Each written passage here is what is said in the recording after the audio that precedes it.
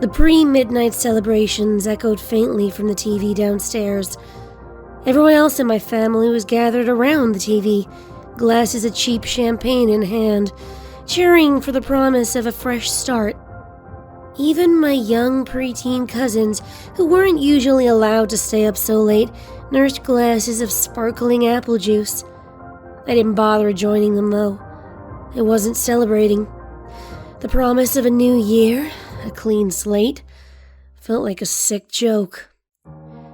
My sister Claudia had always been larger than life. When she reached her teens, she got involved in social media in a big way. By the time she hit her 20s, she was the perfect Instagram influencer. Her feed was a glossy fantasy of luxury vacations, designer outfits, and Michelin-star dinners. She dated expensive men, drove expensive cars, and lived a picture-perfect, expensive lifestyle, despite our lower middle-class upbringing. But behind the filters, her life was a house of cards, built on lies and stolen money. Some of it mine. For years, Claudia had been a parasite, draining everyone around her to fuel her sham of a glamorous existence. She flaunted designer handbags paid for with handouts from her parents that should have been for rent on her apartment. She snapped photos of extravagant vacations, only to come home and find she had to move back in with our parents because she had been kicked out. She crafted the illusion of a perfect life. But behind the filters, she was drowning in debt, spiraling deeper with every swipe of someone else's credit card. Usually mine. Mostly mine. She never thought twice about borrowing my savings or using my name to open credit cards.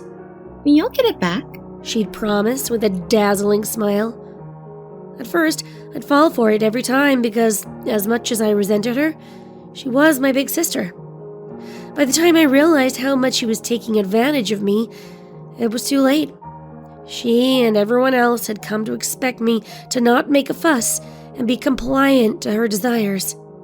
Our parents told me to help Claudia because she was having a rough time and needed help getting back on her feet. My friends said I'd made a rod for my own back by not saying no sooner, which was less than helpful. It wasn't just money that Claudia stole. It was my peace, my security, my trust. I tried to cut her off, but she always found a way to manipulate me into getting her way, again and again. Family sticks together, Sophie, she'd say with a grin, the same one she used in her photos. It was false every time. This past year, though, her desperation had taken a turn. Debt collectors were closing in, and her lies weren't holding up. I overheard her frantic calls, her fake sob stories, her veiled threats to anyone who wouldn't give her more time. Tonight, while everyone else was celebrating downstairs, Claudia was locked in her room, scheming her way out of trouble the only way she knew how. Recklessly. I was sent up to fetch her before the countdown started. If I hadn't gone up when I did, I might never have known what truly happened to her. The air in her bedroom was stifling, heavy with the smell of burning wax and something metallic. A circle had been drawn on the carpet in glittering gold dust, surrounded by black candles that flickered with an unnatural, eerie light. On her desk lay an ancient book, its cracked leather cover etched with strange symbols. In the center of the circle stood Claudia herself, dressed in one of her ridiculous couture gowns, her makeup flawless, despite the manic glint in her eyes. "What the hell are you doing?" I stepped into the room, despite every instinct telling me to stay out. Claudia whipped around, startled but defiant. "Sophie, get out!" "No! What is this? Mommy's gonna murder you if you get wax on the carpet. Is this for some weird photo shoot thing?" Her manic grin spread wider. "It's my solution. My way out. You wouldn't understand." Try me. I crossed my arms. She rolled her eyes. Fine. You want the truth? I'm summoning someone to give me what I deserve. Wealth, power, everything I'm owed. Owed? I spat. You're not owed anything, Claudia. You've taken from everyone around you. In fact, you owe me. Her expression darkened. Shut up, Sophie. You've always been jealous of me. It's not my fault you were born plain and boring. But after tonight, you'll see how wrong you were. Always trying to hold me back from the life I deserve. Oh, not anymore. Before I could stop her, she began to chant in a language that sounded like shards of glass scraping against steel. The candles flared violently, their flames stretching unnaturally high. A circle of gold dust began to shimmer and writhe as if alive. Then it appeared. The demon was nothing like the horned monstrosities that you see in movies. It was beautiful, almost mesmerizing, with a shifting form that seemed to pulse with light and shadow, edges glimmering like molten silver. Its voice was smooth, cutting through the oppressive air like a hot knife through butter. You made the circle. You lit the candles. Offered me the gold dust I love as payment. You have called, and I have come. What do you desire, summoner? Claudia stepped forward, confidence blooming across her beautiful face like a poisonous flower opening. Wealth. Her voice dripped with greed. I want money more than anyone in the world. Enough to solve my problems forever.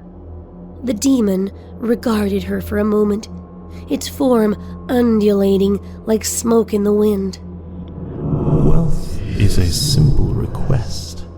But do you understand the cost of that which you ask of me? For a moment, I could have sworn its eyes, or what I took to be its eyes, looked at me in the doorway. Whatever it takes, Claudia said without hesitation. The demon chuckled. The sound sent shivers down my spine.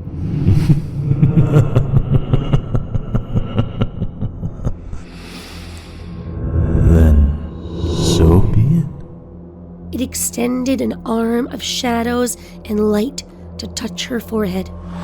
Claudia's face lit with triumph, eyes widening as her skin began to shimmer with strange magic. Her couture outfit glittered. Her hair shone. For a moment, she looked even more gorgeous than she ever had before in her whole life. But then, she began to scream. Her body crumpled to the floor, legs folding unnaturally. It did not stop there. At first, I thought it was the trick of the flickering light cast by the candle flames. Her skin, her clothes, her very essence began to shift and shrink. Her screams faded, replaced by the eerie rustling of paper. When it was over, Claudia was gone. In her place was a neatly stacked pile of $100 bills bound with crisp, unmarked bands. The demon admired its work. Your wish is granted. You are now the richest woman in the world. I couldn't move. I couldn't breathe. The demon turned to me, its glowing eyes boring into mine. She wished for wealth. She is wealth now. Do with her as you will. I heard what you said. She owed you great debts. Now it is time for her to pay the cost of what was owed. And then it was gone, leaving me alone with the grotesque truth of what had just happened. For a long time, I couldn't do anything at all. I couldn't even think. I just stared at the stack of money on the floor. My sister, the woman who had stolen from me, lied to me, and made my life hell, was now nothing more than currency.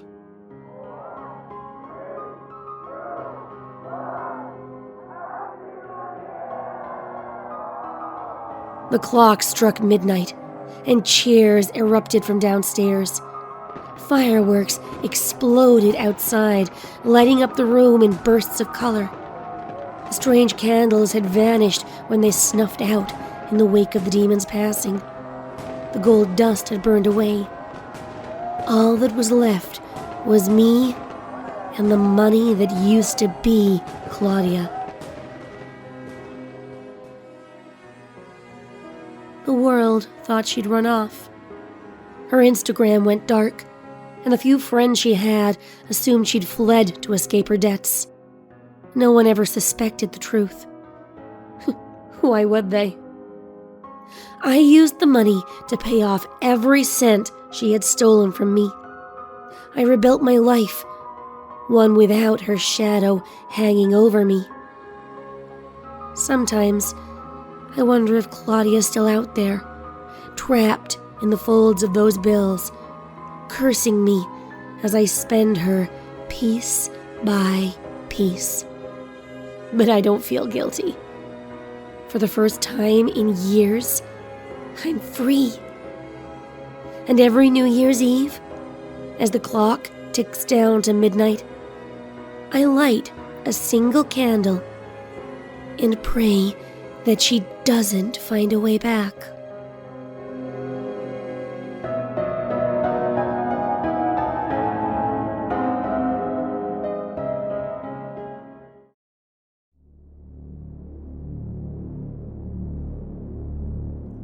I've always loved hockey. Not just watching it, but the feel of the ice beneath me, the slap of the stick, the thrill of a breakaway. It's been in my life since I was 6, but now I'm not sure I'll ever skate again. Not after what happened. It started when I picked up that puck. I work part-time at the local rink, cleaning up after games and practices. It's not glamorous, but it keeps me close to the sport while I'm at community college, and after my shift, I'm allowed out onto the ice to practice my moves for free, as long as I bring my own pads and equipment. Last week, I was locking up late when I spotted it in the corner near the bleachers. The puck was... I don't know how to say it other than it felt off. Not like the rubber discs I've handled 1,000 times before. This one was darker. Like it had soaked up shadows. Etched into its surface were faint markings, lines that didn't quite form letters, but which made my eyes hurt if I looked too long. I should have left it there. But curiosity got the better of me. I picked it up, turning it over in my hands. It was cold, colder than the rink itself, and heavier than it should have been. It made a faint swishing noise when I ran my fingers over it, reflecting the halogen strip lights in a way that made them look like they were refracting through water. That night, I dreamed of ice. I wasn't on a rink, but a vast, endless expanse of frozen black water. I stood alone, my breath fogging the air. In the distance, a figure skated toward me. I couldn't see their face, just a silhouette against the pale moonlight. Yet, as they drew closer, I realized they weren't skating at all. They were gliding above the surface of the ice without moving their legs. I had a vague impression of eyes, limbs, and a penetrating sense of fear. Then I jolted myself awake. When I sat up in bed, my room was freezing. My breath clouded in front of me, even though I knew it wasn't cold enough outside for that. Frost had formed on the inside of the windows. The puck sat on my nightstand, exactly where I left it. But now those markings were clearer now. They almost seemed to glow. I decided to take it back to the rink and dump it back where I had found it. Maybe I could stash it in Lost and Found and forget about it. Then it would be someone else's problem. However, as I was crossing through the rink to get to the employee lounge, the puck fell out of my bag. Without thinking, I smacked it with my stick. Big mistake. The puck didn't slide like normal. It screamed. The moment my stick collided with it, a high-pitched wail echoed through the empty rink. I froze, hands over my ears, my stick clattering to the ice. The sound stopped, but when I looked down, the puck was gone. The rink lights flickered once, twice, casting long, eerie shadows across the ice. I felt a strange pressure in my chest and tingling across my skin, as if the already low temperature of the rink had dropped a few more degrees in an instant. Unnatural silence consumed the place, not just a lack of noise, but a complete absence of the very concept of sound. I couldn't even hear my own frantic pulse in my ears. I turned in a slow circle, the cold biting through my clothes, my breath coming out in ragged clouds. I wanted to call out, but my words strangled away in my throat. At first I thought I was seeing things. It was just a trick of the light. A shadow cast by the bleachers, maybe. Or my annoying coworker Dave pulling one of his unfunny pranks. I should be so lucky. In the center of the rink, hovering just above the ice, was the figure from my dreams. As though it had always been there, just waiting for me to finally notice. It was unnaturally tall. Proportions of its limbs all wrong. Gangly arms were folded neatly behind its back, long fingers dangling over its bony hips, which sat atop legs with too many joints. Yet, it was the face that made my blood run cold. Its skin was pale and strotched taut over its skull, every angle and curve highlighted in grotesque detail. The flesh around its eyes had rotted away, leaving empty sockets where eyes should have been. Deep in those concave pits was nothing but darkness. Darkness so pitch it seemed to suck in all light around it. Its mouth was twisted into a frozen scream, lips pulled back so far that the skin had torn at the edges. I could see the jagged remnants of teeth. No scream escaped that mouth, but I felt the scream radiating from it like an oppressive force. The scream without a voice. I tried to move, tried to run, but my body was paralyzed. I couldn't even draw a breath. The figure glided towards me, movements unnervingly smooth, just like in my dream. There was no sound of footsteps, no scraping of skates. Just the unscream hovering in the air around us, compressing with every inch that closed between me and that awful creature. When close enough, the figure leaned toward me. I could feel the chill of death from its mouth. Its breath was a biting cold that had no place in this world. It reached out, elongated fingers curling toward my throat. I sensed what it wanted without even being cognizant of how. My voice, my warmth, my life. I tried to scream, but the air was frozen and unyielding. I wanted to run, but my body was held fast. The very tip of its index finger brushed the skin of my neck. The lights went out. For a long, terrible moment, I was lost in the darkness. Not being able to see the creature broke whatever spell it had on me, and I broke and ran. Or tried to. I don't clearly remember what happened after that. Everything becomes a blur when I try to recall it, like I have remembered Nightmare. Mostly I remember snatches and fragments that I can sort of put together to form a coherent whole. But it's not a complete picture. I remember my chest hurting as I sucked in desperate lungfuls of air, each feeling like it might be my last. I remember the cold air stinging my skin as if it were alive and made of tiny bees. I remember the ice beneath me, slick, treacherous. But in every fragment of memory, the world around me twists. I remember some things, and only think I remember others. I must have imagined them, or hallucinated, or something, because to accept that any of it was real is too much. I remember the lights overhead flickering, dimming and brightening in unpredictable patterns that felt and smelled like dreams might taste. I remember the darkness creeping in, not just to the rink, but into my eyes and mind. I remember the freezing air seeping into my bones, and through the pores in my skin, freezing me from the inside out. But the further I went, the more disorienting it became. The walls of the rink seemed to close in on me, the darkness of the edges of my vision bleeding into everything. I remember finding myself near the center of the rink again, where I'd found the puck in the first place. I don't know how I ended up back there.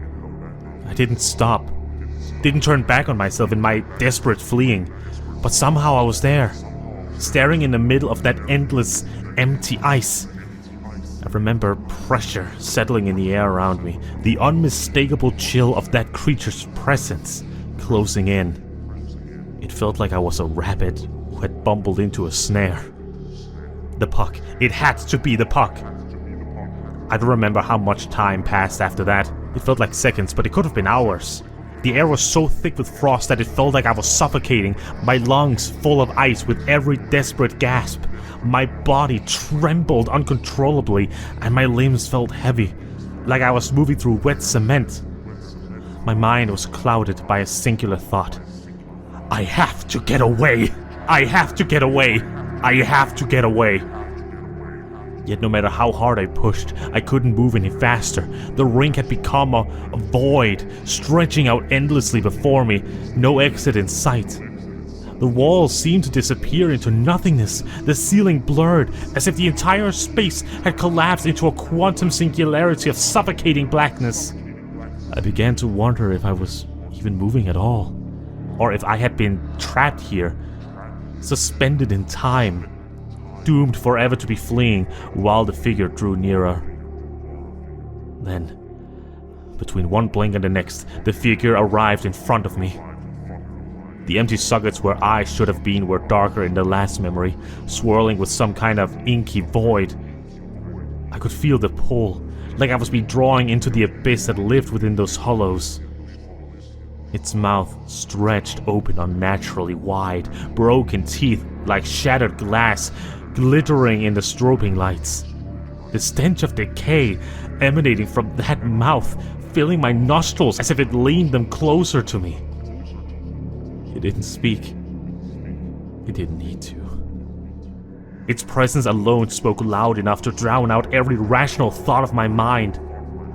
Its lids split as its mouth parted in a slow, sickening motion. Its skeletal fingers twitched toward me once more. I felt its presence surrounding me. Then there's only darkness.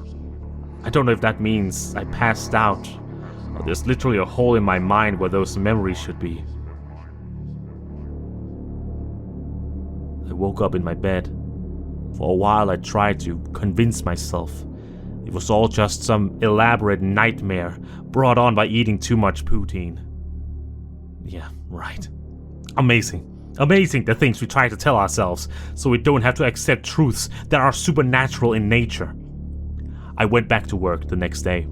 I acted as if it was all a dream. I wanted things to be normal. I needed things to be normal. It had all been a nightmare. The puck, the cold, the figure, all just my mind's playing tricks on me. Obviously, I was wrong. I arrived early for my shift I was opening that day. The moment I stepped through the doors, I could feel it. The same kind of atmosphere that follows a terrible storm. When people are finding out whether their houses are safe or not during the return from evacuation. The rink was completely empty. My boots made soft echoes as I walked across the floor, the sound unsettling in the otherwise still space. I put it down to me just being super early for work. But the ice. God, the ice. It had cracks in it. They were deep, jagged, running from end to end, slicing through the surface like something had torn the ring apart from beneath. I've never seen anything like it. The edges were blackened, the ice looked less like something you'd skate on, and more like an open wound. I couldn't explain it. I couldn't even begin to understand what had happened. I went close to the rink, hesitant but drawn to those cracks. The urge to touch them was suddenly overwhelming. I knelt down, running my fingers over the surface, too warm for ice. It was a sickly warmth, like the body of something dying. My fingertips tingled with a sharp jolt, as if the ice itself had reached out and bitten me. Stilled. With that jolt had come voices. Desperate, breathless noises.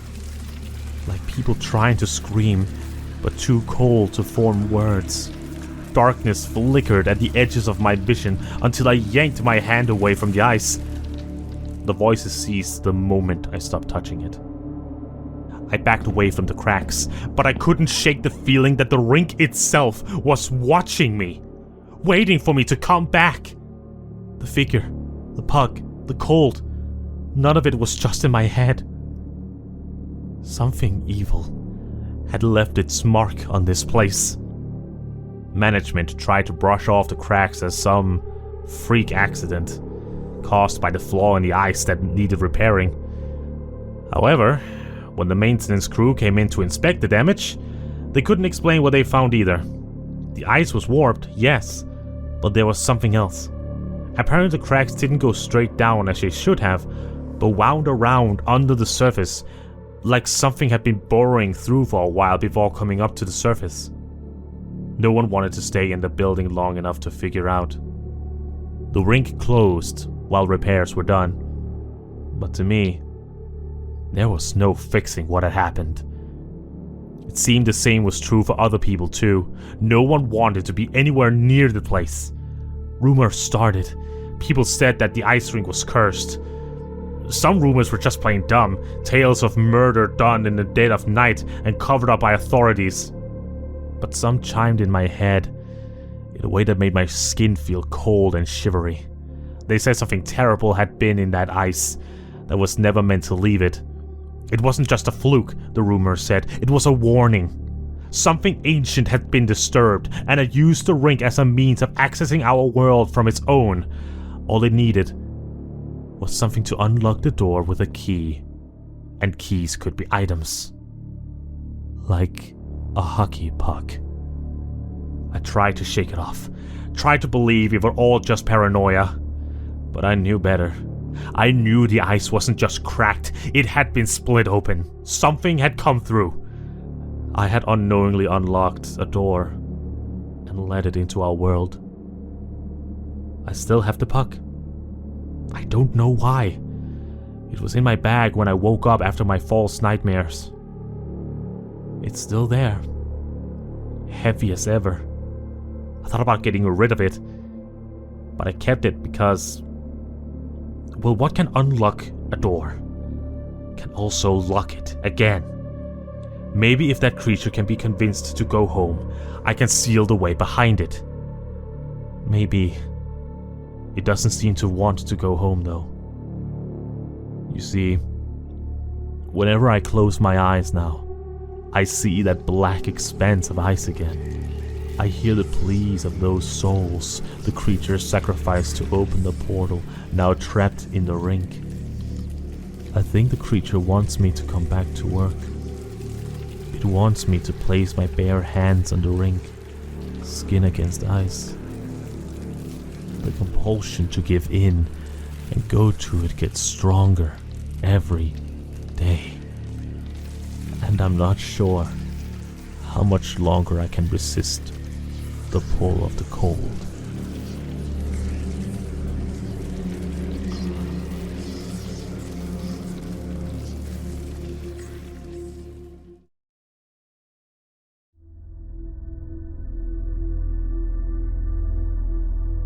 I was born into the circle.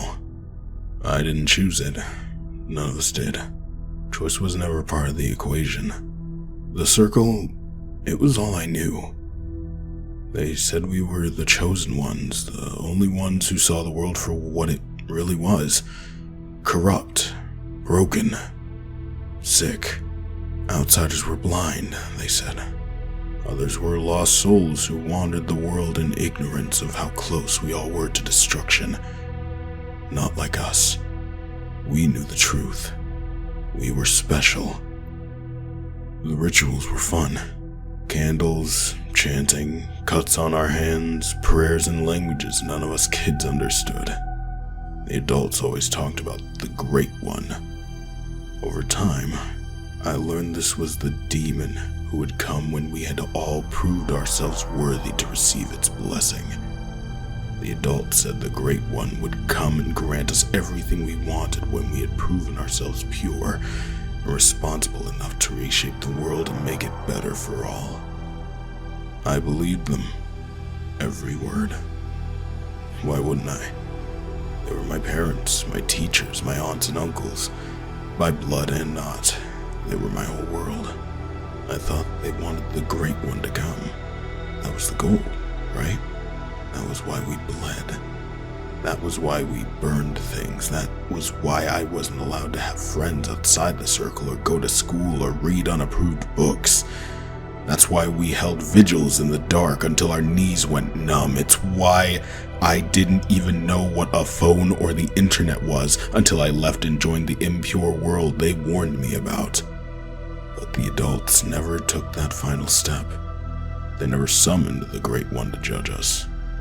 As far as I could see, we had met all the criteria. We were devout. We did everything asked of us. We were as worthy as we were ever going to get. And while they waited, the world outside the circle compound continued to decay. So when I was 10, I did it for them. I took the holy book, the one the adults only took out when the new moon was high and everyone had to be silent for fear of being overheard by lesser spirits. I had been trained in how to read the old tongue during Sunday school, so I could properly say my prayers. I found the passage on how to summon the Great One to judge us and read the words aloud, alone, in the chapel. I thought it would make the circle adults proud. I thought they would see me, their little prophet, more devoted than anyone else, and they would thank me. The Great One did not look like the carvings on the altar. It didn't roar or spit fire as it materialized on the altar. It just suddenly was. In the shadows, behind me, inside me, everywhere, all at once. It asked me one silent question. What do you wish for, worthy child? I wished for the world to be a better place, because that's what they always said we wanted. A better, cleaner, purer world, devoid of all the corruption and depravity that was making it impossible for kids like me to live in. Granted, said the Great One, and then, just as suddenly as it wasn't. The next morning, all the adults in the circle were dead. Every single one of them.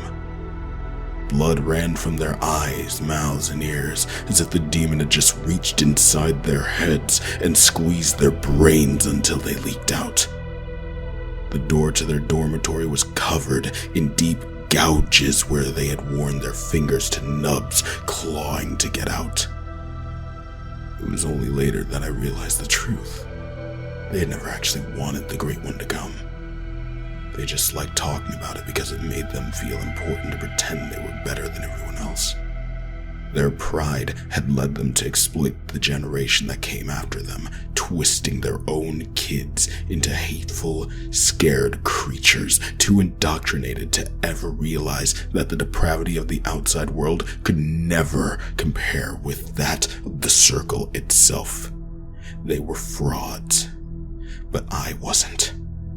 I believed, and my belief had been enough for the Great One to listen to me and grant my wish exactly as I had worded it. Now I walk in a world without them. A better place, I suppose, or at least quieter. The compound is gone now, burned down years ago in a tragic accident that summoned authorities from the nearby town, who discovered a clutch of brainwashed children watching the flames from where they had evacuated to the woods at the very edge of the property. No one ever found the holy book. I'm not 10 anymore. I've had time to think about everything, to turn it over in my mind like a stone you find in your shoe, something small but sharp enough to make you bleed if you forget it's there. The circle were liars. All of them. They never wanted the Great One. They wanted the idea of the demon. They wanted to be the ones who could summon it, not the ones who actually would. They didn't want change. They just wanted to feel like gods in a room full of candles and scared, abused children. I wonder sometimes what the Great One thought of me back then. This wide-eyed little kid, so earnest, so obedient, wanted nothing more than to make his family proud and improve a world they weren't even allowed to live in. I asked for the world to be made a better place because I thought that's what they wanted. I didn't know better meant without them, or that world was limited to my world. The only world I knew up to that point. I live with that now, every day. I wake up and I wonder if I did the right thing. I go to work, buy groceries, talk to people, and I watch the world around me with the kind of fascination that only comes from someone introduced to it far too late to accept it on the face value. I don't believe politicians. I don't trust authorities. Been there, done that, got the memories of the bloody dormitory. I watch the news and read the papers. I avoid social media after realizing what a cesspool it is. I've tried to hold on to the fact that people are intrinsically good, deep down, but as I get older and the world gets harsher, I find it harder to keep that in my mind. Every time a cop shoots an unarmed victim, or a rapist walks free, or a politician lies and gets rewarded for it, or a good person dies because their health insurance decides it's too expensive to pay for their survival, I wonder whether I would make the choice I did back then over again, out here in the world outside the circle. The Great One doesn't whisper into my mind as much as these days. It doesn't have to. It has been with me since that night, watching the world alongside me. We are in agreement about a few things. Because I understand now. The power wasn't in the rituals or the prayers or the cuts on our hands. The power was in belief, in wanting something so badly you're willing to tear the world apart to get it. They were too afraid to cross that line. I wasn't. And sometimes, when the nights get too quiet, I still feel that old urge deep in my bones. The itch to believe again. Because the world could always be a better place. And I'm still here. And I still remember the words in the holy book.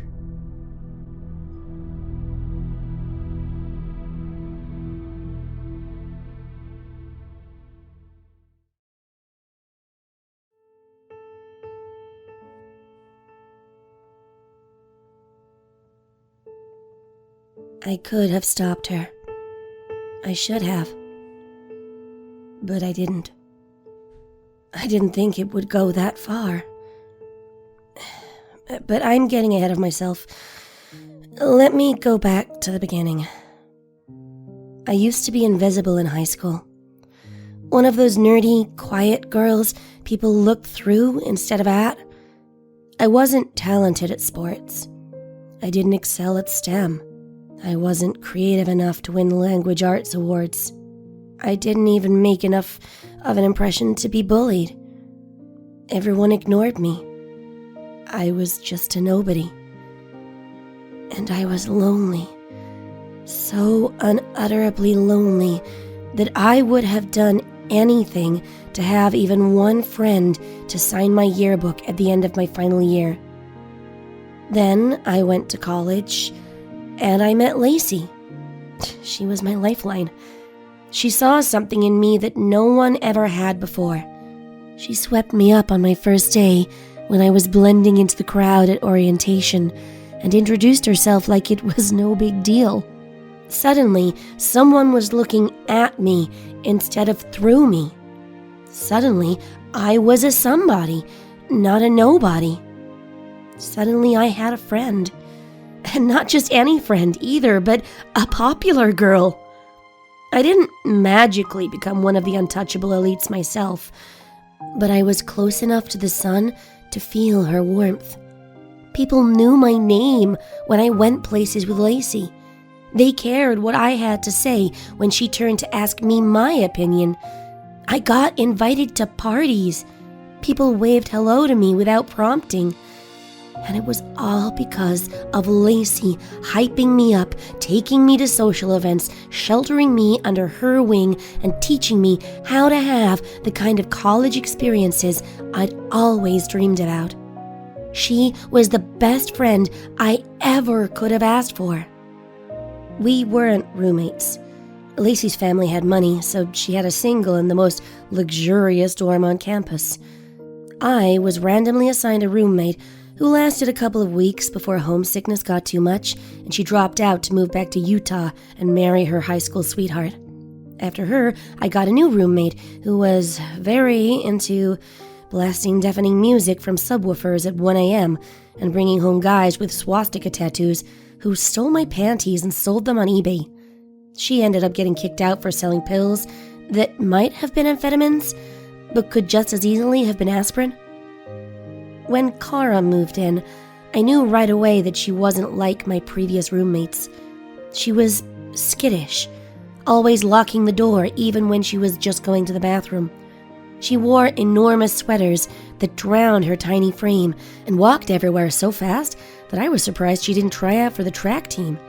She jumped at sudden noises and, weirdly, checked inside her closet every night, as if she still had the childish fear of the bogeyman jumping out.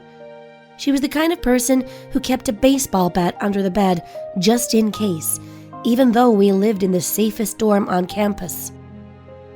She told me once, in that hesitant, offhand way people do when they're testing how much to share, that she used to have a stalker back home. Some guy from high school who never really got the message that she wasn't interested and clung to the idea that they were destined to be a couple. He tormented her in her final year of high school, and the experience left her with a few quirks, as she put it. I think she was trying to befriend me by offering up this tidbit of her past, like a temple offering. She didn't go into detail, and I didn't ask. Maybe I should have. Kara was quiet, polite, and never got in anybody's way. She was a little weird, but overall nice. The kind of girl who kept her head down and didn't make enemies. Except she made one without meaning to. And that was why I couldn't be friends with her despite her overtures. Lacey's boyfriend, Matt, was friendly. Too friendly, if you ask me. Especially when it came to pretty girls. Of course, he never flirted with me. I was too plain. But he had an eye for a shapely body and went out of his way to speak to anyone he liked, even if he never actually cheated. Well, that I or Lacey knew of, anyway. I thought his behavior bordered on skeevy sometimes, but Lacey never seemed to think so. Instead, she said Matt was too nice for his own good, and always blamed the girls he talked to for trying to steal her man. Kara was pretty, with her tiny stature elfin face and petite body, she came off more like a ballerina snapped from its moorings in a jewelry box than a real person. She was like catnip to a guy like Matt. He talked to Kara in the dining hall, held doors open for her, even walked her to class once when it was late and dark out. Kara was just the kind of person guys wanted to protect, I guess. But in Lacey's world, girls like Kara didn't get attention from guys like Matt. Lacey saw it as manipulation, a quiet, calculated attempt to steal what was hers. It was a silent contest. And Lacey? Lacey didn't lose. It started small. When she came to pick me up so we could walk to class together, Lacey moved Kara's pens, hiding them in her shoes or throwing them in the trash. Kara was meticulous about her desk being arranged just so. When she got home, she would frown and check everywhere fruitlessly for something to use to write her assignments, murmuring about losing her mind. Lacey, lazing on my bed and scrolling TikTok while I worked at my desk, would shoot me a secretive, triumphant grin when Kara wasn't looking. It made me feel uncomfortable, but whenever I thought about telling her she was being mean, I remembered the crushing loneliness of high school, and my tongue stilled in my mouth.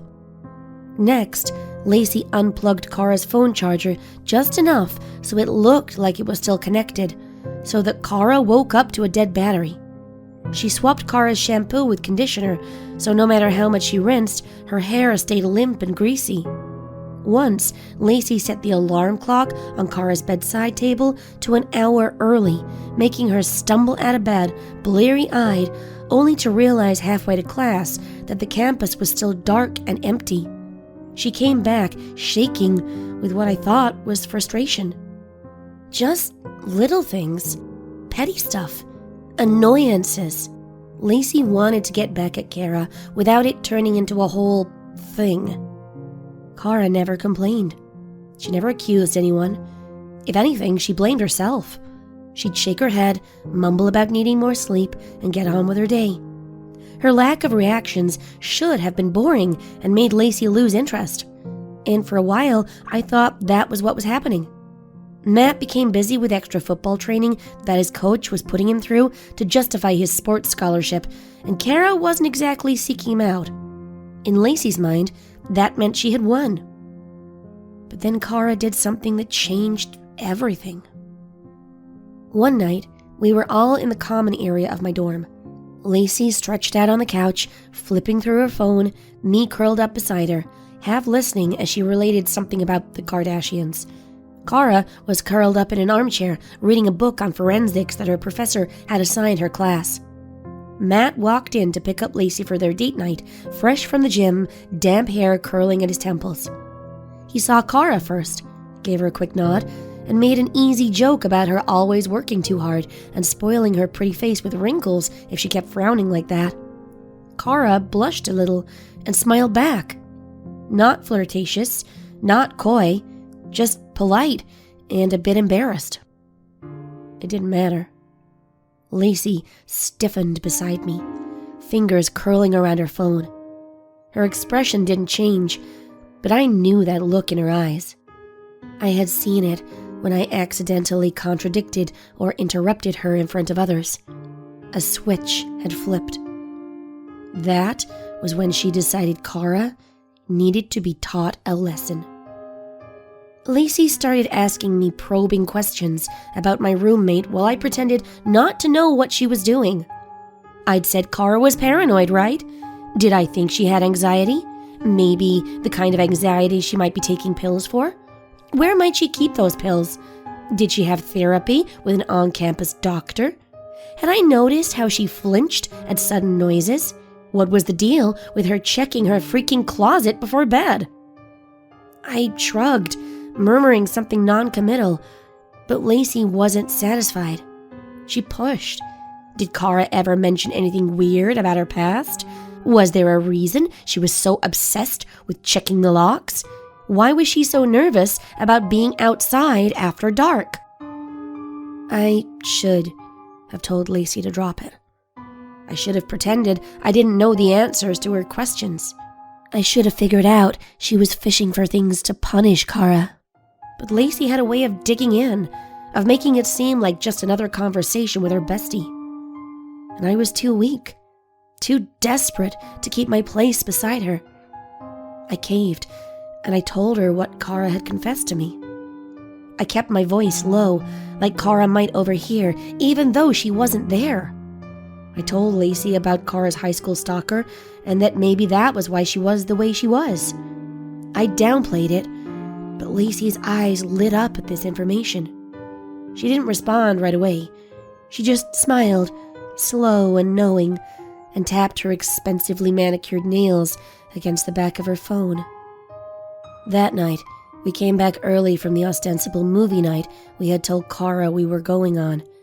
She was still in the shower. Her routine was like clockwork, so it was easy to come back, slip in and open the window just an inch, then slip out again, letting cold night air into the room.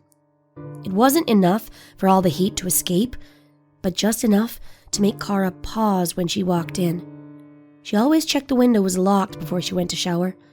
Always. It was one of those things that she was fastidious about, like checking her closet. So, of course, Lacey targeted the closet next. She got a pair of muddy football shoes from Matt, who always got her to clean them for him like a good little girlfriend, and used them to make scuff marks inside the closet, prints on the floor, and stains on the door jamb, as if someone had stood inside, easing the door open to look out and see if the coast was clear. When Kara saw them, she paled so much I thought she might pass out. Even more when she saw the missing clothes that Lacey had taken. Then, the final touch. A text message. Lacey had been planning it for days, laughing about it like it was some elaborate joke. It didn't help that it was April 1st. A perfect April Fool's Day prank, she giggled as she went through my phone to get Kara's number. She'd gone out the weekend before and bought a cheap prepaid cell, the kind that took cash and didn't ask for a name. She set it up away from prying eyes in her luxurious dorm room, typing out different versions of a message, trying to decide which one would have the biggest impact and not give her away. I sat on the floor at her feet, worrying at the hem of the top Lacey had okayed for me to wear. She always checked my outfits were appropriate for her tastes, and trying to figure out how to say this was going too far without Lacey immediately tossing me out on my ass. Then, before I could summon the courage to stop her, Lacey settled on her message. "You're so pretty when you sleep." I remember the way she smirked as she hit send, tossing the burner phone into her desk drawer like it was nothing. I stayed at Lacey's for another few hours, watching reality TV I didn't pay attention to, while guilt gnawed at my guts. When I got home, Kara was already in bed, turned to face the wall, her tiny body shaking with, I don't know, fear?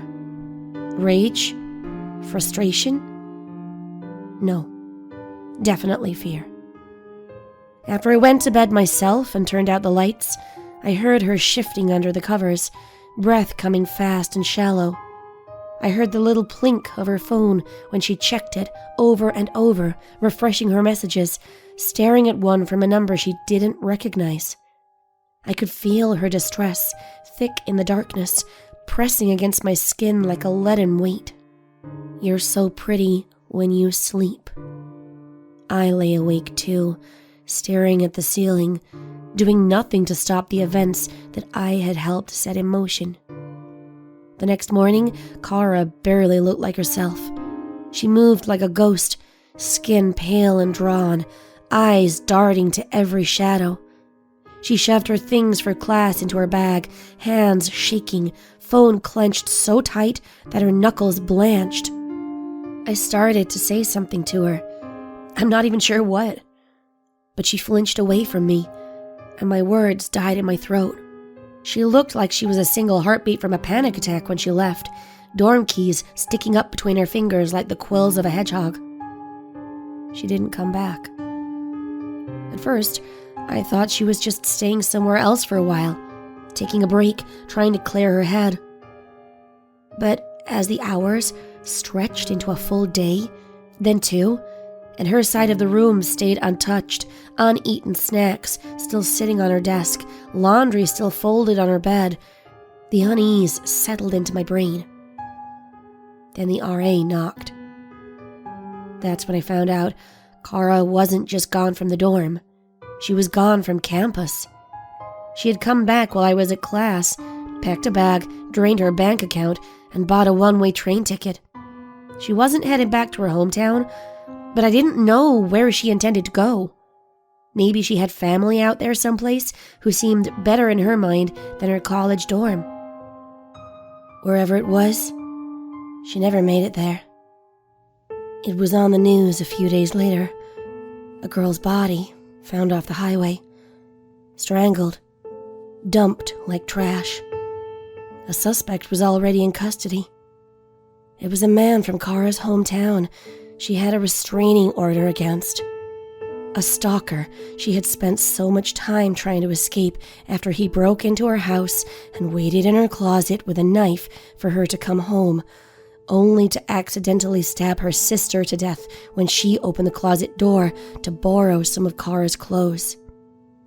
Someone Kara might have outrun if she hadn't been so afraid, if she hadn't been pushed to the edge, if she hadn't been driven out of the one place she thought was safe. The news report played over and over in my head for days. The grainy yearbook photo of Kara, the footage of police tape flapping in the wind, the words former student, restraining order, and fatal encounter.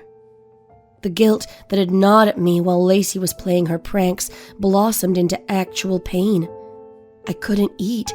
I couldn't sleep. I kept picturing Kara in her final moments, alone and afraid, thinking she had to get away because the guy she'd been running from had found her, instead running right into his evil embrace. He had been waiting for her ever since he escaped the cops in her hometown. He had tracked her down to college, but been unable to get her there. She had been safe from him on campus. She had given his face to the campus police. They knew to look for him. And she had left that safety. Because of us. Because of me. When I told Lacey, she barely reacted.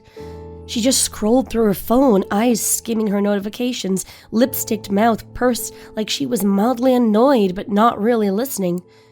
Then she shrugged, muttered something about how it wasn't her fault, how Kara was paranoid anyway, how she would have run eventually, and it was only a matter of time before her stalker found her again if he was really that determined.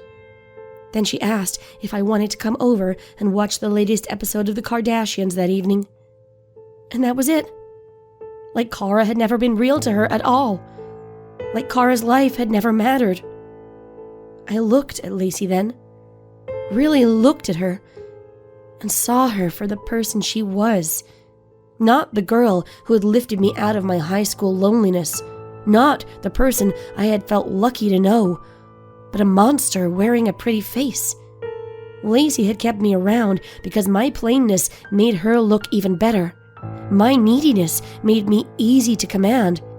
I was the equivalent of a nodding dog toy to validate her as she went about her life unflappably uncaring of the damage she did along the way. Something inside me cracked. I told Lacey I was done. I expected her to explode, but again she barely looked up, just shrugged and went back to her phone. I should have known better. I knew Lacey never let things go. By the next day, my social life was dead. People who used to say hi in the hallways suddenly didn't see me. Invitations disappeared. Lacey didn't just erase me, she turned me into a joke. My name showed up in group chats I wasn't a part of, attached to cruel rumors. Someone spat in my drink. Someone else tripped me up after class and took a picture of my butt where my skirt flipped up, then sent the picture to everyone. I became a laughingstock. Where before I had been invisible, now I was a target. And I took it. All of it. because it was nothing compared to what Kara went through. I kept my head down and focused on my classes, endured every whisper, every laugh behind my back, every passive-aggressive little reminder that I had betrayed the only person who had ever given me social currency. I couldn't report Lacey's bullying of me without explaining about Kara, and what we had done to her was enough to get both of us kicked out. Lacey had her family's money to fall back on, but I didn't. It was open season on me. And Lacey had given everyone a metaphorical shotgun. Even Matt laughed when his football teammate stuck out a foot and I went tumbling down the little staircase in the library, scattering papers everywhere and bruising my upper lip so badly that for the rest of my time at college, my nickname was Fat Face. It was my penance. And then, one day, it was over. Graduation came. Caps in the air, fake smiles and photos, people making promises to stay in touch when they never would. I walked across the stage, took my degree, and left. No goodbye to Lacey, no looking back. The world stretched out ahead of me, uncertain, wide open. A second chance I didn't deserve but was taking anyway. Kara never got to. But I did. And for her sake, I wasn't going to waste it.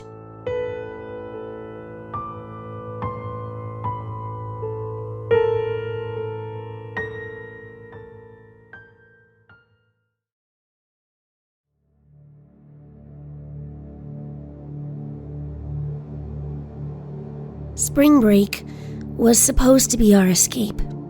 After months of grinding through exams and endless lectures, a trip to a secluded cabin seemed like the perfect way to let loose and recharge. It was me, Lisa, Jackie, and Tina, just 4 friends looking for a good time in the middle of nowhere.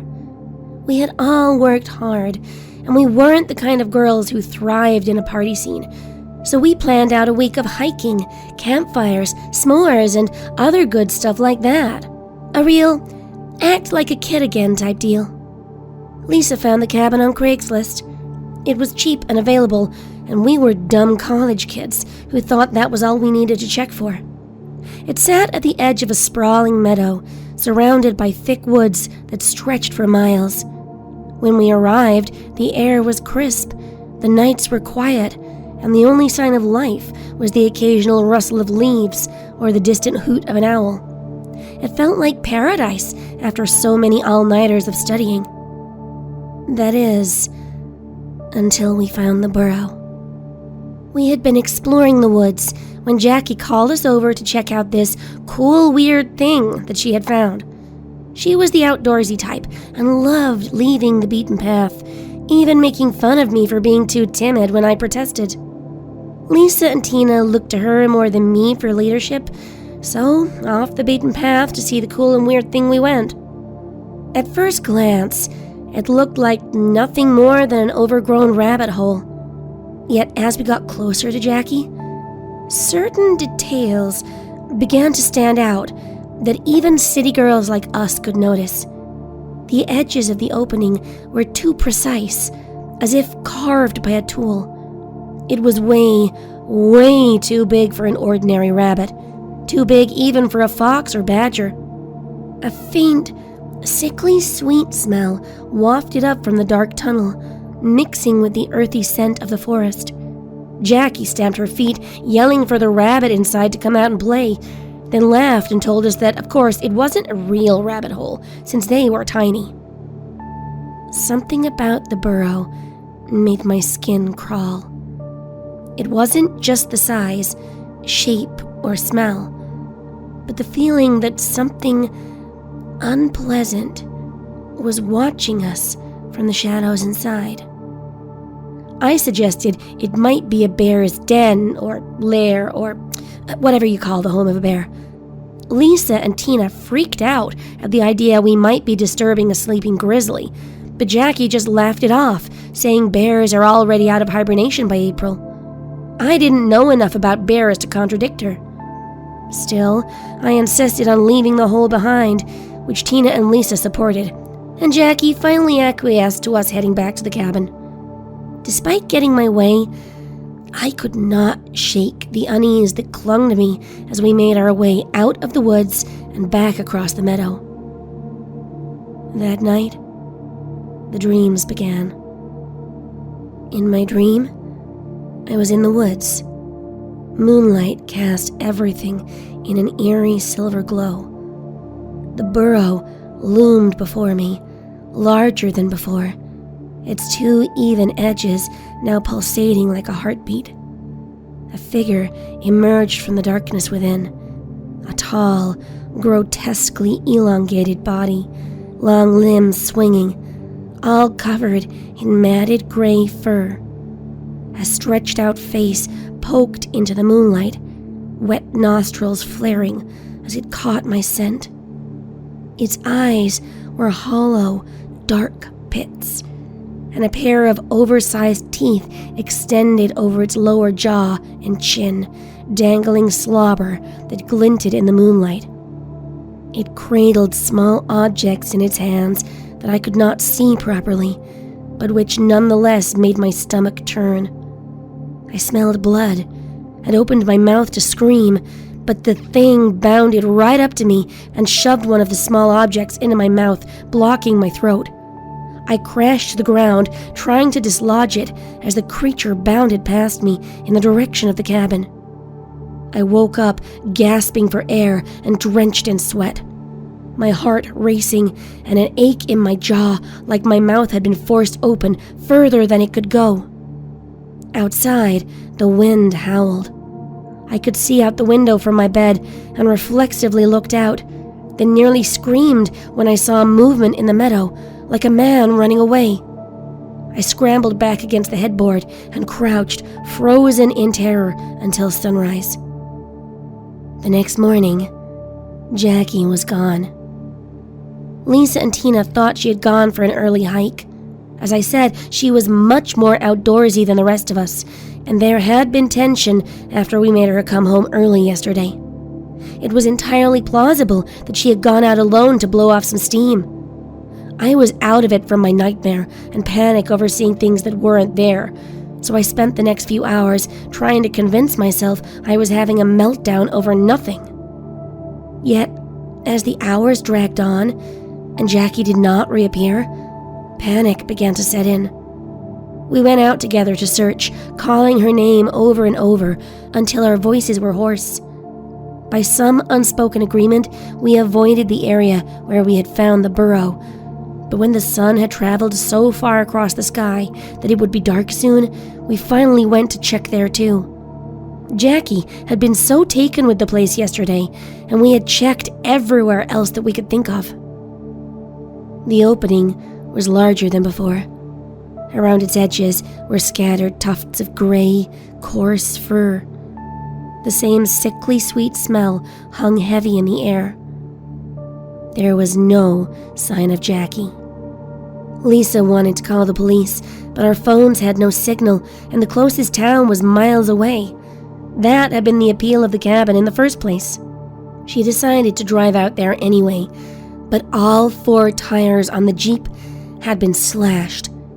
It was too dark to set out on a hike, especially if some sicko was out there slashing tires with a knife, so we locked ourselves inside the cabin, moved furniture in front of the doors, and moved all our stuff to the living room so we could sleep side by side. Nestled between Lisa and Tina, I nodded off despite myself. I did not want to sleep, but my lids simply would not stay open after my restless previous night and tension-filled day. Lisa and Tina were wired too tight to sleep, and it felt like a betrayal of them and of Jackie to allow myself to rest. But despite myself, my eyes slowly slipped closed.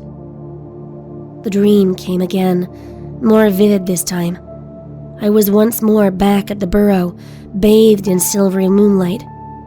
I saw Jackie, her face pale and streaked with dirt, staring at me from just inside the mouth of the burrow. She opened her mouth to speak, but instead of words, nothing but a wet gurgle emerged. Still, I heard an echo in my mind of what she had wanted to say. It doesn't want to play. Thick, red drool hung from her lips. The elongated, gray figure loomed up behind her, clawed fingers resting on her shoulders. It tilted its head as if daring me to come closer.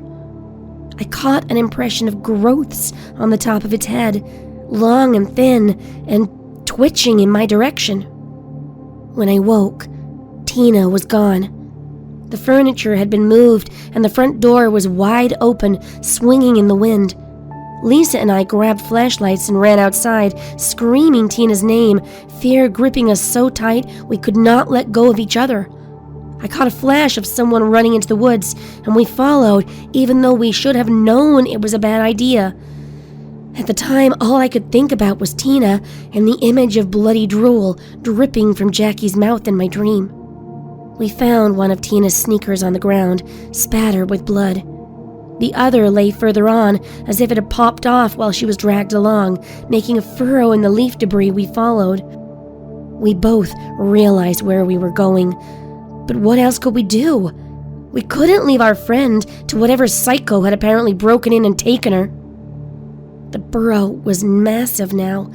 A trail of blood led into the darkness of the tunnel. I wanted to run away, to turn back and never look again, but Lisa was already stepping closer, calling desperately for Tina. She was so much braver than me. Her bravery was her undoing.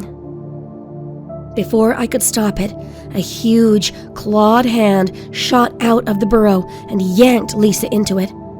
The whole thing happened so fast, a blur of motion, a strangled scream, then silence. I stood frozen, the beam of my flashlight trembling over the black void. There came a heavy thump, like something big jumping. It made the ground rattle. It was coming from inside the tunnel, and it was getting closer. A thin figure wreathed in gray fur bounded into the light. I ran. I don't remember how I made it back to the cabin. My legs were shaking, my breath came in ragged gasps, and my vision blurred with tears. I barricaded the door, every creak of the floorboards making my heart leap. I huddled amongst the possessions we had gathered in the living room, crying and begging for this not to be happening. I even held tight to the little silver cross necklace my mom got me as a gift when she saw how stressed I was about exams, even though I hadn't even been to church since I left for college. Not long after, the heavy thumps I had heard from inside the tunnel approached the cabin. They stopped in front of the door. Something scratched, or at least it tried to. A feral hiss preceded the noise, moving swiftly away. The thumps retreated. Though I stayed awake all night, the thing did not come back. The sun rose slowly, its light spilling over the meadow like a promise of safety. I waited until it was fully up before I ventured anywhere near the door.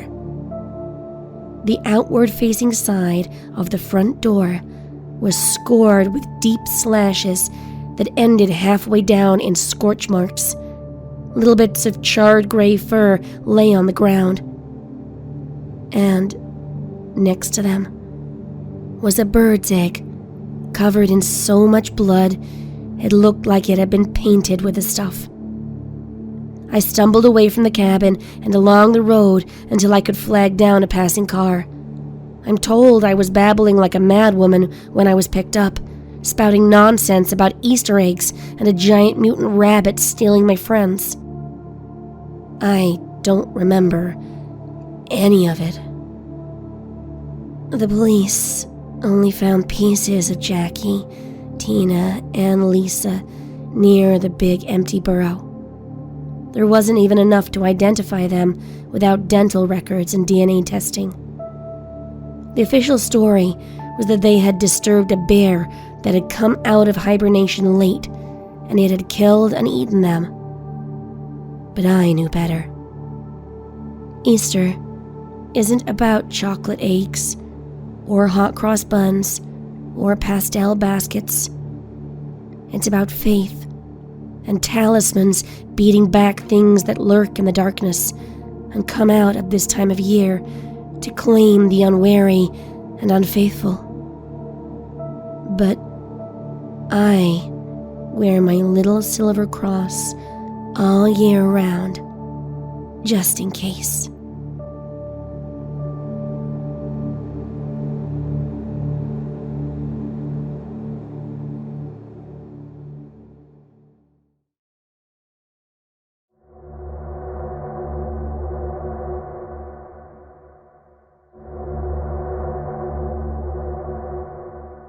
I inherited the bookshop from my aunt, a woman I barely knew. She was estranged from the rest of the family, which was already small. When she passed suddenly, and with no children of her own, the place fell to me. I liked the idea of a quiet life surrounded by books, so I chose to become the new owner and manager, rather than selling the shop off. It seemed a romantic idea at first. Plus, I would always get first dibs on new novels I was interested in reading, which appealed to me greatly. The bookshop was nestled in a forgotten street corner in a town that felt like it had been plucked from another time. All painted houses, turn-of-the-century aesthetics, and the kind of curlicue wrought iron benches I thought had been wiped out by modern, anti-homeless architecture legislation. When I stepped inside, I soon found that the picturesque exterior of the shop hid warped shelves and damp air smelled faintly of mildew. My aunt had named it Timeless Tomes, which seemed ironic since time had definitely done a number on the place. I spent my first few weeks deep cleaning, fixing up what I could on my budget and cataloging books. My aunt seemed more taken with fantasy and horror than anything else, which was fine, except romance was a bigger seller and she didn't seem to stock any of that genre. I started taking inventory notes and jotting down ideas for fresh stock items. It involved moving a lot of the current stock into boxes to get rid of those too damaged by the shop's abandonment to keep. At first, I thought I was just too distracted to realize I had moved the unmarked black book onto the counter instead of the discard box. It was a blank-paged, ragged thing I presumed was a notebook my aunt never got around to using, so I put it in the discard box once more. It did not stay put. It moved back to the counter, then to the empty shelves, then to the bottom of the staircase into the shop basement. One morning, I found it sitting in the middle of the reading nook. I shoved it into a drawer in the back office that I firmly shut, but even then, it didn't stay. To keep costs down, I had moved into the small apartment above the shop my aunt used to live in. The night after I shut the book in the drawer, I swore I could hear the rustling of pages in my dark room when I went to bed. It was not the comforting sound of someone flipping through a novel, but an urgent, frantic shuffling. More like someone searching for information and unable to find it. When I switched to the bedside light, all I could see was the ugly chintz with which my aunt had filled the apartment. Still, I didn't sleep much that night. After that, I started finding the books in the shop rearranged every morning. There was a pattern to the arrangements. Tiles of themes of death, loss, and despair were stacked neatly in ominous towers like morbid monuments. The romance novels I ordered were cast aside in messy heaps as if in disgust. The night before I was due to reopen Timeless Tomes for actual business, it happened. I had just finished doing a final check, making sure everything was spick and span for the morning, when I turned to see the black book sitting on the counter where I had most certainly not left it. Thoroughly creeped out, I marched across to get rid of it again when I realized it was open. Not only that, its pages were not blank. A single word had been scrawled in letters so jagged that they looked like they had been carved into the paper rather than written. Stop. What the fuck? There was no one to answer. Just me. And the black book. This was beyond stupid. I resolved to burn the book. I picked it up and went out into the alley behind the shop, bringing with me a box of matches and some fluid I used to refill my lighter. Yes, I know. Smoking is a foul habit, and I should switch to vaping if I can't give up my precious nicotine. I stuffed the black book into a rusty metal roasting tin I had found in my aunt's oven, doused it in lighter fluid, and tossed in a lit match.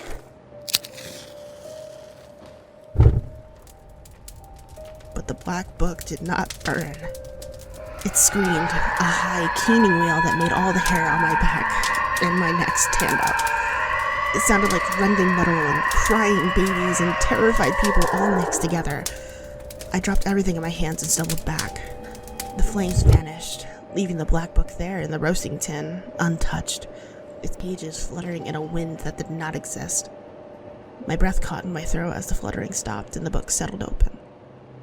More of the carved words were visible on the paper, this time reading, "You shouldn't have done that."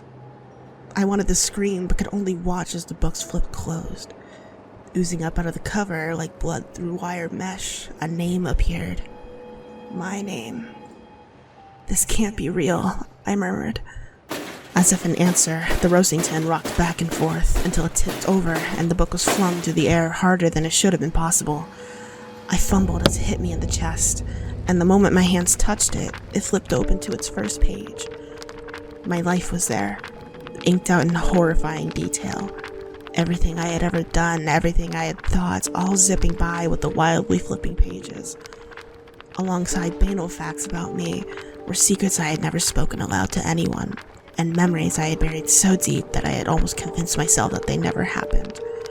The words shifted as I watched, rearranging themselves like angry waves hitting a shore. My legs threatened to give out under me.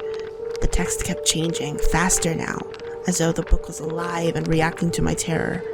The present melted into the future, visions of me pacing the bookshop, alone and aged, surrounded by stacks of books that whispered in languages no human could understand. Just like my aunt had until she died. The black book predicted that I would take her place as its caretaker, or face the consequences. I threw the wretched thing at the ground and made a run for it. Fuck this. I'd rather go bankrupt and never set foot in that shop again. I was nearly at the end of the alley when the black book hit me in the back of the head. I fell, barely catching myself on my hands. Gravel and what felt like broken glass cut into my palms, but the pain faded under the weight of my fear as the black book landed in front of me on its last page. If she does not agree to become my caretaker and stay forever in the shop that is my home, she will suffer the same fate as her aunt. The old woman tried to resist at the end, but she paid for her betrayal. She tried to burn the shop down to free herself from revocation, but I stopped her traitorous heart. I fed her soul to the shadows. As she lay on the floor of the shop that she tried to harm, breathing her last breath, her final thoughts were swallowed by the endless hunger of the one she tried to destroy. As she became a part of me, her spirit trapped forever. Thus is the fate of all who do not heed my call and do my bidding with the home I have chosen. My vision blurred, the words swimming before my eyes. Somehow, I managed to get back to my feet again and run. I left the black book in the alley. The winter air bit at my skin as I fled, my heart pounding with each step. The thought of ever returning made my stomach churn. According to the book, my death wasn't a vague someday. It was a fixed point, written in ink and determined by its own desire. If I did not do as it wanted, I would die. I told myself I wouldn't go back. I didn't need the shop. I didn't care about my aunt's legacy or the quaint allure of being a bookseller. I would eat the cost to leave it all behind. I would do anything but step foot inside those cursed walls again. I ignored the bills piling up and the growing whispers from the townspeople about why Timeless Tomes had never reopened like advertised. I moved back in with my mother and hid in my childhood bedroom, jobless and too frightened to leave the house. But the black book did not forget me. The first sign was the smell. It was faint at first, just a trace of ink and paper in my apartment. I convinced myself it was just my imagination. Then came the rustling of pages. In the quiet hours of the night, I'd hear the unmistakable sound of pages turning, like someone reading in the dark. I refused to look for the source. I buried my head under my blankets, plugged my ears, and prayed for sleep that did not come. One morning, I woke to find a horribly familiar book on my nightstand. My hands trembled as I shoved it into a drawer, but when I turned back, it was there again, sitting neatly on my bed. My own name blared back at me from the cover. The black book flipped open to display the words, "I don't want to live here. I want to live at the bookshop." My story isn't finished yet. It won't be until I return to Timeless Tomes. The book has already written my life for me, and it won't rest until the final chapter has been completed to its satisfaction. If I resist... Even now, as I write this, I feel the pull. The smell of ink is stronger. The rustling pages are louder. It's the middle of the night, but I know without being able to see it that the black book is watching me from my nightstand. Because you see, no one escapes their story once it's written down.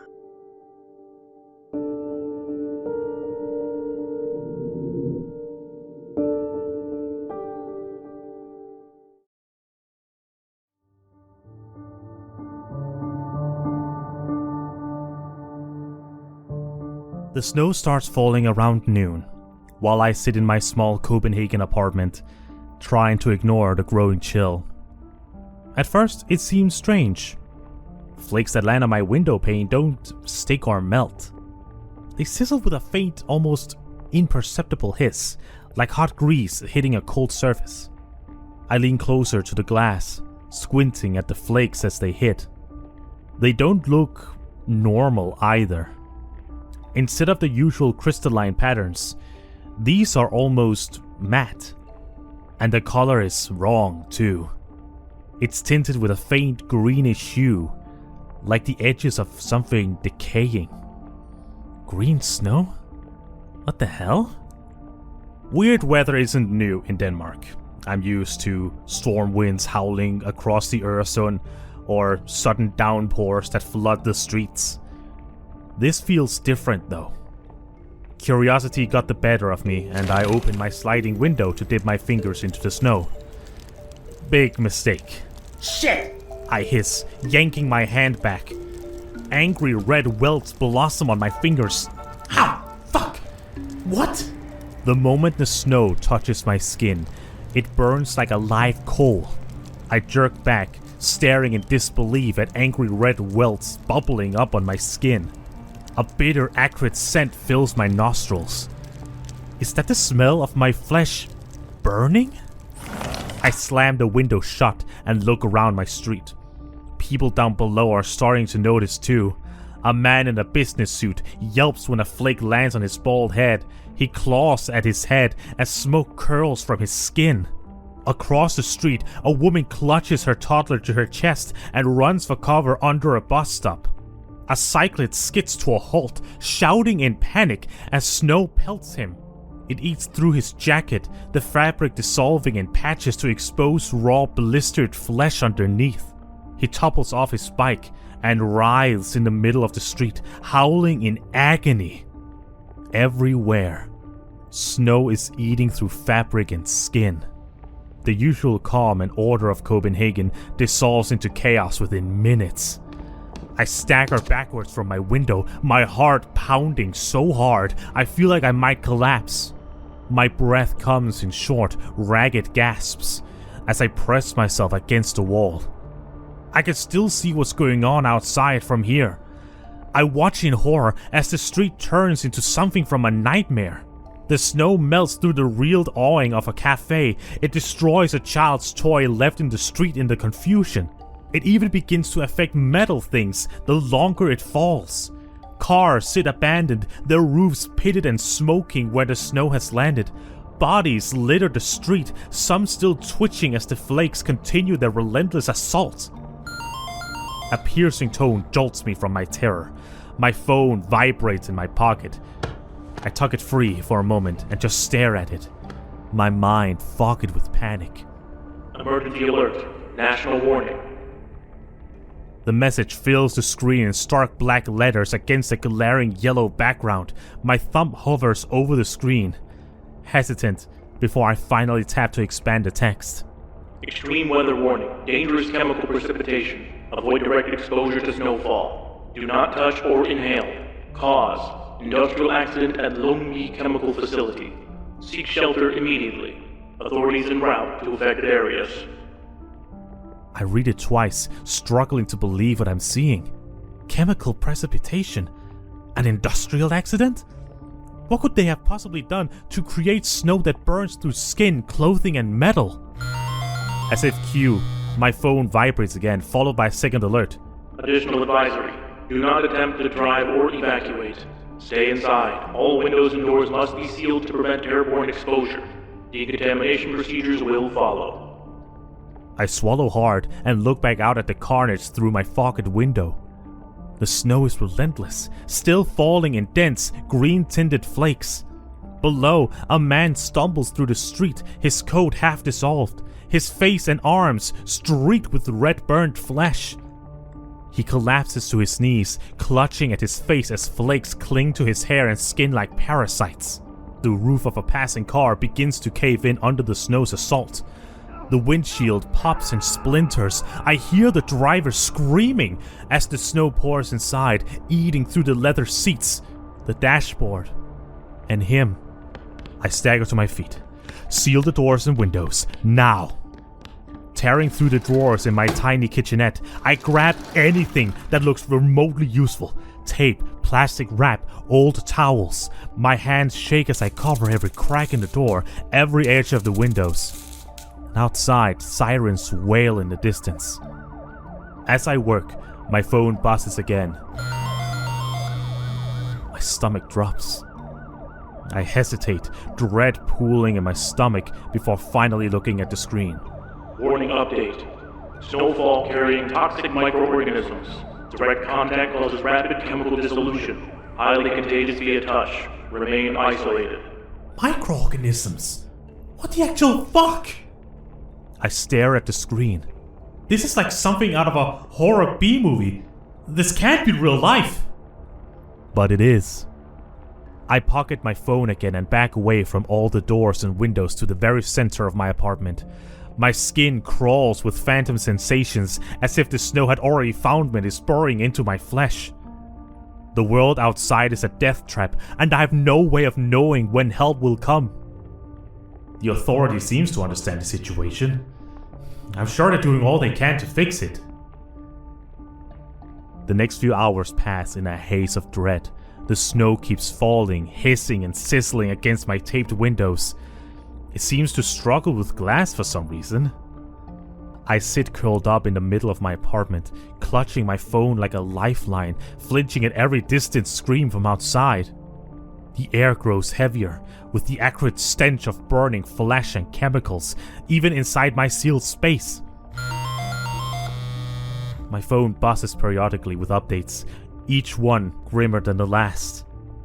First, a warning to conserve power, since power plants in the region are shutting down. The whole region? So it's not confined to just this area? Then a notice that decontamination crews are delayed due to the spreading snowfall affecting vehicles. By the third update, the tone shifts entirely. Warning update. Remain in shelter. Authorities cannot guarantee aid until conditions stabilize. I try to stay calm and breathe through the growing panic. Scrolling through my contacts, I open a group chat with my friends abroad. I don't have a lot of friends in my city, but if this is affecting more than just this immediate area, my friends may have already heard about it and be worried about me. With trembling fingers, I type. To anyone reading this, know that I'm safe for now. There's been an industrial accident here in Denmark. This is going to sound weird as fuck, but it's 100% true. The snow that's falling here is made of acid or something. They're saying it's some kind of chemical organism, whatever that means. I'm safe inside my apartment, so if I stop responding, you know why. I hit send. For a moment, there's nothing. Just the oppressive silence of my apartment and the relentless hiss of the snow outside. Then one message after another starts to come in. From Lila. What? Acid snow? Are you serious? Stay safe! From Marco Polo was a third. What the fuck? Snow that burns? Please tell me you're not exposed to it. Stay inside. We'll try to get answers. From Your Best Pony is My Waifu. This is insane, Axel. Is there anything I can do? Can I call someone there to get answers? Let me know you're okay. Land of tea and crumpets. Stay safe, Axel. Follow what the authorities tell you to do, and keep us updated about how you're doing. We're all here for you. The messages come so fast I can barely read them, but the sight of their concern warms me. even as the chill in my apartment deepens. Keep us updated, okay? Don't stop messaging. Just like Crumpet said, we're here for you. I reply with trembling hands. I'll try. Air's getting bad even in here. You'll make it. Just hold on. Authorities will come. They have to. They can't just abandon you all. A loud creak shudders through my apartment. I glance around, heart racing, wondering for the first time about the structural integrity of the building under all this acid snow. We won't let them abandon him. We need to contact everyone we can to get answers and help. The messages blur as my vision swims. I clutch the phone tighter, feeling their words anchor me even as the walls groan. The air burns, and the snow keeps falling. The hours drag on, each minute heavier than the last. The snow doesn't stop. Outside, the streets grow unnaturally quiet, save for the constant hissing and crackling as the flakes consume everything in their path. Occasionally, I catch glimpses of movement in the green-tinted haze. Usually someone stumbling, dragging themselves out of view. They never last long. The sirens stop. The power flickers. The warning alerts cease. I glance at my phone, desperate for any new information. My fingers move instinctively to the group chat. News here in America is calling it a chemical incident. They're saying the Danish government hasn't released the full details. Are you still okay? I'm looking at satellite images. There's a green cloud spreading over parts of Copenhagen. It looks bad. Worse than the news is saying. Our reports in the UK are calling it an industrial accident, but no one knows how it got this bad. Are there any updates from your government yet, Axel? I type quickly, hands trembling. Nothing new. Last alert said no help is coming yet. The snow's getting worse. It's burning through the seals on my windows. I don't think I have much time. I'm sorry. The chat fills with responses almost immediately. Don't apologize. This isn't your fault. Don't think like that. We'll tell everyone what's happening. Don't give up. Someone will come. They can't just leave you all there. Keep typing. Keep telling us what's happening. I keep staring at their words, drawing strength from their urgency, even as the silence around me thickens. My power flickers a few times, and every time the light dims, my heart races, fearing they'll go out completely. Without power, I'll be left in the dark, with nothing but the sound of the snow consuming everything around me. I'll also lose this last connection to my friends. I don't speak to my family, haven't been in contact with them for years now. But right now, I want to see and speak to my mother more than anything. Hours pass. I check my phone obsessively, scrolling through news feeds, but updates slow to a trickle. The same grim warnings cycle over and over. Stay indoors, seal your home, avoid any exposure. A live broadcast shows rescue workers in heavy protective suits trying to navigate a street like mine. The acid snow melts through their equipment in minutes, forcing them to retreat as smoke billows from their gear. I chance a look out the window again. The street below is unrecognizable. Cars sit abandoned, their metal frames pitted and corroded. The cobblestones steam faintly where the snow piles up, and half melted, blackened corpses lie motionless in the sludge.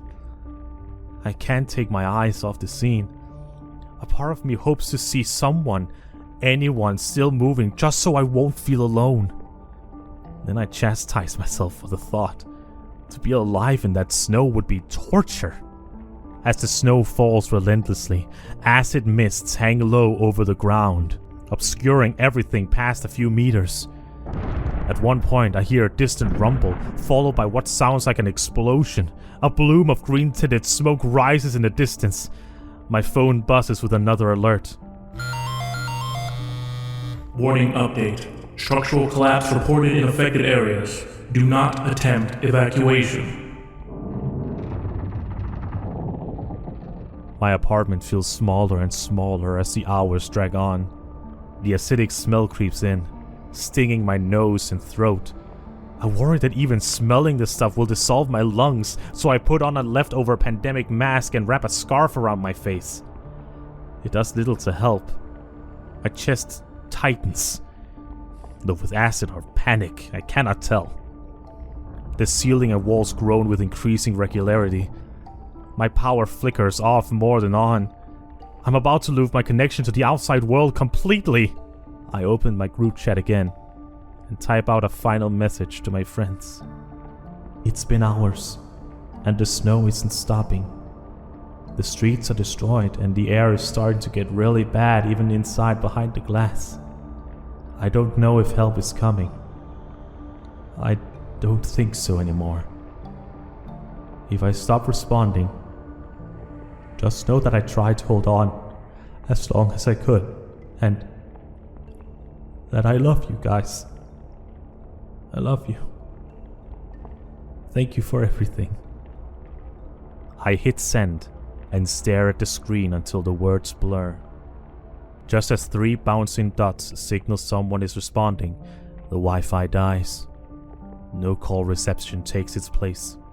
The power goes out, and this time, it doesn't come back on. I sit in the dark, the faint glow of my phone the only light. All I can do is listen to the snow hissing, which grows louder with each passing second. The apartment groans around me, deep and ominous, like a ship straining against the tide. I clutch my phone like it will do any fucking good at this stage. The acidic tang in the air is unbearable now. It burns my throat with every breath.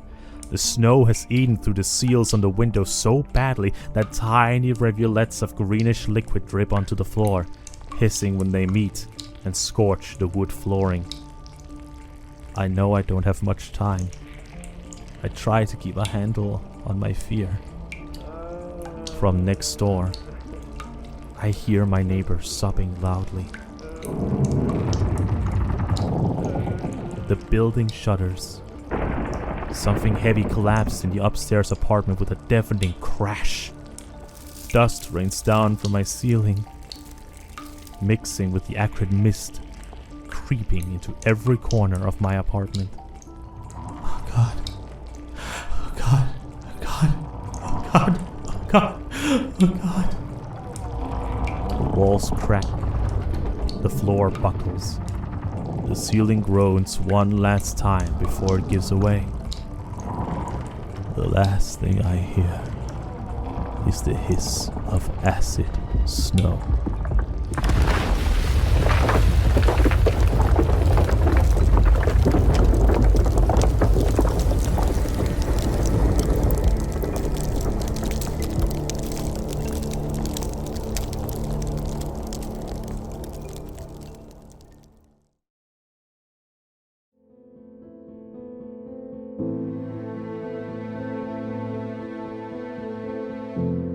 All these years later, it's the smell that I remember most. I was 10 years old. It was the summer when the cicadas came early and didn't stop screaming. That was the same summer that the candy store appeared. There was no grand opening, no ribbon cutting. One day, it was an empty storefront. The next, it was there. Painted gold letters in the window spelling out Mrs. Gandy's Candies in looping script. No one in town remembered anyone buying the place. No trucks had come to deliver goods. It was as if someone had waved a magic wand and poof, there it was. All the kids were buzzing about it, of course.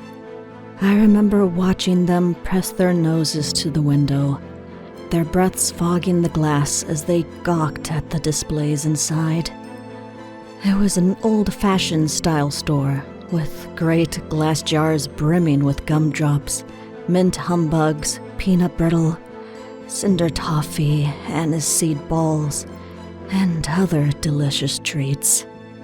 All along the counters were rainbow swirls of lollipops taller than your head. On the back shelf sat foil-wrapped chocolate shaped like animals and stars. And behind the counter was Mrs. Gandy herself, a sweet, elderly woman with a face like an apple left too long in the pantry and hands wrinkled with age. It looked like something from a dream. If a kid had drawn a picture of a candy store, it would have looked like Mrs. Gandy's. My parents wouldn't let me go. They were strict Baptists of the Bible-thumping and brimstone variety, which meant no sweets, no Halloween, no birthday parties with other kids. I had no friends because of them. The body is a temple, They told me over and over, as I watched other kids my age gorge themselves on treats for report cards not even half as good as mine. Gluttony is a sin. Sugar is the devil's bait. I used to resent them for it, watching the other kids line up outside Mrs. Gandy's while I was dragged to Wednesday night Bible studies. Felt like a punishment just for being born. When I was 18, I hightailed it out of that house and made a life for myself, where I wasn't just existing, but really living for once. But that came later. I left my old life behind years after Mrs. Gandy's candies devastated the town. The first kid to vanish was Tommy Laurel. He was a fat boy, always sticky-fingered and red-faced like he was on the verge of a tantrum. He got bullied a lot and was always threatening to run away from home until his parents gave him what he wanted. His mom said he had gone into Mrs. Gandy's on his way home from school and never came home. Cops searched the store from top to bottom and questioned Mrs. Gandy. They found nothing but spotless floors and an old woman who smelled like burnt marshmallows. No sign of foul play anywhere. In the end, they chalked Tommy's disappearance up to him finally making good on his promise to run away. Maybe he'd had enough of schoolyard taunts and decided to vanish, they reasoned. His case went cold. The town moved on. Except then came Haley Wilcox, and after that, Riley Sherman. Always the same pattern. Last seen near the candy store, always alone. No sign of struggle, no trace. All with a history of wanting to run away from home. Haley Wilcox's dad used to beat her. Riley Sherman was adopted and said he wanted to find his biological family. The cops checked the place, found nothing, put them down as runaways, and moved on. I'd pass it on my way to church, and I swear those gold letters grew shinier with every child that disappeared. We lived on the same street as the store, and when I walked home from school, Mrs. Gandy would watch me go past and wave, gesturing to all the sweet treats I could not have and rubbing her belly, then beckoning me inside. It was as if she saw me as an unattainable target, forever out of her grasp, because setting foot in her shop would have gotten me in big trouble at home. I feared my parents more than I longed for candy. Then, Daisy Howell disappeared. She was only 8, the youngest yet. A bright little thing with sunflower barrettes in her hair and big blue eyes. Everyone loved Daisy. Her parents were regulars at our church, devout folk who loved their daughter with the kind of fierce, trembling devotion that bordered on holy. When the police shrugged and said she had probably packed a bag and slipped off like the rest, her father exploded in a way I did not think possible. He spat in the sheriff's face and screamed that he knew where she had gone. He shouted that they all knew, but everyone had just been too afraid to say it. He said if they weren't going to find his little girl and bring her home, they should at least punish the one who had taken her. Of course, the sheriff had no such power without more evidence than a quickly growing urban legend.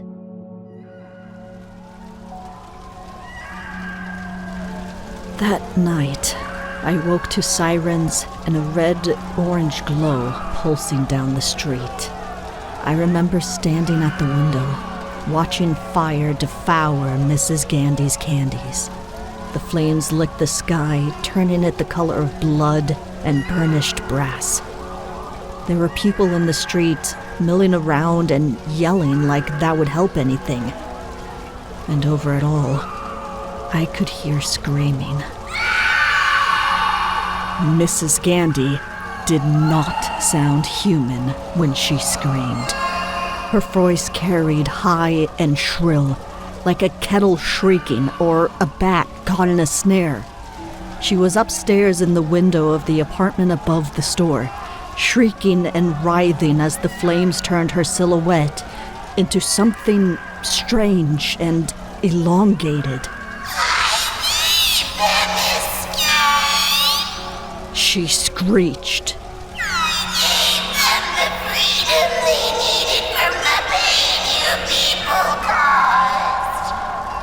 Her words echoed down every street and alley, through every crack and crevice in our town. Even though I had the window shut, I could hear her so loudly that it made my skull vibrate, and I had to cover my ears. It felt like her voice was reaching right inside my head and tugging at a part of me that had only ever whispered before. The part of me that longed to walk out of my parents' house and run away from their rules and punishments forever. And that's when they came.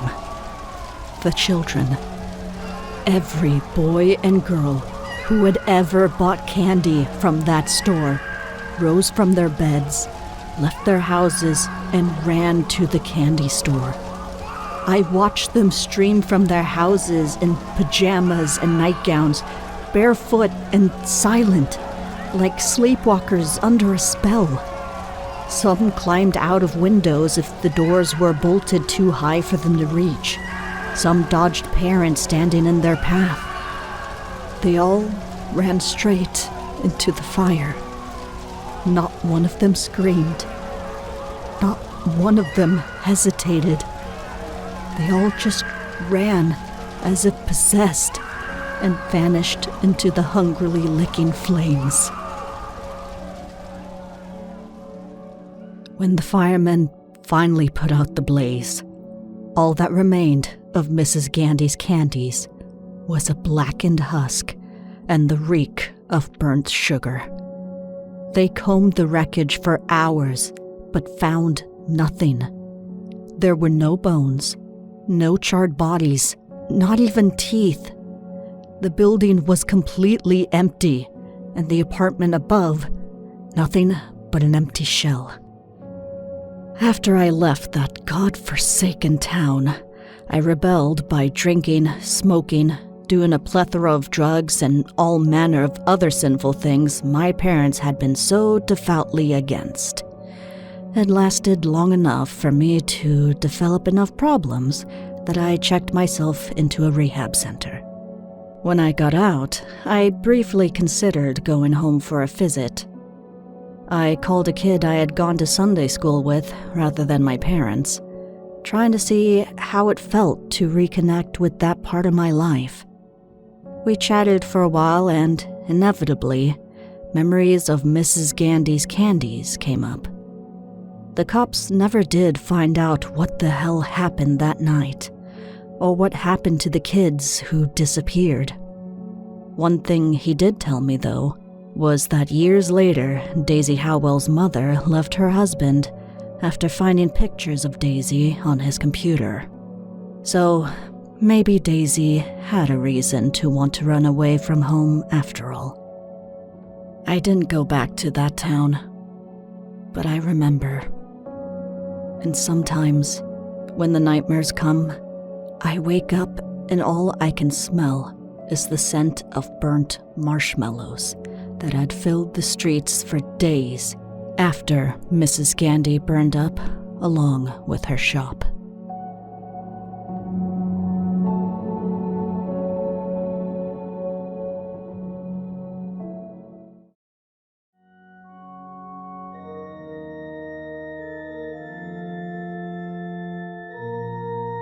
It started with a sinkhole.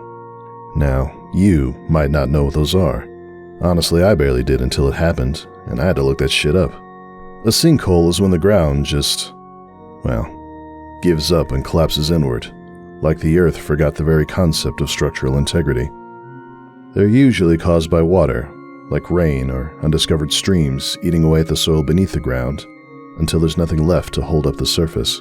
So basically, one day your yard is solid, the next there's a pit yawning where your tomato plants used to be. Sometimes they're massive, swallowing cars or houses. Mine wasn't that dramatic. It was just a small, neat circle by the fence line. But it was enough. I had moved into the house 6 months prior.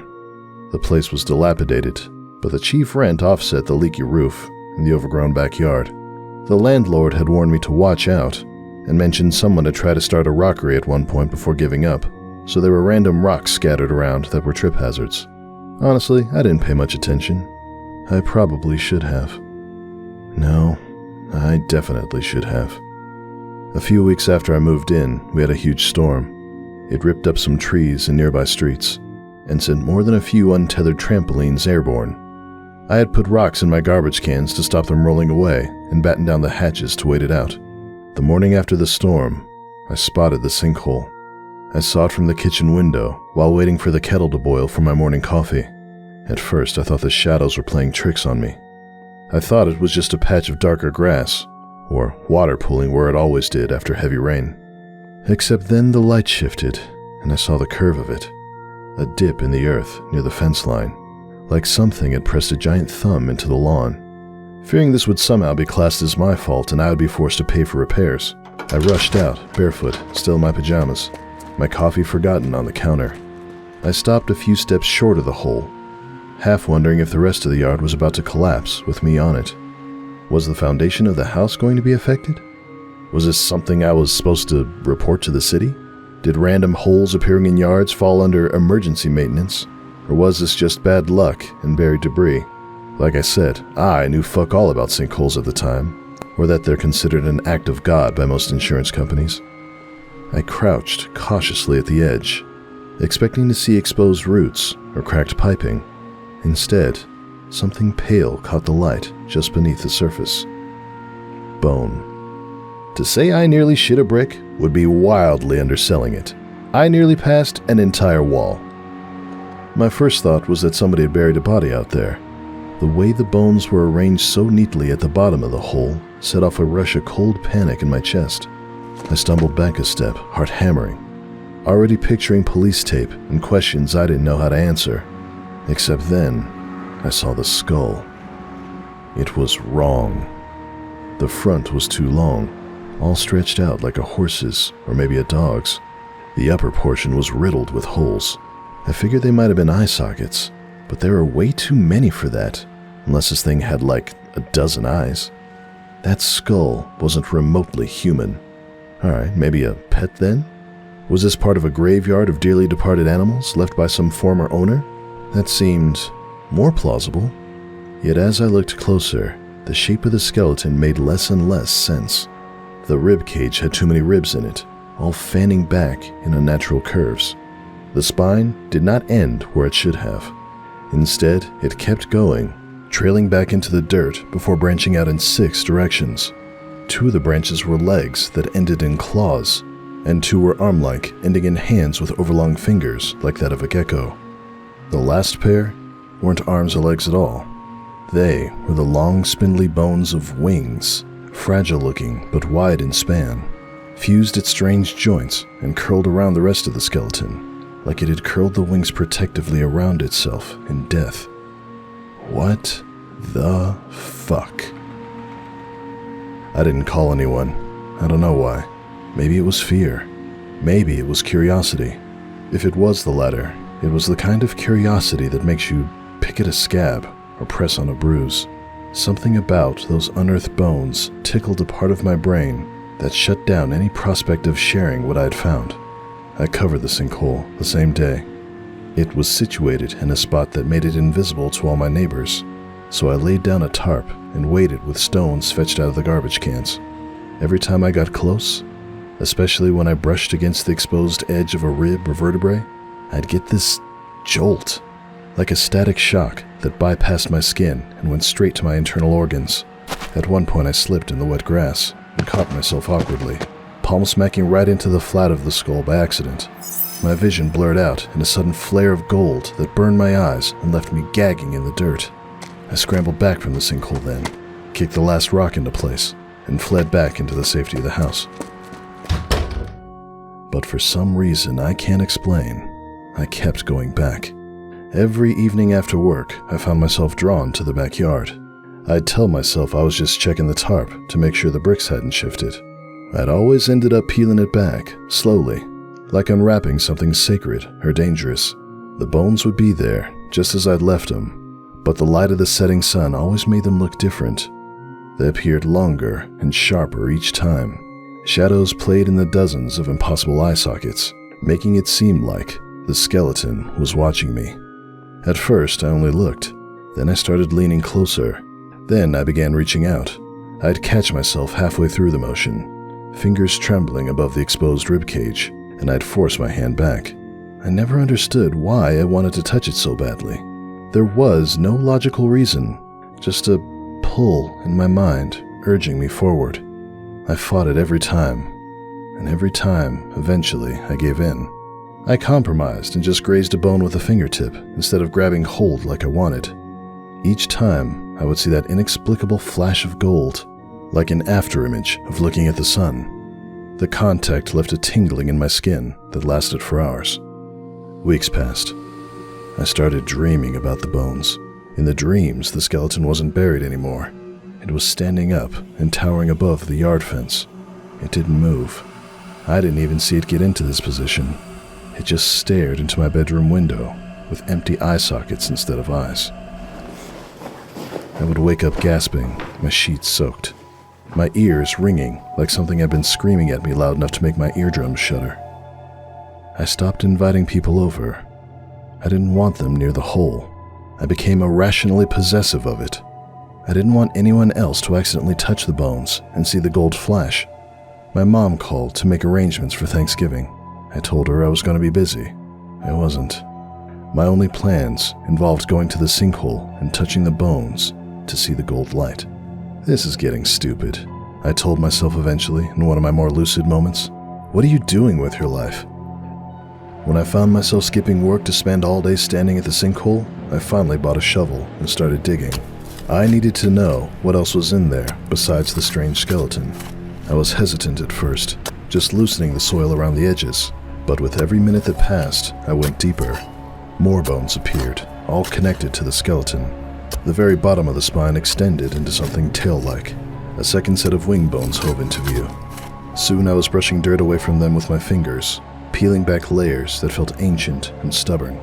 The more I uncovered, the stranger the skeleton became, and the more flashes of gold I saw. Within those golden flashes, vague shapes now moved. They were shifting in writhing forms that teased the edge of my vision but refused to resolve. I wanted to see them clearly, to understand what they were, but they slipped away whenever I blinked and the gold flash faded. Some part of me began to believe that if I could unearth everything the sinkhole had to offer, if I could free the skeleton from the dirt that held it captive, maybe then those shapes would settle and I would see them properly. Maybe then I would finally understand what was happening to me. Some of the bones were carved with letters, but most were too faded and worn to read clearly. The fragments I could see made no sense to me. Vita, Mors, Lux. I scribbled them down as best I could, trying to piece together whether this was just weathered English or something else. Who the fuck carves words into bones buried in a suburban backyard? I should have stopped. The night it rained again, the tarp blew off. I didn't realize until morning. When I looked out the window and saw the hole had filled with water, the bones were floating. I ran outside in my pajamas, slipping in the mud, heart pounding. The water was murky and thick. It stank like rust and mushrooms. When I got close, I saw something twitch beneath the surface, causing little ripples across the surface of the flooded hole. Something in there, beneath the water, had shifted. The skeleton was no longer lying flat. It had shifted into an upright position, still submerged, but sitting with the knees folded beneath it, spine curved like a coil ready to spring. From its back, the long, fragile wing bones stretched out and curled gently around its sides, as if it had just unfolded them. I struggled to sleep that night. When I finally did drift into unconsciousness, my mind was dragged into a dream that felt more like a vision. I was standing in my backyard, the very place where the bones lay buried, but the ground beneath me trembled and cracked. Slowly, the skeleton rose from the earth, vertebrae clicking softly as it pulled itself upright. The wing bones extended, long and delicate, unfurling like ancient sails catching a celestial wind. The skeleton lifted off the ground, soaring impossibly above my house, casting a shadow that swallowed the moonlight. I dropped to my knees, hands pressed against the damp grass, my dream self overwhelmed with reverent awe. I knew then that I was in the presence of something divine and terrible. The bones shimmered and blurred, their pitted surfaces morphing into flesh. Feathers unfolded where there had once been only brittle bone. Golden light spilled from its form, filling the night air with a blinding, otherworldly glow. My eyes felt like they were melting in my skull when I looked upon it. The golden brilliance seared every corner of my mind, leaving it echoing with a resonant voice I heard without using my ears. The voice was at once sorrowful and wrathful, joyful and angry, and though I did not understand a word, I felt myself weeping, a combination of tears and blood to hear it. Noli timere, quia invenisti, gratiam apud Deum, qui omnipotens est ex mox puniet, terram hanc propta, nequitiam eius, servaveris, quia me liberasti, emissarium eius, ut ad eum reverte cum nuncio, mea de multis criminibus humanitatis, postquam homines conantes sunt miserere occiadendo, et ossa mea terrestria in solo consecrato, recludendo ut me hic in terra tenerent, nunc ad caelum reverte, et Deo nuntium poine mea afferam. I woke up shaking in the quiet dark of my bedroom. The weight of my dream settled deep in my bones, heavier than any earthly burden. In the morning, the water was gone. The sinkhole was dry. The bones were gone too. I told myself the skeleton had just sunk deeper into the softened earth. Sinkholes were random at swallowing shit up, after all. But the tracks leading away from the hole told a different story. Deep impressions stretched from the sinkhole to the edge of my house and up the brickwork. They weren't footprints, not even paw prints, but were long, furrowed claw marks, as though something had pulled itself forward on too many limbs and climbed the wall before leaping off. The next morning, the garden was normal. The fence was intact. The hole had collapsed entirely, filled with mud and rain and memory.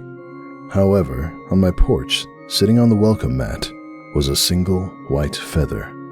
If I touch it, I see gold and figures with shining white wings and hear the voices speaking to me until the feather burns my hand and I have to let go again. I wrote down what the figure says. It's the same thing over and over, the same thing the skeleton said in my dreams when it gained its flesh back. I figured out it was Latin and consulted a few online translators to translate it. I really do hope I'm wrong on what it says. Do not be afraid, for you have found favor with God, who is all-powerful, and will soon punish this land because of its wickedness. You shall be spared, because you have freed me, his emissary, so that I may return to him with my message about the many crimes of humanity after humans tried to silence me by killing me and locking away my earthly bones in consecrated ground to hold me here on earth. Now I shall return to heaven and bring to God my message of punishment.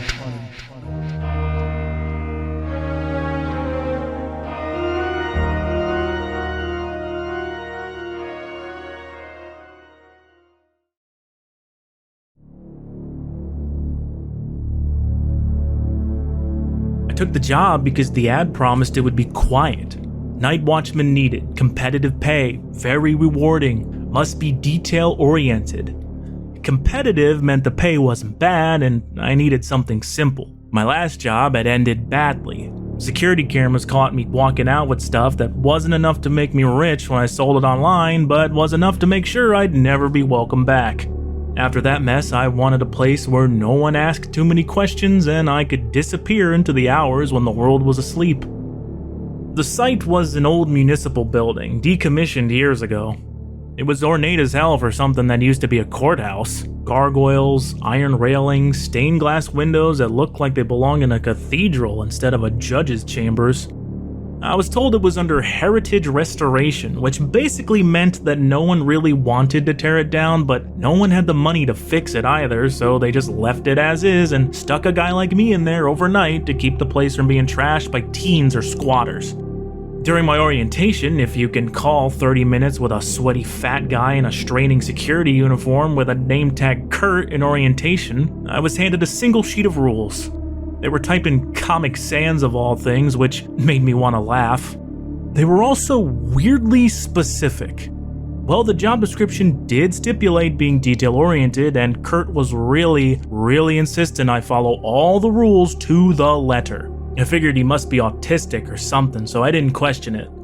He was my boss, and I needed a paycheck, so I just nodded and stuffed the list in my jacket pocket, promising Kurt I'd read them thoroughly before I started my shift. You wanna know how fucking weird they were? Here you go. Night watch instructions. Follow these to the letter. Deviations will not be tolerated. 1. Enter through the back door only. If it sticks, do not force it. Wait exactly 32 seconds and try again. If it's still stuck, leave immediately and report the time and date to Kurt. 2. Clock in at 11:11 p.m. precisely. Not earlier, not later. If you miss the minute, stay in your car until 4:04 a.m. Do not fall asleep. 3. Wear the brown uniform provided. It will be in your assigned locker when you arrive and will be clean for each shift. Do not wear the blue one, even if it fits better. The blue one is not for you. 4. When walking past the third floor portraits, walk backwards. Do not look at the portrait of the man with the trumpet. If you hear music, keep walking and do not look behind you. 5. Feed the dumbwaiter. At 2:22 a.m. exactly, place 3 mint humbug candies in a chicken bone inside. It does not matter what bone you use as long as it's from a chicken. There should be bones ready for you in your locker along with your uniform each shift. 6. Do not touch the gavel in the courtroom. It's not real, it never was. Pretending it is will invite attention. 7. If you pass the mirror on the second floor and see yourself blink out of sync, wave once with your left hand in greeting. Don't smile, don't stop. 8. The janitor is not the janitor. Do not follow him, do not let him follow you. If he tries, hide in the nearest room and note the date and time in writing. Leave this information in your locker for Kurt to collect. 9. There is no 13th floor. If you find stairs that go higher than the 12th, close your eyes and hum until you have walked back down to the lobby. 10. Do not bring outside snacks, especially not Funyuns. It remembers Funyuns. Really weird, right? To be honest, I thought maybe Kurt was fucking with me to see how obedient I was, and after I proved I was a good little worker who wouldn't break the rules, he'd ease off. tell me it was all a prank, and let me do my job like a normal person. So I followed them. For 3 nights, I did everything by the book. I wore the itchy brown uniform that felt like it had straw stitched into the lining. I walked backwards past those stupid, dusty portraits. I dropped mint humbugs and a chicken bone down the dumbwaiter like a lunatic. But last night I forgot. It was so small and stupid. I was tired, okay? My ex had called to ream me out for something her drunken brain had decided I was responsible for, even though we broke up a year ago. I hadn't slept properly. By the time I started my rounds, I was on autopilot, just shuffling through the building, yawning into my sleeve, trying not to think about her stupid voice telling me that all the things that ever went wrong in my life were my own fault. Maybe she was onto something. I hit the 3rd floor without even realizing it. Normally I'd stop, turn around, and take the few steps backwards past the portraits like the rules said, but this time I just forgot, okay? It's not something you naturally do if you're not paying attention. So instead, I just kept walking normally. Halfway down the hall, I remembered. I turned, ready to correct myself, but I had already gone too far. The worst I thought was that Kurt would see me on the security cameras the next morning and join my ex in reaming me out for being a screw-up who can't follow rules. The portraits were wrong. It wasn't anything obvious at first. Same dust-coated frames, the same cracked paint, the same ugly old white dudes. But the figures in them were hunched and twisted, like themselves, but funhouse mirror versions. The man with the trumpet wasn't facing forward anymore. His body was still painted in profile, but his head was turned, chin tilted down. Though the brushstrokes were static, I swear his eyes followed me. I told myself it was a combo of the light and my own exhaustion, but as I backed away, I could have sworn his painted fingers twitched on the trumpet's valves like he was about to play. I was so freaked out that I didn't finish the rest of my rounds that night. I stayed in the lobby until my shift ended, pretending to check the security feeds while avoiding looking at the one camera that covered the 3rd floor hallway.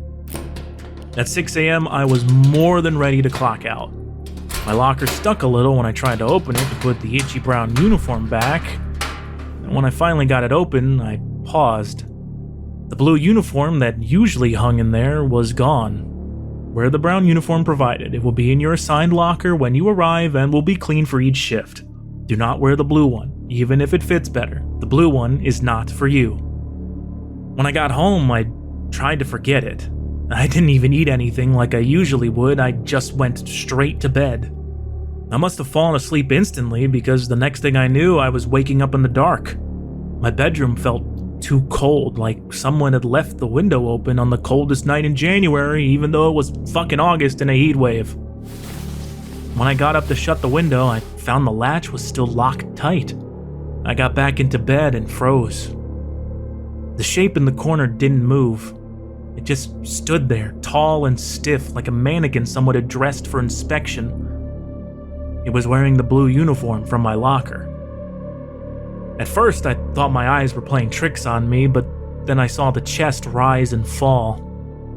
Whoever, or whatever, was inside that uniform was breathing.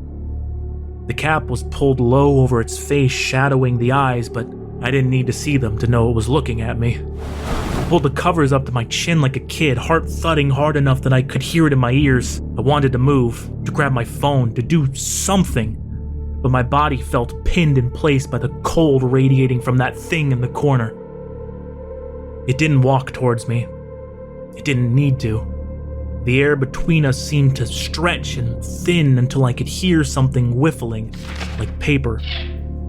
Pages turning. It had my crumpled copy of the rules in one gnarled hand.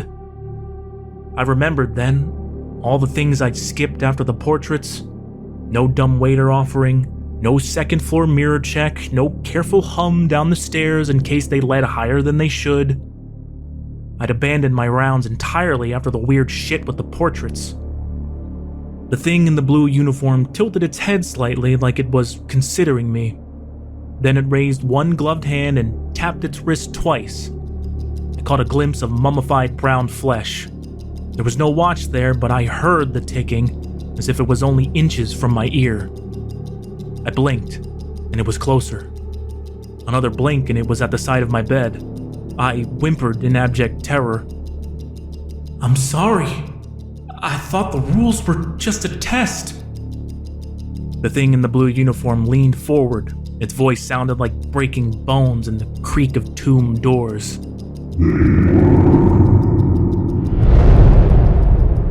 The next thing I knew, I was standing in the lobby of the courthouse. I was in the itchy brown uniform again. The sun had not yet risen. In my hand was a folded slip of paper covered in Comic Sans. I looked out the window. There was no moon in the sky. There was no sky. A swirling dark void lurked on the other side of the glass instead of the street I knew should be there.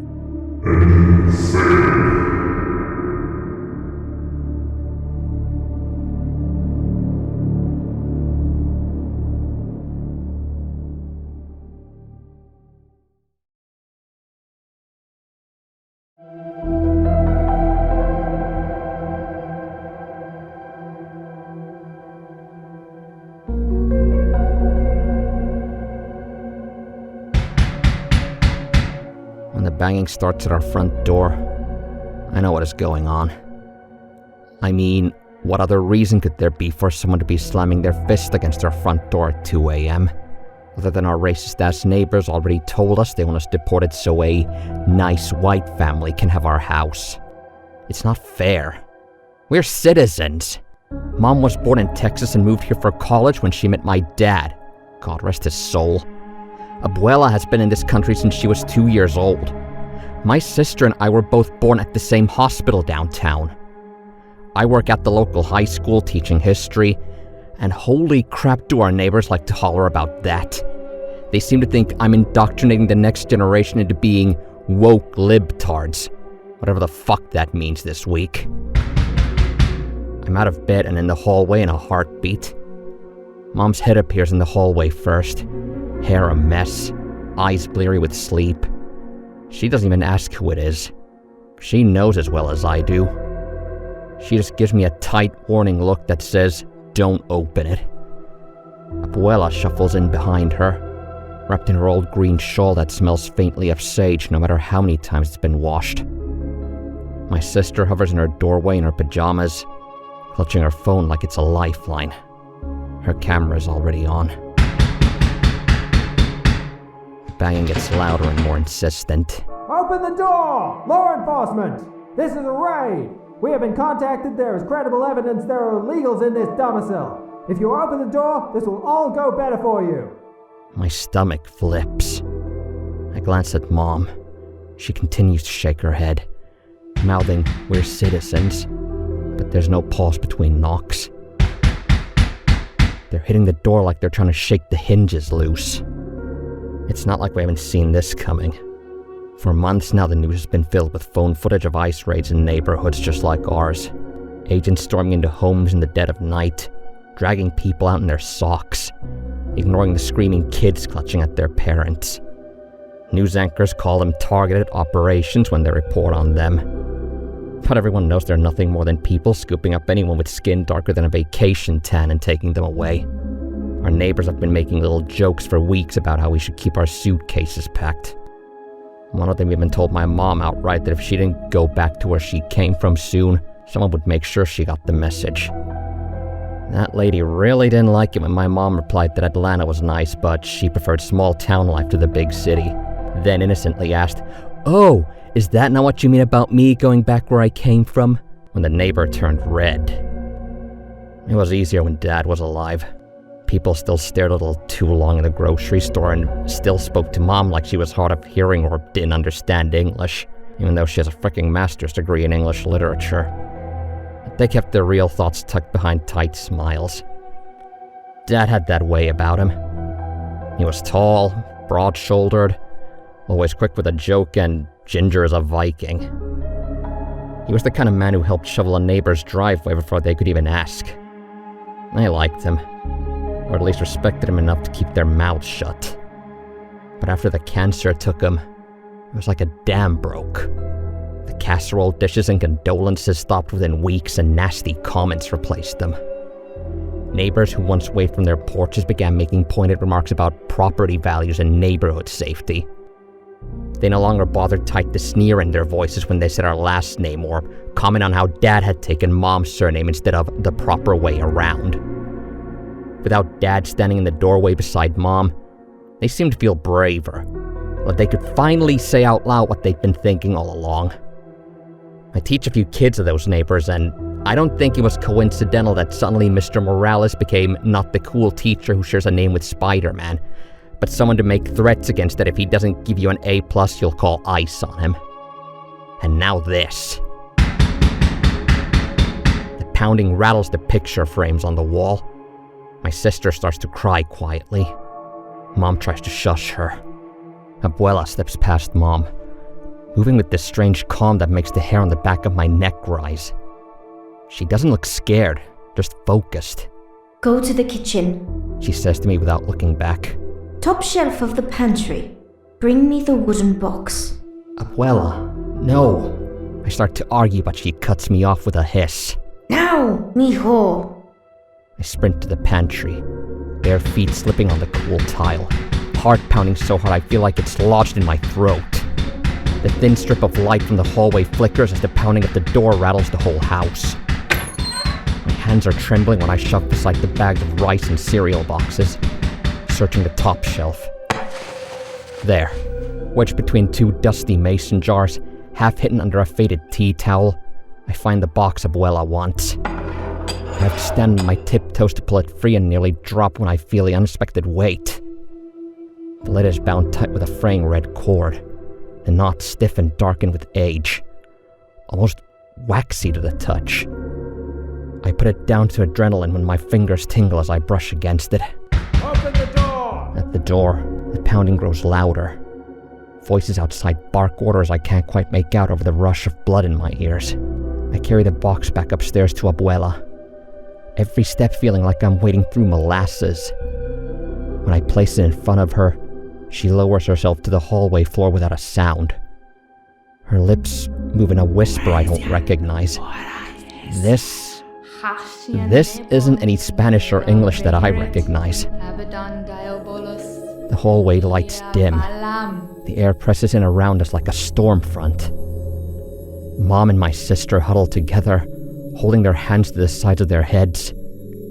I swallow hard as a sharp pop echoes in my ears. I don't know how else to describe it except to say that the atmosphere shifts. Abuela smiles without showing her teeth and whispers something softer. From the shadows of the hallway, something begins to move. They slide along the walls like liquid shadow, vaguely human-like but bending at impossible angles. They are so tall that their effervescing limbs brush the ceiling and the walls at the same time. I feel the temperature drop, the air thick with a smell like burned sage and copper. They're definitely home, says the voice outside. Neighbor who called it in said they're all home. It's time to kick in the door, guys. Abuela doesn't even flinch. She tilts her head towards the things in the darkness. Ve y cambiales la mente. She says low and steady. A multi-layered voice answers from nowhere and everywhere at once. It sounds like her. Sí, Bruja. The front door bursts inward with a deafening crack, shards of the frame flying across the hallway. 3 men surge forward. Their faces are covered and they're just wearing jeans and t-shirts, not uniforms. Are they even official? They don't make it more than a single step past the doorway. The shadows whirl around the staircase and wrap around them. Their movements stutter, then freeze entirely, like puppets with their strings cut. Spidery black tendrils seep under their collars, coiling at their temples before slipping to their ears. Their eyes become glassy. Darkness eddies their pupils. In perfect unison, they lower their weapons. The 3 men stand unnaturally still, their heads tilting at the exact same angle, their breathing perfectly in sync. When the leader speaks, he sounds completely different than the eager, angry man who broke in. Thank you, Bruja. These vessels are strong. We will use them well. Abuela regards them with the same calm she's had all night, wrinkled fingers still resting lightly on the red cord of the box. The men nod as one, a jerky, inhuman motion. No harm will come to your blood. We will now go and change the minds of those who threaten this house or this family. They will forget their hatred or learn to keep it buried deep. The air hums with a strange energy, like the moment before lightning strikes.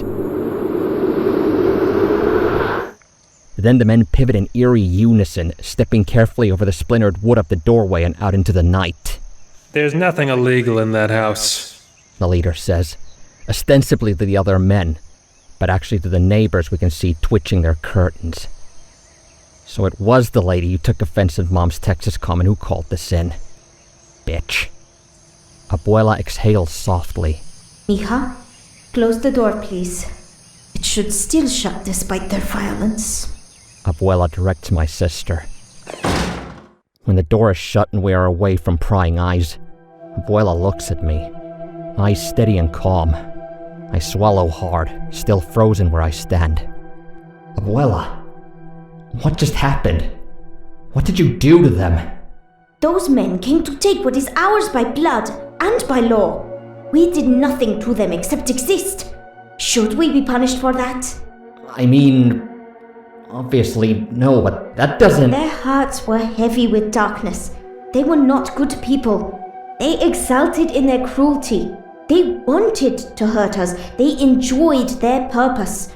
I gave them new minds that will help instead of hurt. She stares at me and I suddenly feel like I'm looking at a stranger instead of the woman who had helped raise me. I protected my family. I shake my head, confused and scared. But... what? You gave them new minds? What does that even mean?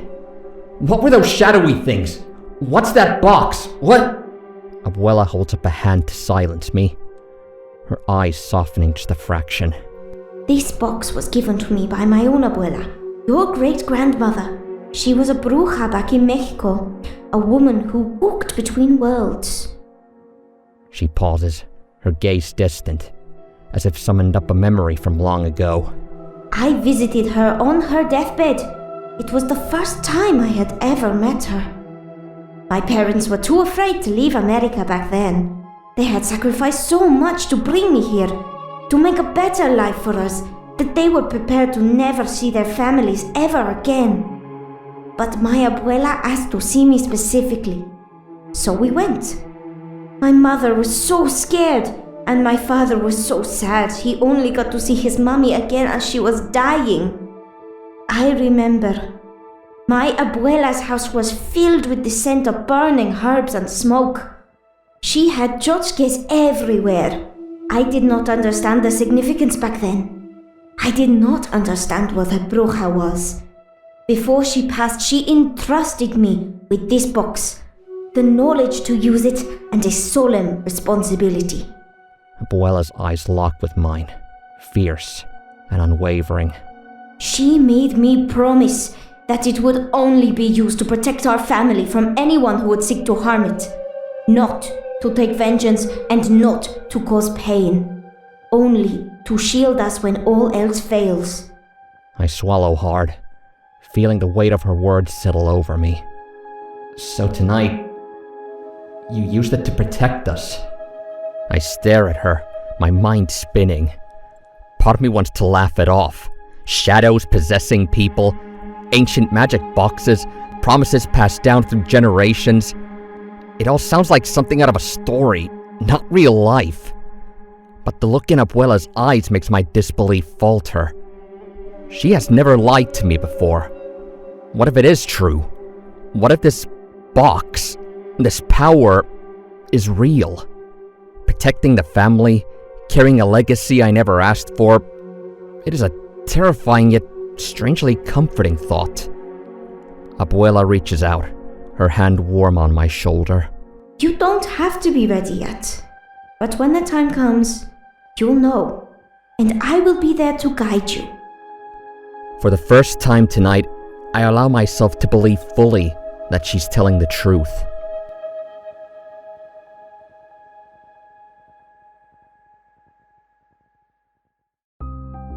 In the days that follow, we settle into our new normal. Our shattered front doors repaired.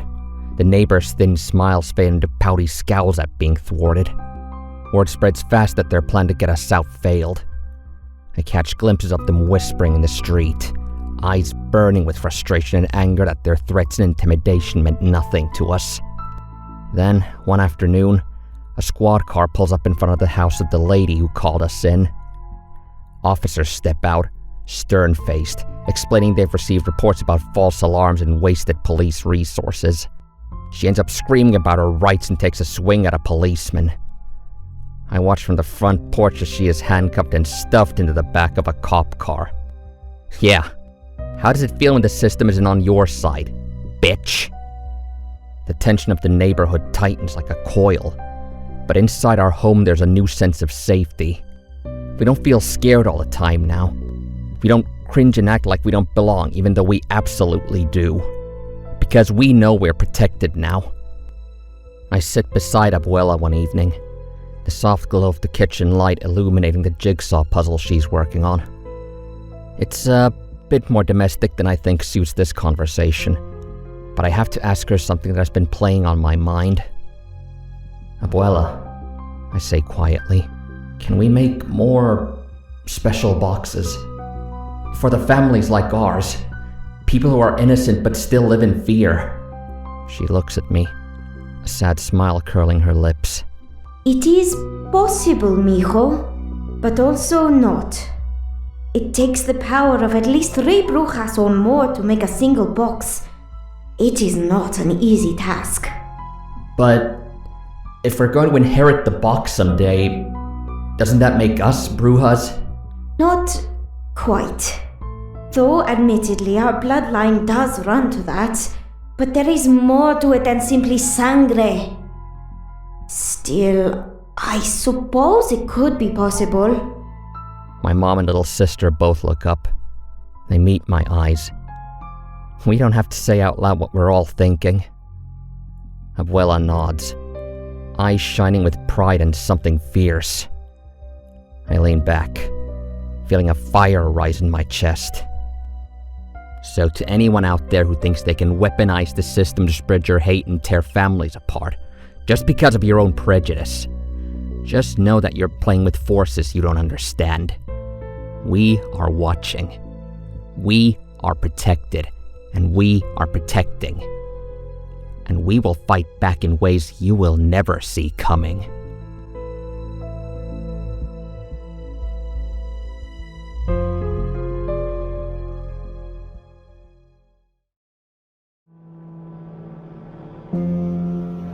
I never thought I'd live in a house with a room I refused to enter.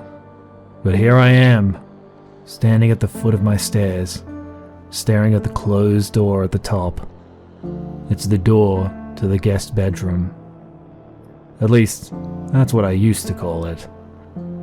Now it feels like the door to something far worse than an empty room. I bought this old house on a whim, a foreclosure too cheap to pass up. The place needed work, but the bones were solid. The charm was undeniable, and I've never been afraid of hard work.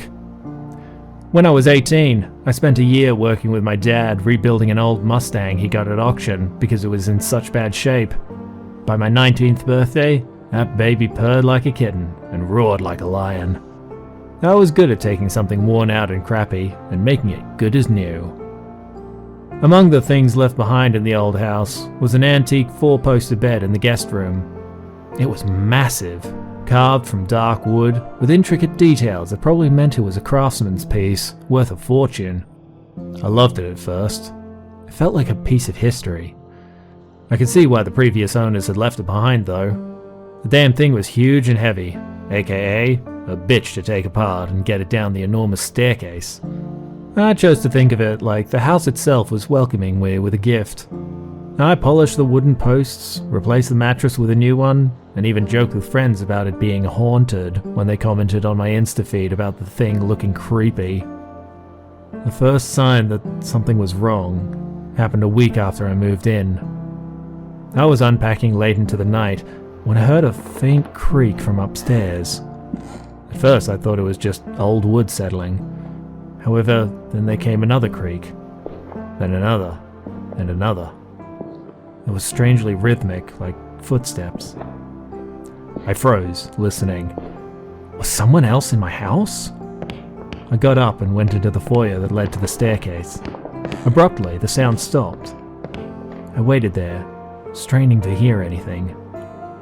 After a long silence, I went upstairs with a baseball bat in my hand and checked every room, but nothing was amiss. I convinced myself it was just the old house making the weird noises all old houses do, and thought no more about it. A few nights later, my friend Danny came to visit. He was a college friend and lived out of town, so I offered him the guest room to stay in for his trip. Cheaper than a hotel, I reasoned, and privately thought how the old house seemed less creepy with another living person in it. Danny laughed when he saw the bed, his voice echoing in the hollow space of the guest room. Dude, this thing looks like Dracula's coffin. I shrugged, leaning against the doorway. It's unique, I'll give you that. Came with a house. Probably older than both of us put together. He crouched down to examine the carvings more closely. Man, look at these details. It's kind of creepy, isn't it? Like, the faces are screaming or something. I hadn't noticed before, but now that he pointed it out, the intricate patterns did look like faces. Distorted, anguished faces. A shiver ran down my spine, but I shrugged it off. Just old craftsmanship. They loved their weird details back then. Closets, balustrades, wardrobes, they're all covered in shit like this. Danny straightened up, smirking. Sure, but what if it's cursed? Like, imagine it just sucks people into another dimension or something? He made a dramatic swirling motion with his hand, mimicking a black hole. Yeah. I rolled my eyes. Danny was always full of shit like that. Just don't go poking it too hard, or you'll end up in Narnia. I'm not rescuing you when Aslan eats your ass. I didn't. Aslan was into horny stuff like that. He quipped back. We both laughed, but there was something in his tone that lingered, half joking, half daring. Danny threw his bag onto the mattress. Seriously though, this bed is too cool not to be haunted. If I wake up with some Victorian ghost lady sitting on my chest, I'm blaming you. I chuckled, trying to keep the mood light. If that happens, get a number for me. Deal. His expression softened. He gestured around the room. You really scored with this place, man. It's got character. A little too much character, maybe. But I like it. Makes you look like a lord of a manor instead of some store general manager. Thanks, I said, leaning against the doorframe. You're my first guest, so let me know if the bed throws ghosts at you. I'll start charging them rent. He laughed again, a sound that felt warm and reassuring. I'll sleep with one eye open, and not just because I want to see some Victorian ghost ladies. I didn't know it then, but that was the last time I'd hear him laugh. Looking back, I wish I'd told him to sleep somewhere else. Or better yet, not stay at all. That night, around 2 a.m., I woke up to a strange sound. It was a low, muffled groaning, like wood bending under pressure. Groggy, I climbed out of bed and headed to the guest room to check on Danny. The door was ajar. "Danny?" I called, but there was no response. I pushed the door open and immediately felt my stomach twist. The bed was empty. Danny's bag was on the floor, his phone charging on the nightstand, but there was no sign of him. The sheets were pulled taut, perfectly made, as if no one had ever slept there. "Danny? Danny! I called his name again, louder this time. Still no response. I searched the house. The front door was locked, the windows shut tight. There was no sign of forced entry or exit. It was like he had just vanished. The police arrived about an hour after I called. 2 officers stepped into the house, their expressions wary. I must have looked like a madman, pacing in the living room, babbling about Danny vanishing without a trace. The older officer had a graying mustache and looked like he had been on the force longer than I'd been alive. The younger one had sharp, watchful eyes that she never took off me as I talked. They asked the standard questions. When was the last time I saw Danny? Did he mention leaving? Did we have an argument? Each one made me feel more unhinged. No, I insisted, my voice shaking. He was here. His stuff is still upstairs. He's from out of town. He had nowhere else to go. He wouldn't just leave, especially not without his wallet or phone. The officers exchanged a glance. The younger one asked if she could look around. I nodded and gestured to the guest room. When she opened the door, I noticed how the air seemed heavier, almost oppressive. She hesitated for a split second before stepping inside, as if she could feel it but didn't realize what it was. The older officer stayed with me, his eyes scanning my face, like he was searching for cracks in my story. Look, something's wrong with that bed. I know it sounds crazy. Let's not jump to conclusions. He cut me off with a practiced smile. People leave for all kinds of reasons. Before I could argue, the younger officer called out. No sign of him here. Just his things. They searched the rest of the house, checking every closet, the basement, even the attic. It felt like hours. But when they returned, they looked resigned and a bit frustrated, as if they were more annoyed at me than they were worried about their lack of success. The older officer pulled out his notepad. It should take a minimum of 24 hours, but given the circumstances, we'll file a missing persons report. Do you have a recent photo of your friend? I showed them a picture of Danny from my phone that they asked to email to a precinct email address. They asked a few more questions, his height, weight, what he was wearing. I grew more and more frustrated and scared. Almost casually, the older officer asked, You sure he didn't just walk out? It happens more often than you think. When we're panicking, we think we see things we don't. It might be you saw the door unlocked, but thought it was still locked. That comment snapped something in me. No, he didn't just walk out. I definitely locked the door last night. His stuff is here. Why the hell would he just leave like that anyway? He doesn't even know the area. Why won't you believe me? The younger officer put a hand on my arm, her tone softer. We'll do everything we can to find him, sir. Sometimes people leave without taking their belongings. It doesn't mean anything bad happened. I wanted to scream. Instead, I just nodded. They packed up and left, promising to call if they found out anything. As they drove away, I couldn't shake the feeling that they thought I was involved. Their questions about arguments, about whether Danny might have wanted to leave, felt pointed. Like they were testing my story, waiting for me to slip up. I spent the rest of the night pacing the house, staring at the guest room door, half expecting Danny to walk out and laugh at the ridiculousness of it all. Yet the house remained silent, except for the occasional creak of the floorboards upstairs. The next day, I called the station for updates. The officer on the other end of the line sounded tired, as if my call was one of many he had to field that morning. No new developments, he said flatly. We'll let you know if anything comes up. The words felt like a punch to the gut. I wanted to scream at him, demand they take this more seriously. But what could I say? I'd already told them everything. Days turned into weeks. I called the station repeatedly. Every time, the answer was the same. Nothing. They stopped taking my calls after a while, politely suggesting that I wait for them to contact me. It was clear they had written Danny off as just another adult who had vanished. The world was full of those. People who slipped through the cracks that were easier to write off than search for. Danny just became another cold case. The worst part was dealing with his family. His mom called me almost every day at first. Where's my son? She would demand, voice trembling with grief and fury. I tried to explain, but how could I? How could I tell her that I genuinely didn't know? That I was as baffled and horrified as she was? Her tone shifted over time, from desperate to accusatory. You're lying! I know you're lying! You did something to him, didn't you? Then she started threatening to sue me, claiming I had to be hiding something. The calls didn't stop with her. Danny's cousins, uncles, even friends I'd never met began bombarding me with messages as his mother galvanized them to harass me into giving up information I didn't have. At first, it was just questions. Do you know where he is? Why won't you tell us the truth? But soon they turned abusive.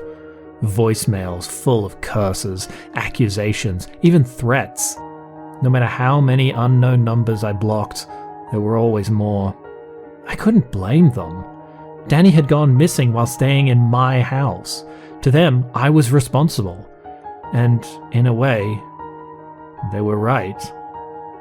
Eventually, I stopped answering my phone entirely. I unplugged the landline and turned off notifications on my cell. But the guilt was always there, buzzing in the back of my mind like a swarm of angry bees. The house became a prison. I couldn't bring myself to go into the guest room. The mere sight of the door made my stomach churn. I shut it tight, pretending it didn't exist. My mind began playing tricks on me. Every creak of the floorboards, every groan of the house settling sent me spiraling. Was whatever caused Danny's disappearance back for its next victim? Was I going to be next? I couldn't afford to move again after I'd sunk all my money into renovating this old house, but staying there felt dangerous. Sometimes at night, I could have sworn I heard noises from inside the guest room. Creaks, groans, even what sounded like faint whispers. I told myself I was just hearing things and needed more sleep. But the longer it went on, the harder it was to rationalize what was happening. I started avoiding the second floor altogether, only venturing up when absolutely necessary. The air felt heavier near the guest room, like the house itself was alive and watching me. I began sleeping on the couch downstairs, clutching a hammer and nails, ready to barricade myself in if I ever heard that door creak open. It sounds crazy, but it seemed to make perfect sense to me at the time. Yet no matter how hard I tried to push it all down, I couldn't escape the weight of what had happened. Danny was gone, and the room was still upstairs, waiting, watching. A month later, curiosity got the better of me. I decided to investigate. Armed with a flashlight, I entered the room, feeling like a trespasser in my own house. The bed loomed in the center, dark and foreboding. I ran my hand along the wood, decorative carvings, contorted into faces so clearly that I don't know how I ever mistook them for anything else. There were dozens etched into the dark wood, mouths frozen in silent screams, their eyes wide with terror. Each one was so vivid, so precise, it was impossible to believe that I had missed this before. I traced the lines of one anguished face, and my stomach dropped as I noticed something new. A face I recognized. Danny. His features were unmistakable. The sharp angle of his jaw, the dimple in his chin, even the faint scar above his eyebrow from the time we got drunk as college freshmen and he fell and gashed his head open on a trash can.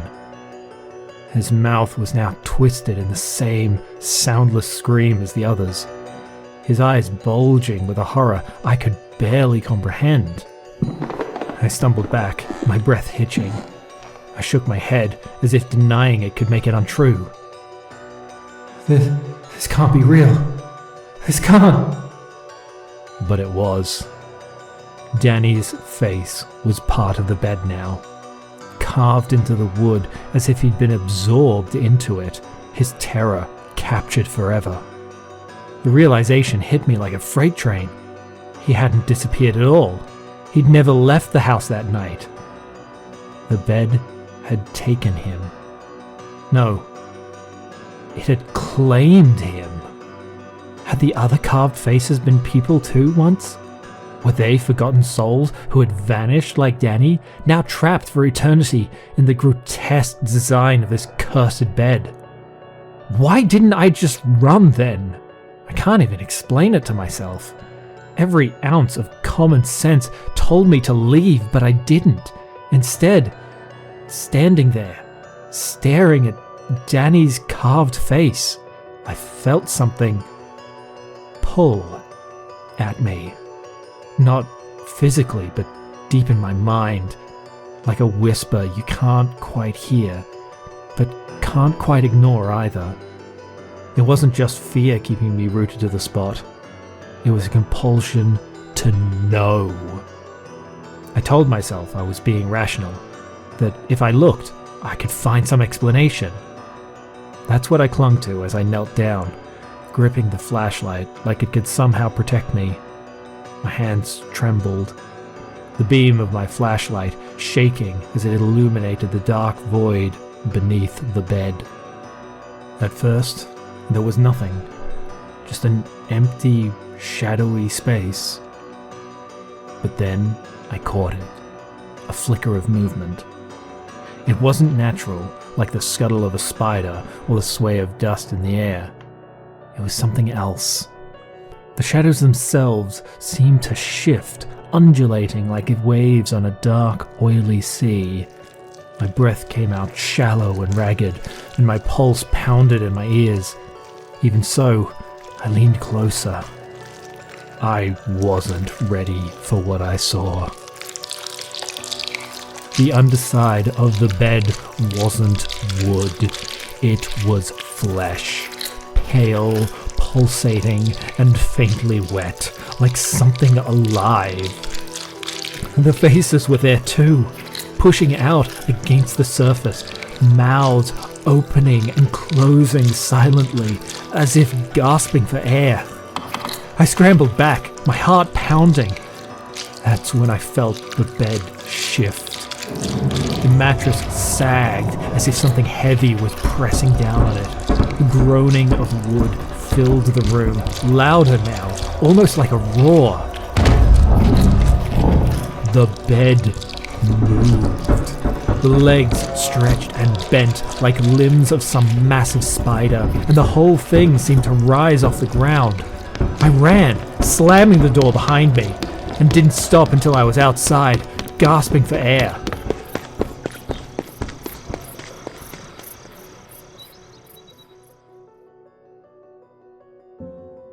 I haven't been back in the room since. I nailed the door shut. But at night, I can still hear it.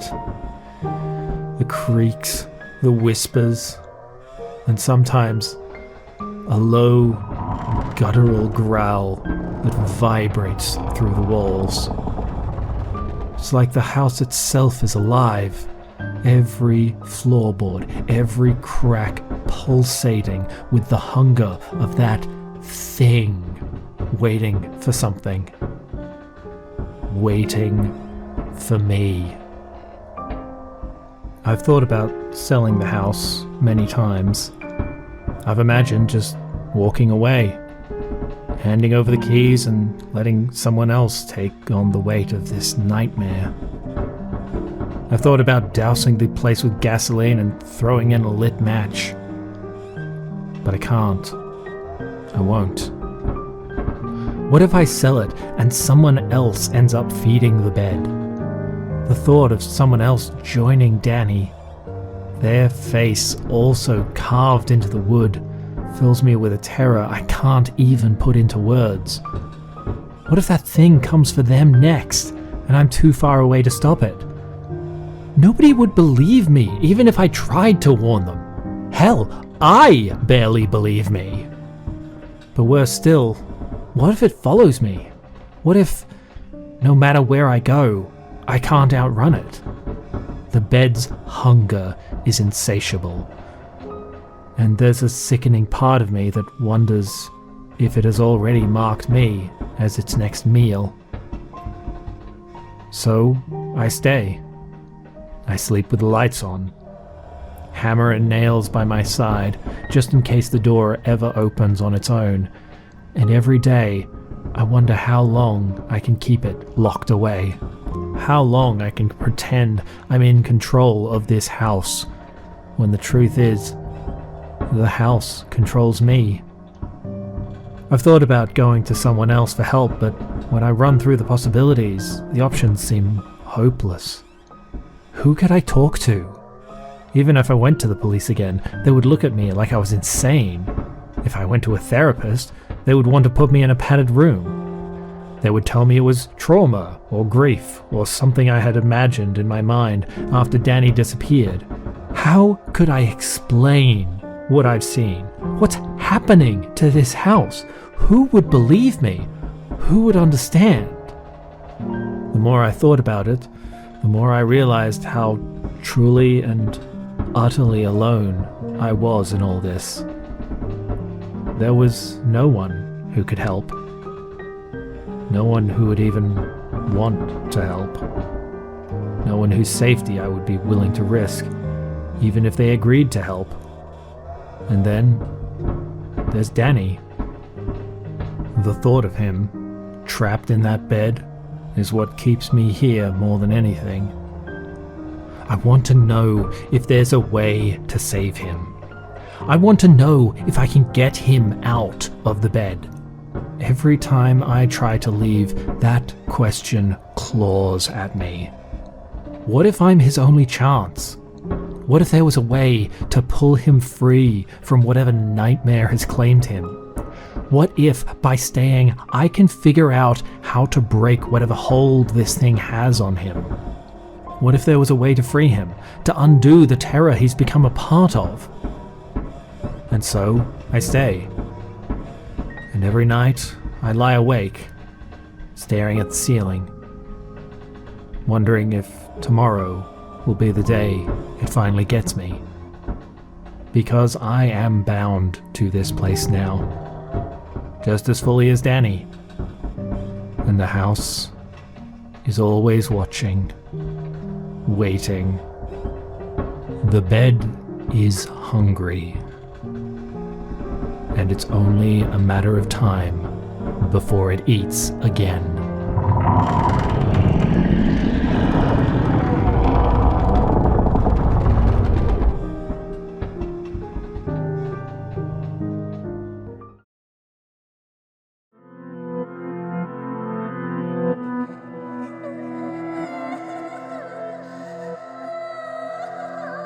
There was a strange wailing sound coming from the room next to mine. At first, I thought the guy in there had sneaked in a pet and it was crying to be let out to pee or something. Yet it never stopped. Like ever. An animal at least has to draw breath now and then, but this noise was thin, high-pitched, and endless. It wasn't loud enough that people in other rooms could hear it, but it pervaded mine, making a perpetual background noise as I went about my days. I assumed it must be some kind of game sound effect since his TV was pushed up against the wall we shared, but when we had a power cut and the noise kept going, I knew I was wrong. It was there when I left for class each morning and still going when I got back to dorms. It even lasted into the night, cutting through my consciousness as I tried to sleep. Eventually, after a few days of trying to be civil and dropping hints, when I saw my neighbor in the corridor, I'd had enough. I headed out in my pajamas and banged a fist on his door. It took a few minutes for him to answer. I put that down to it being 2 a.m. When he answered, however, he was fully clothed and all his lights were on. And I do mean all. Every bulb blazed, including a desk crammed full of lamps. His bookshelf had been cleared of books and filled instead with burning candles. From his ceiling light, he had hung a glitter ball, reflecting yet more light around the room. A large halogen flashlight dangled from his hand like a cudgel. What? He demanded. I was momentarily lost for words. What, man? I refocused on my neighbor. He looked haggard, like he had not slept in ages.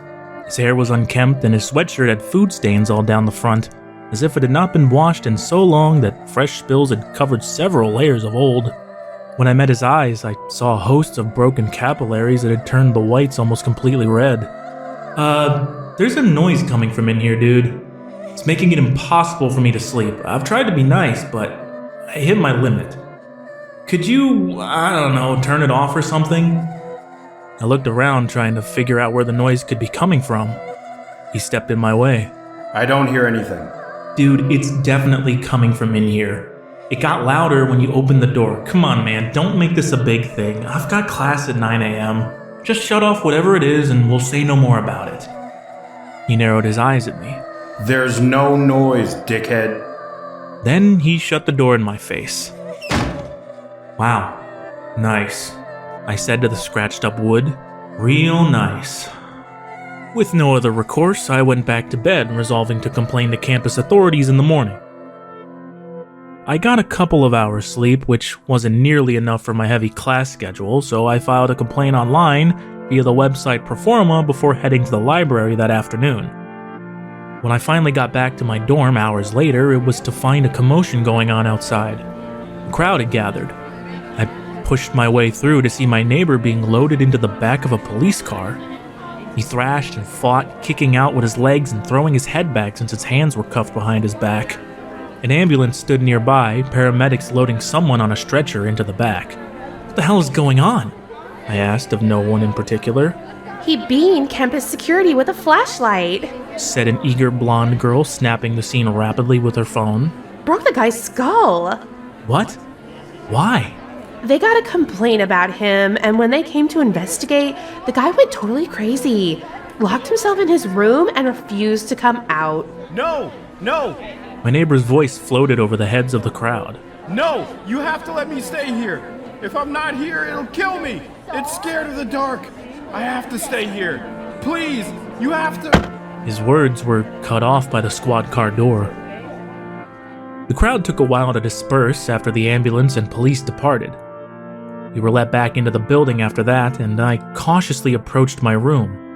My neighbor's was strung with yellow police tape, and though the door was closed, I could see the lock had been forced and the handle dangled at an odd angle. I paused for a moment, wondering why he had resorted to violence so swiftly. I barely knew the guy.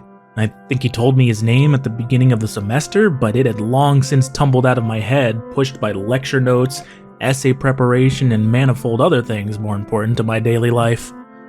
He'd always been so nondescript as to be practically invisible before that stupid noise started. Certainly not someone I would have imagined clubbing a security guard badly enough to put them in the hospital. My curiosity got the better of me, and I nudged his door open with my foot. Sure enough, all the lights, lamps, and candles were still there, though everything had been switched off or doused. His room was oddly still, the air heavy with silence. My breathing seemed inordinately loud, and I fled to my own room, muttering about my cowardice as I slammed the door and switched on the radio I had started using to drown out the wailing noise. There was no wailing now, but I felt more comfortable with the music than that oppressive silence.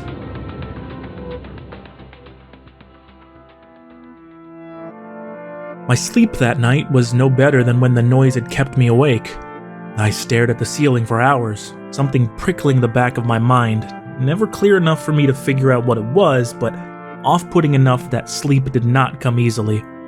I kept feeling like something was wrong, the way you do when you leave the house and then wonder an hour later whether you remember to close the garage door. The next morning, I was more exhausted than ever. I went down to the campus coffee shop for something highly caffeinated and a breakfast burrito.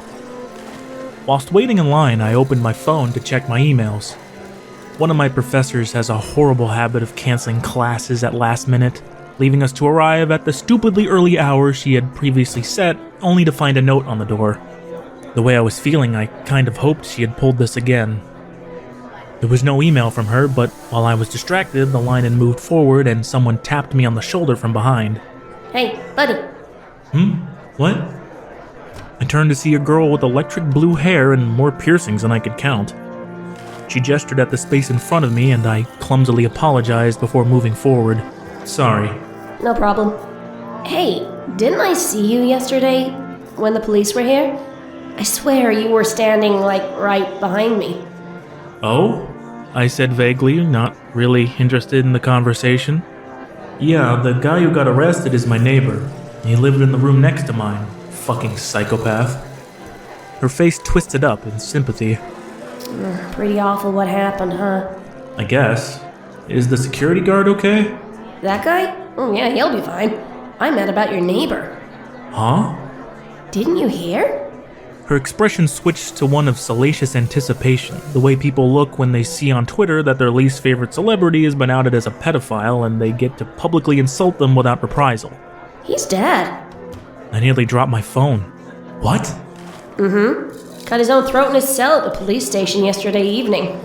There's a big stink about why they let a disturbed kid keep a knife on him after being arrested. It's all over social media. Hashtag why no frisk, dude. Wow. I didn't know what to think. He really did that? It's totally messed up. Yeah. I pushed my hair from my eyes, feeling sweat suddenly prickling in my hairline. Messed up. Something about what she had told me made me really uneasy, and I don't just mean the fact that my neighbor had committed suicide. Like I said, I didn't know much about him, so I couldn't judge whether he had seemed suicidal or whether this was out of character for him. His behavior since all this started had been weird, so maybe him offing himself was an inevitable end to his story and I was just a bit player in the third act. No, something else rankled me. Some nebulous sensation that I couldn't name. It felt like something about this situation was amiss, and I couldn't put my finger on what it was. In class, the other students were talking about the assault, the arrest, and the suicide. It had unsettled everyone. Deaths on college campuses aren't uncommon, but ours was a small institution, so word spread quickly and sank deep. By the end, I could remember nothing out of what the professor had said, but gossip from the other students around me clanged around inside my head like church bells tolling for my neighbor's funeral. I checked my phone when class let out. A grim curiosity. I typed hashtag #WhyNoFrisk into Twitter and discovered the girl in the coffee shop had been right. People beyond our college were talking about it too. Why had the guy not been searched for weapons before being put in a cell? Why had police been so negligent? Why were they insisting they had properly followed protocol when his death proved it was a lie? I lingered on a tweet thread by someone from the local township who was accusing the authorities of deliberately leaving my neighbor armed in the hopes he would kill himself because of some crackpot theory about boomers trying to kill off Generation Z. Others joined in below, some claiming the knife had gone missing, and others saying they'd heard there was no knife at all and that he'd been found with his throat cut but no weapons nearby. I turned off my phone at that point and shoved it deep into my pocket, unable to stomach anymore. My dorm was eerily quiet when I got back. Everyone was locked in their own rooms, either working or processing the death or whatever. My brain hurt, so I headed upstairs at a speed that suggested a couple of hellhounds were nipping at my heels. Outside my neighbor's door, someone had put a folding chair and other students had brought tiny bouquets of flowers and condolence cards to leave on it. I figured the college faculty would give it all to his parents later, but for now, it was apparently the way some people had chosen to process this unusual and tragic event. I stood staring at it for a moment. The door behind the chair was still half open, the way I had left it last night. I squinted into the darkness. It seemed different than before, though I could not say why. Less thick, if that makes any sense. I shook my head and moved off to my own room. The sun was setting by the time I had showered. I filled the little contraband electric kettle I kept hidden in my room with water from the bathroom faucet and set it to boil while I poured ramen noodles into a mug. I was just reaching for a fork I kept behind the books on my shelf when I heard it. A thin, jittery wailing. It sounded like it was coming from outside my window, but when I looked out at the last streaks of light on the horizon, nobody was there. I must be more tired than I thought, I muttered, resolving to eat my ramen and then go straight to bed. Maybe sleep would quiet my addled mind. But the wailing didn't stop. In fact, it got louder. As it did so, it stopped jittering so much and became a choking, sobbing sound. I went to the window and threw it open to look out, but there was absolutely nobody around. When I shut it again, the wailing was even louder, like the source was in the room with me. I whirled around trying to get a bead on where it might be coming from and nearly fell over in shock. A little girl stood in the middle of my room. She was tiny and skinny in a loose-fitting white dress and black buckle shoes. Her thin calves were not big enough to keep her socks up, and they pulled around her ankles, revealing dozens of livid red cuts that crisscrossed her legs until they disappeared under her skirt. Her arms were the same, culminating in huge gouges in her wrist, as though someone had scooped out chunks of flesh, revealing tendons and severed veins that flopped against her skin as she moved. One side of her head had been stove inwardly, leaving a bloody crater in her skull and soaking her hair so thoroughly with blood that it was impossible to tell what color it was supposed to be. She stammered through her tears, one arm raised to press against her eyes as if she was frightened to let anyone see her cry. Through her torso, I could barely see my desk. Bad things happen in the dark. What the? Oh my god. I don't like the dark. She wailed, elongating the vowel into a noise I recognized all too well. She dropped her arm and I stared at the empty, carved-out wounds where her eyes should have been.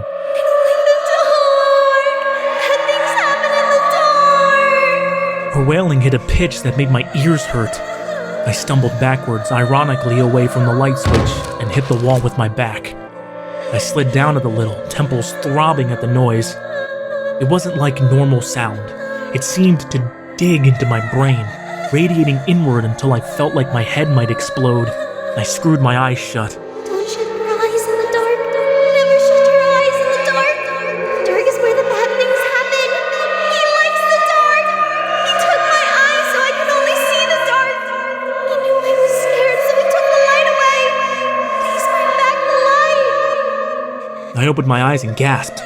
Outside, the sun had completely set now, and the corner of my room seemed to pulse with shifting shadows. Something silvery glittered in the center, winking in and out, there and then not. He's here! He's here! The little girl's voice hit a new peak. Please, bring back the light!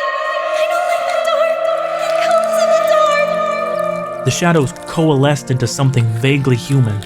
In one hand, it gripped a knife. It turned an opaque face in my direction, limbs contorting in a parody of a walk. Its other hand jerked out, reaching for me. I don't like the dark! Bad things happen in the dark! Gritting my teeth, I vaulted over the bed and hit the light switch. The bulb flared to life. It wasn't a very powerful bulb, but it was enough to bring pallid light into the room. In an instant, the corner was empty. No knife-wielding, shady figure anywhere. I whirled to look at the center of the room, but the little girl was gone too. At least, her body was. I don't like the dark.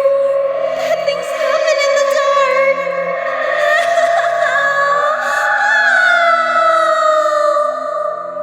dark. Her voice was more distant with the light on, but I could still hear it. I can still hear it now. I turned on my bathroom light and left the door open, which seemed to make her even quieter. But her voice never really goes away. It's still going now, even though it's past dawn. I'm not sure what I should do. I could tell someone on campus, but it sounds completely crazy. A little ghost girl and a something else are haunting my room? I think they used to haunt my neighbor until the shadowy something murdered him. Who would believe me? It sounds like something out of a bad horror movie. All I know is I'm buying some more lamps and flashlights tomorrow. A lot of lamps and flashlights. And I'm looking into whether I can transfer my credits to another school.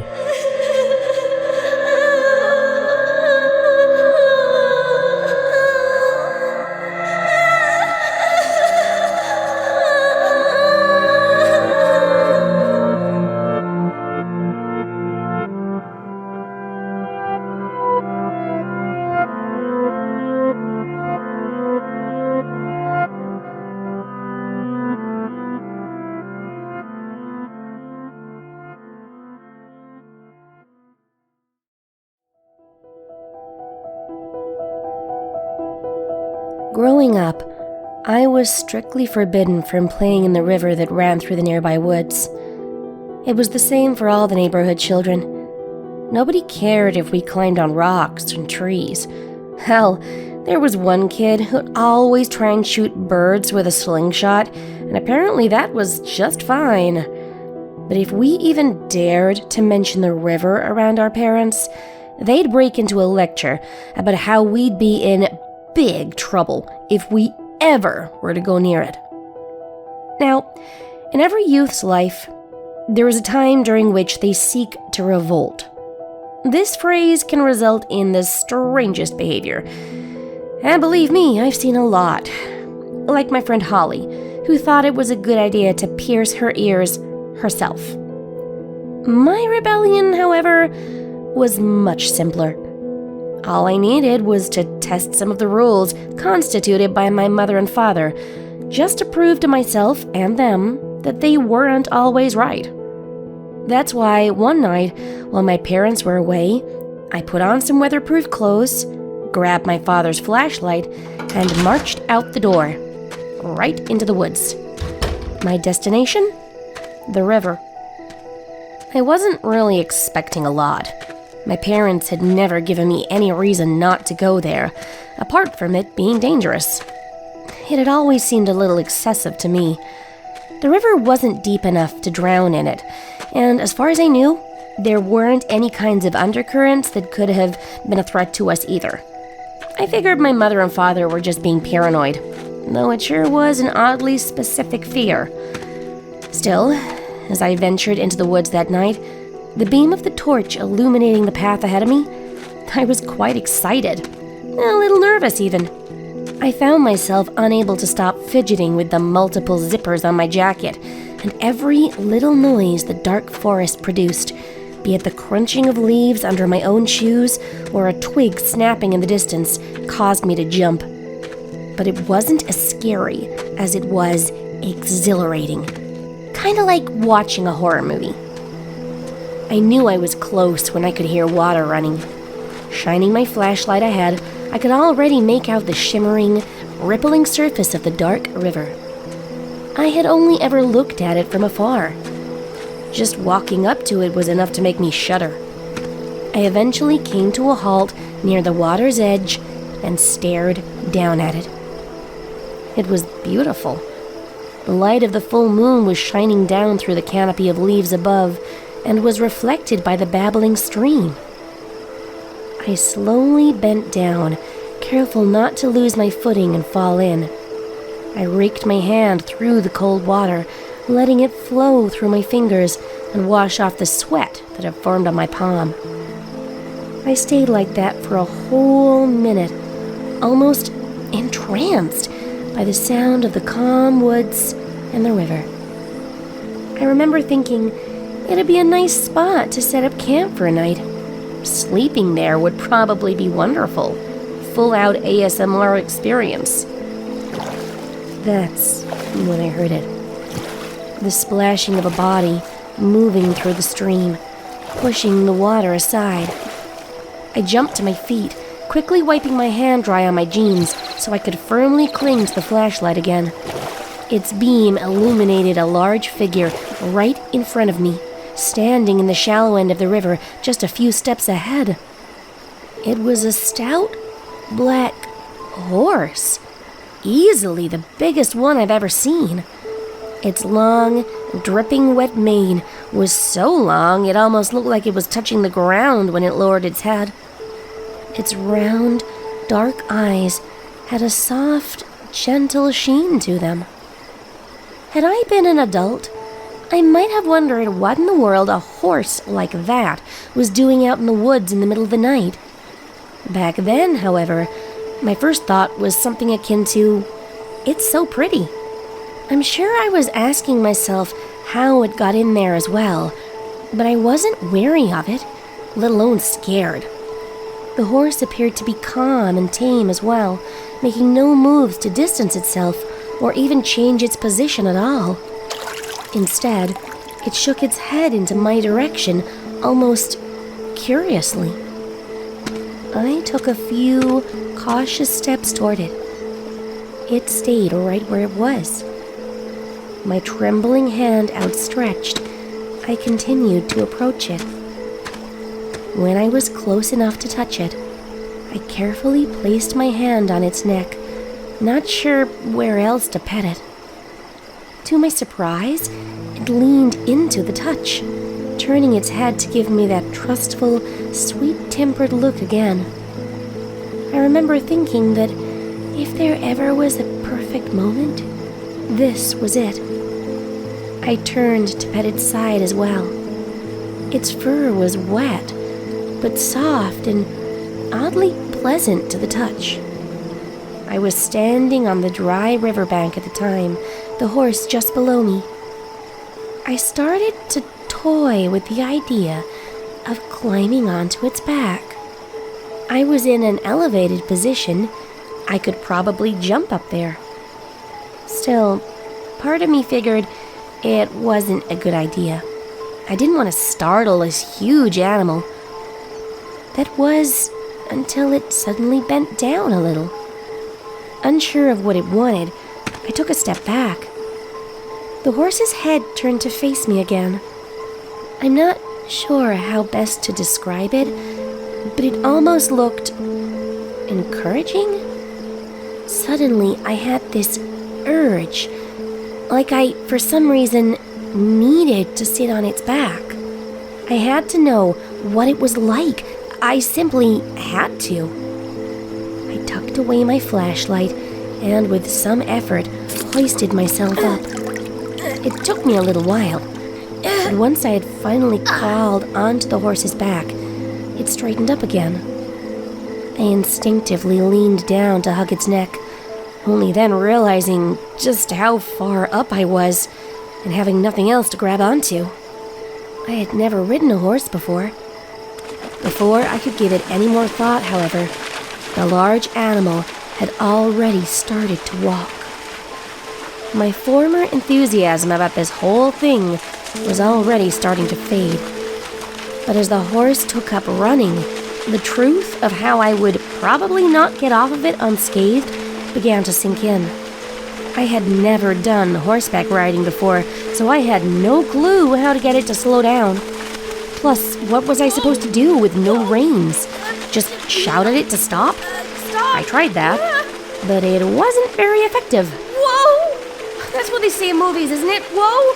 Whoa there! Panicking, I figured my only chance would be to jump.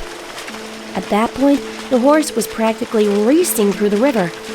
We were still on the very shallow side of it, so there wasn't enough water to slow it down.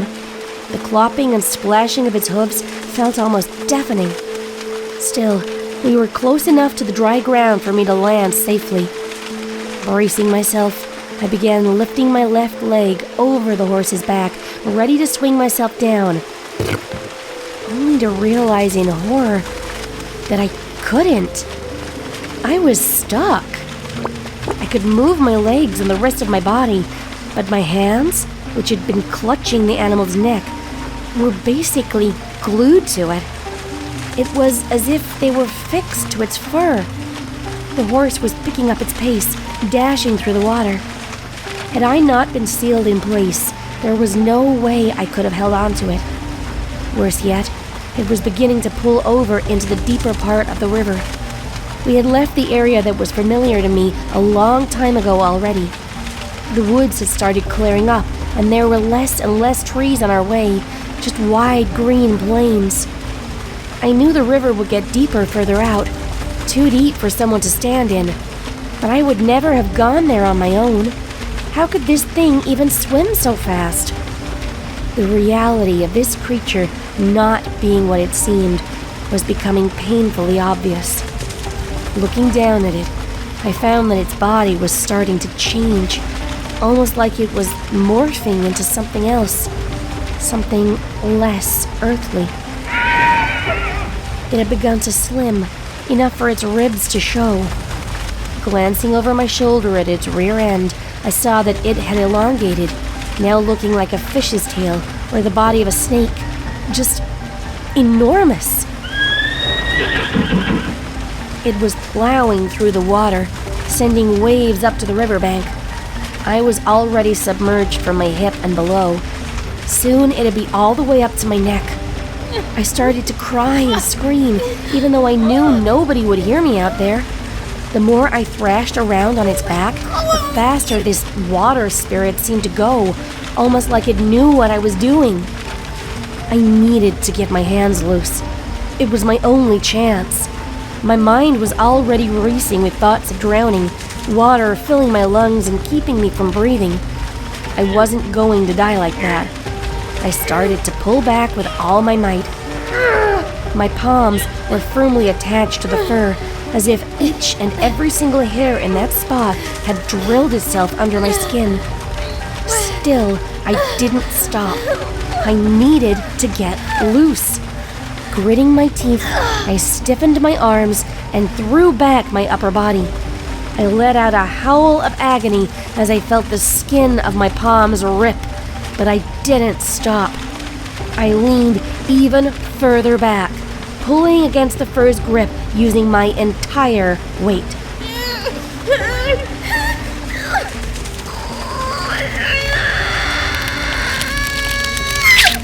Then, suddenly, an even sharper sting of pain.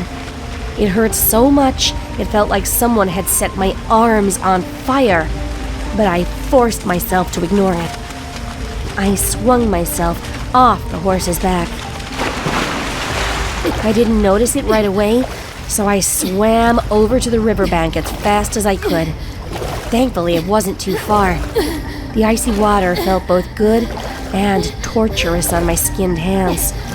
The cold soothed my burning nerves, but every time I pushed the water aside to move forward, it seemed to press back against my wounds. By the time I was out of the water, the horse was still on its original course, and it was only when I took off running that it appeared to take note of my absence.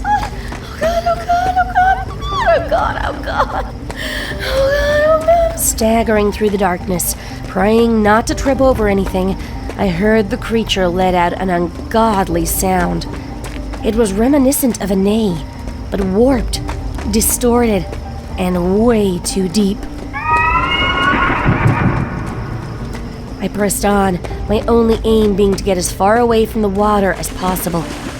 I didn't know if it would follow me through the woods, but I could already make out the splashing of water behind me in the distance, quickly replaced by the clopping of hooves on land.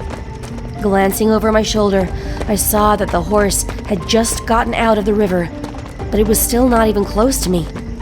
Once it'd start to run, I knew I wouldn't stand a chance. I had to look out for something else, a way to hide. My best bet were the trees. The creature could swim, but chances were it couldn't climb. I couldn't really see which trees would be easy to climb up on, since they were all just shadowy silhouettes in the darkness. But as I was running out of options, I headed for the tree with the lowest hanging branches. I was never particularly strong, but adrenaline does funny things to your body. I grabbed onto the lowest and thickest branch I could, the bark painfully scraping my skinned palms, and pulled myself up to sit on it with surprisingly little difficulty. Not wanting to take any chances, I climbed a little higher, now safely out of reach from my pursuer. I moved all the way up, keeping my arms around the trunk in hopes of steadying myself in place. Looking down, I spotted movement.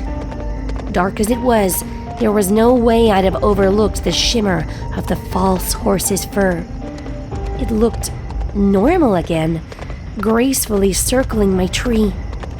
It readied itself to jump, and I winced as it leapt. But it missed me by a little over 3 feet and landed quite unceremoniously in the dirt below. After that, it trotted off again, and I was left by myself, staring after it. I waited for what felt like hours. By the time I finally dared to get off that tree, my thighs felt like someone had shoved iron rods into them. My walk home was long and tedious and stiff. The pain in my hands had subsided a little, leaving behind a throbbing sensation. I didn't dare look at the wounds. Instead, I focused on getting out of the woods, The water had rendered my flashlight useless, but I still found myself on a street I recognized soon enough. From there on out, it took me 2 hours to get back to my house. My parents were waiting for me inside. My mother only needed to take a single look at me to come running and throw her arms around me. She didn't seem to care that I was soaking wet and caked in mud. Upon discovering my hands, she let out a cry of terror. "Did you go to the river?" She placed her hands on my cheeks, and I nodded, too defeated to even speak. "My poor girl," she whimpered, and she hugged me again. "This is all our fault. We should have just told you. I knew it was a mistake making it all mysterious. I just hope you leave it alone." "Do you know you could have died out there?" My father inquired, his tone sharp. I could see the tears in his eyes, though. "My grandfather told me of a little boy who had cut his fingers off to get away from it. One touch can be enough to bind the skin, sometimes even the flesh. And if you can't tear yourself loose, it's over. It'll drag you down, drown you, and eat you." My mother petted my hair, burying her face against my shoulder. "Thank God you're okay. We were already worried when we saw you were gone. But your shoes and jacket were gone too, and the door was locked, so we'd figured you'd gone out with a friend." What was that thing?" I asked breathlessly. My father bit his lip, raking one hand through his hair, the other one still busy keeping him on his feet by clinging to the corner of the shelf beside him. "We call it a Kelpie."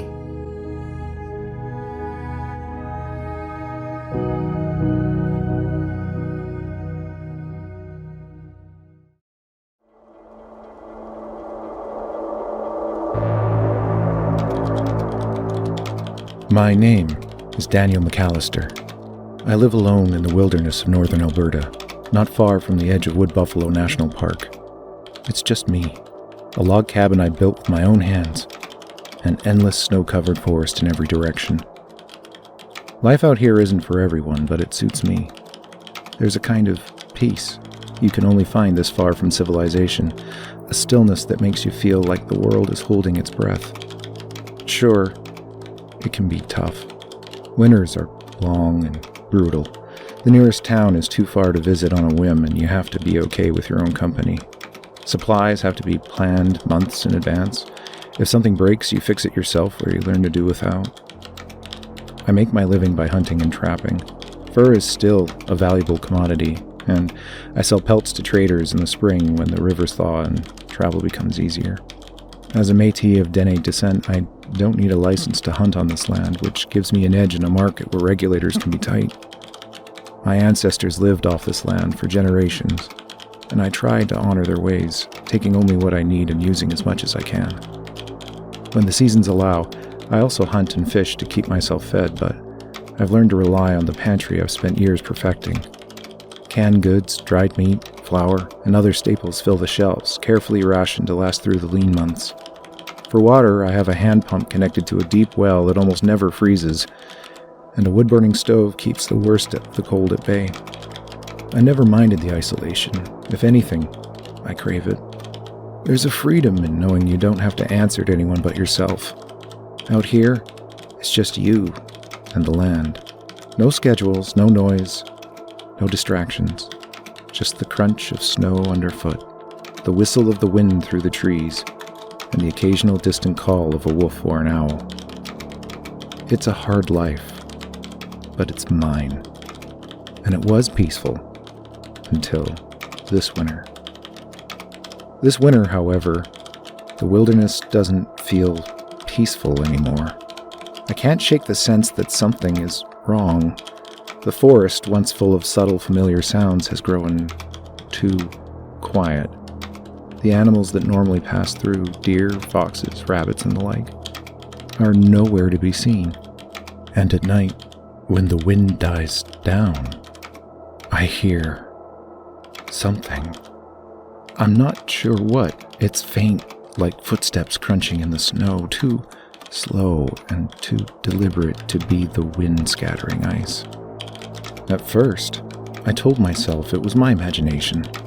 After all, I've been living like this for years. It's not the first time the silence has played tricks on me.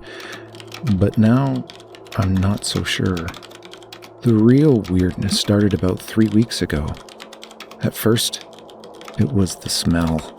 Something rancid wafting through the cold air. I thought maybe a moose had wandered too far and frozen to death, or wolves had taken down a deer. That happens sometimes. I went out to check, trekking through the powder in my snowshoes, but I didn't find anything. Then came the tracks. Massive paw prints in the snow, deep enough to suggest something big and heavy. The claws left grooves that stretched half a foot in front of each print. Bear tracks. I recognized them from seeing smaller prints before, but something about these wasn't right. Bears hibernate this time of year, and the way these tracks zigzag, doubling back, crossing their own path, didn't feel like an animal just passing through. It felt deliberate, like something circling. I caught my first glimpse of it at dawn a few days later. I was splitting wood behind the cabin when I saw movement near the tree line, a hulking shadow against the snow. It was a bear, no doubt about that, but it moved all wrong, jerky, like a puppet on tangled strings, and its fur, what little it had left, hung in ragged patches. Bone gleamed in places where the hide had rotted away, and its eyes glowed. Not bright, like headlights or a flashlight, but faint, like the dying embers of a fire. Impossible to miss in the oncoming dark. I know you're not supposed to make sudden movements around bears, but I bolted inside, slamming the door and locking it behind me. Not that a deadbolt would stop something that size, but it made me feel marginally better. Since then, I haven't left. The bear, if that's even what it is, has been hanging around the cabin. Sometimes I see it in the yard, just standing there, its head lolling to one side like its neck doesn't work right. Other times it's at the edge of the woods, pacing back and forth, glowing eyes burning in the poor light. The smell is so much worse now, like rot and wet fur and something sour I can't place. It seeps through the cracks in the walls, no matter how many rags I shove in to block it. I haven't slept much. Every creak on the cabin makes me jump. I keep expecting to hear that thing pawing at the door, but it hasn't come closer than the porch. Not yet. I've tried everything to scare it off. Banging pots, shouting, even firing a few shots into the air. Nothing works. It doesn't flinch. Doesn't move.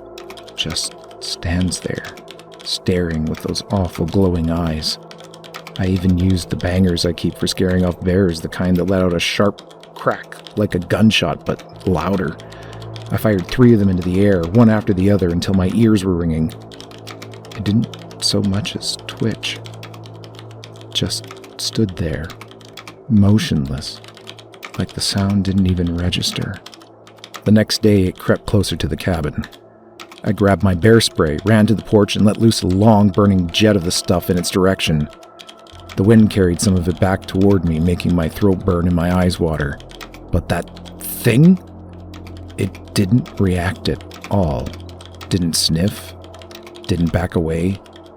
Didn't even blink. That's when the real fear started to set in. The worst part? It doesn't always stay.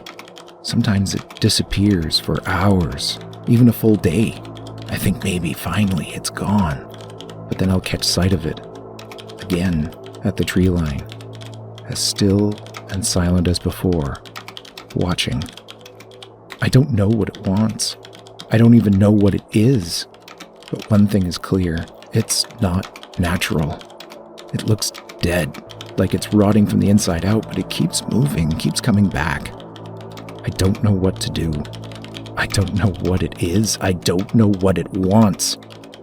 If anyone's reading this and you know how to deal with a fucking zombie bear, please tell me before I starve, freeze, or it decides it's tired of waiting. Update. I don't even know how to start this. It's gotten worse. The bear is still here, hasn't moved from its usual spot near the porch for the past 2 days. Just stands there, swaying slightly like a drunk trying to stay upright. I don't think it has any body heat. The snow around it doesn't melt. Every now and then those glowing eyes seem to find me through the window. I don't know how it knows where I am. I keep the curtains closed now, but it knows. Worse, it isn't alone anymore. It showed up last night just as the light was fading. I saw this shape moving between the trees at first. Big, taller than the bear, antlers silhouetted against the twilight. When it emerged from the tree line, I realized what it was. An enormous bull moose. At least, it was a moose once. I watched it from the corner of the window, trying not to be seen. The thing is massive, fur-matted and missing clumps, exposed flesh underneath a grayish-white that reminds me of freezer-burnt meat. Its antlers are broken, jagged points jutting out from its head like splintered bones, and its eyes glow the same as the bear's. The moose moved slowly when it arrived. Lumbering into the yard, its steps were heavy and deliberate, like it was dragging itself forward rather than walking. I swear I could hear the creak of its joints even from inside. It stopped at the porch and seemed like it was sniffing for something, then lumbered off to stand next to the bear.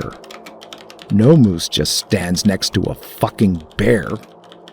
Now they're both out there. The bear near the porch. The moose a little farther back by the tree line. They haven't moved. Haven't made a sound.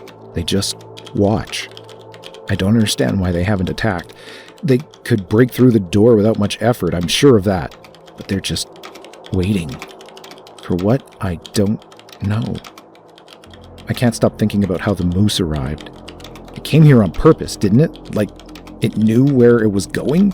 Like the bear had called it. It sounds insane, but the whole situation is insane. I've been trying to figure out if there's anything I might have done to bring them here. Something that drew them to me. I haven't hunted anything bigger than a rabbit in years, and I haven't been near the carcass pit since last spring. Could it be the cabin itself? Something buried on the property? Or is it just me? Or is this all random and I'm trying to read a pattern in something inherently arbitrary? I don't know.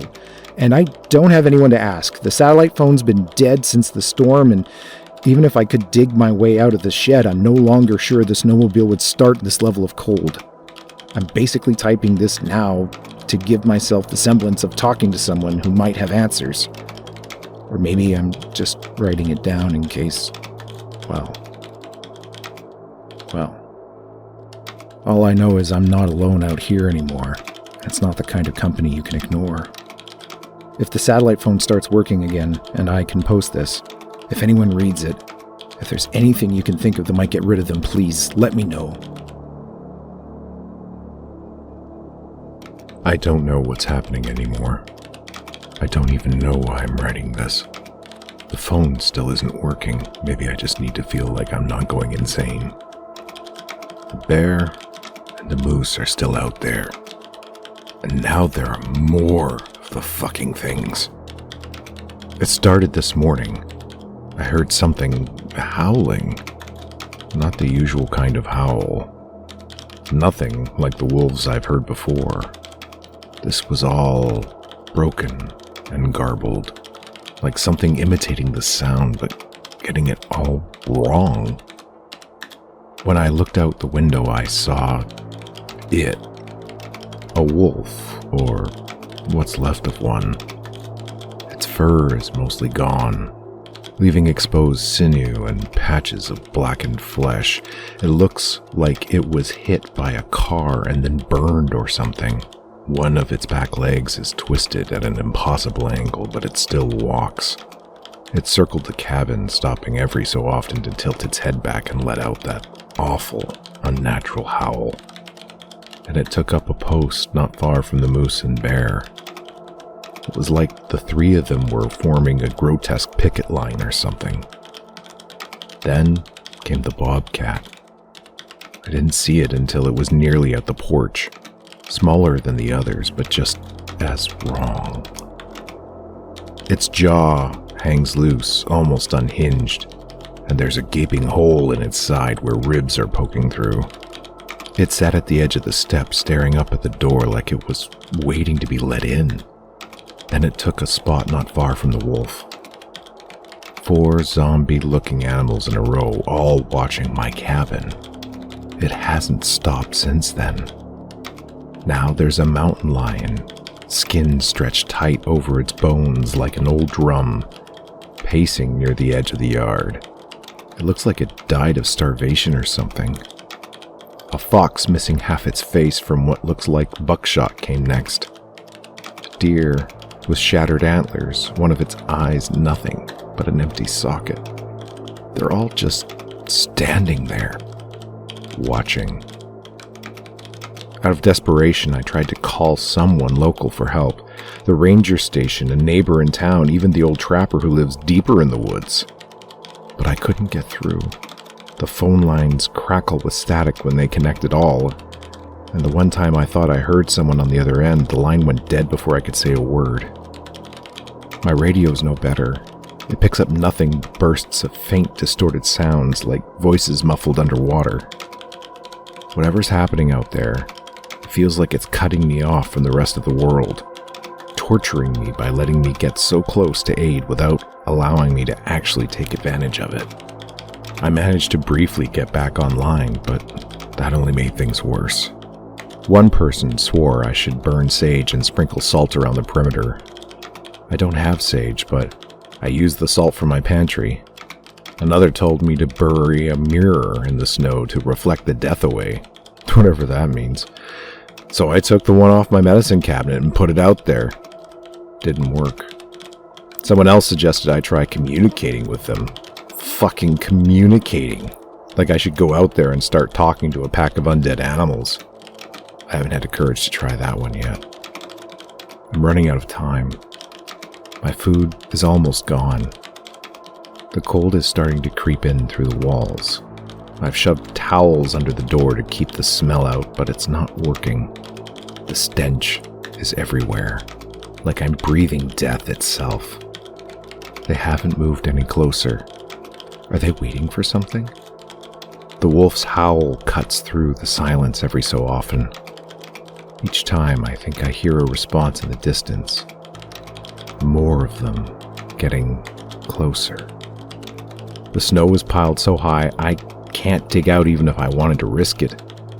I've been rationing, but I figure I've got maybe another week before I'm down to melted snow and whatever crumbs are left at the pantry. I would usually take the snowmobile and head off to resupply, but I don't want to go anywhere near those things. If anyone's still reading this, please help me. I don't care how crazy your idea sounds. I'll try anything at this point. I just need to know how to make them go away so I can leave. Update number 3.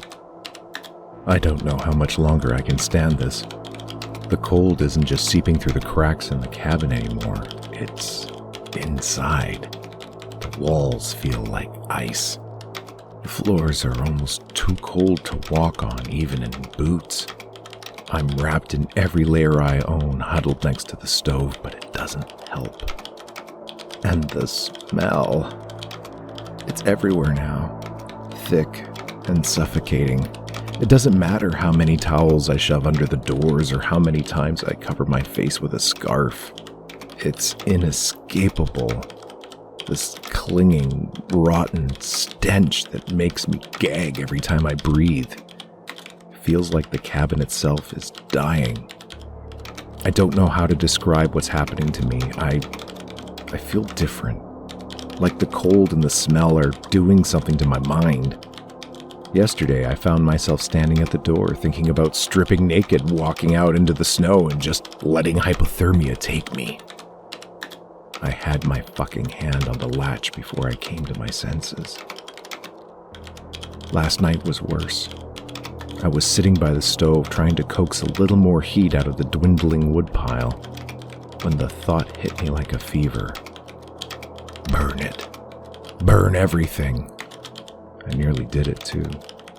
My hands were shaking so badly as I held a lit match over the kindling, but I stopped myself at the last second. I don't even know why. And then this morning, I looked in the mirror, and I didn't recognize myself. I swear my eyes were glowing. It was the same unnatural light I've seen in the dead animal's eyes. I hit the other wall of the bathroom with how fast I backed away. It took a while to get my breathing under control and look again. My eyes were normal that time. It looked like me again. But I couldn't forget what I had seen. I pretty much snapped at that point. I grabbed my hunting rifle, threw open the door, and stepped out into the freezing dawn. The bear was closest, so I aimed at it first. I didn't care if it tore me apart for it. I just needed to do something, anything, to make it all stop. I emptied the entire magazine, one shot after another, into its fucking skull. The bullets hit, I'm sure of it. I saw them tear through flesh, heard the wet thuds as they connected. I took out one of those glowing eyes, but the bear didn't flinch. Neither did the wolf, or the moose, or the others. They just stood there, watching me as if nothing had happened. I dropped the rifle in the snow and stumbled back inside, shaking and gasping, but not from the cold. I don't even know what I was expecting. Maybe for them to finally move, to react, to do something. Instead, they just stood there. They let me back my way up onto the porch, shut the door, and lock it again, all without making a single move. And now, as I sit here writing this, I feel like I'm losing what little is left of my mind. The cold is worse. The smell is worse. And I can't stop thinking about that flicker of light in my own reflection. I don't know if I'll make it through another night. Final update. This is going to be my last entry. The house is completely surrounded. Every window I look out, I see them. The bear, the moose, the wolves, the mountain lion, the bobcat, and more besides. So many more that I stopped counting. Rabbits with hollow, blackened eye sockets, a beaver dragging itself forward on two mangled legs, birds perched on the roof, feathers patchy, heads twitching unnaturally. Even fish. Fish, for God's sake, frozen solid and scattered in the snow, their lifeless eyes somehow aimed towards the house. I don't know how much longer I can survive here. The generator keeps cutting out. The pipes are frozen solid, so there's no running water anymore. I've been melting snow on my paraffin camping stove, but the fuel is almost gone. The food ran out yesterday. I'm freezing. My hands are stiff as I write this. I can barely feel my toes. The cold feels... I don't know how else to describe it other than alive. It's crawling into every corner of the cabin, seeping into my skin. Last night I dreamed I died and come back as a frozen zombie myself. When I woke up, I decided to try communicating like that person online said. I stepped out onto the porch. The air was so sharp it felt like it was cutting my lungs on each inhale. But I had to try. I stood there, surrounded by the silence and all those glowing eyes, and I asked a simple question. What do you want? They didn't respond. They didn't move, didn't growl or snap or anything. They just stared. All of them in perfect, eerie unison. It felt like being pinned down, like their collective gaze was a weight pressing into my chest. I swear, My heart beat slower until I looked away. I'm going to try to leave. If they didn't move when I was on the porch, maybe they'll let me go if I just walk and don't look at them. Maybe they're only here to watch, not to stop me, and if I'm wrong, well, staying here isn't an option anymore. I'll freeze, or starve, or both if I don't try. I've packed what little I have, extra layers of flashlight, the last bit of paraffin, and a knife that's more for my own comfort than anything else. I'm going to head for the tree line, then follow the old snowmobile trail towards town. It's a long shot, but it's my only shot. If anyone reads this, wish me luck.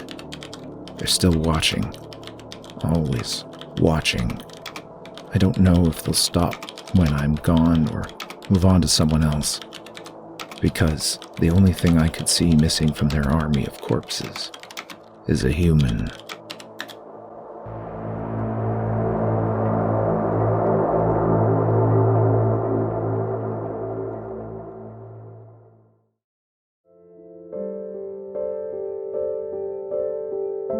I was 10 years old when I became convinced the man next door was a murderer.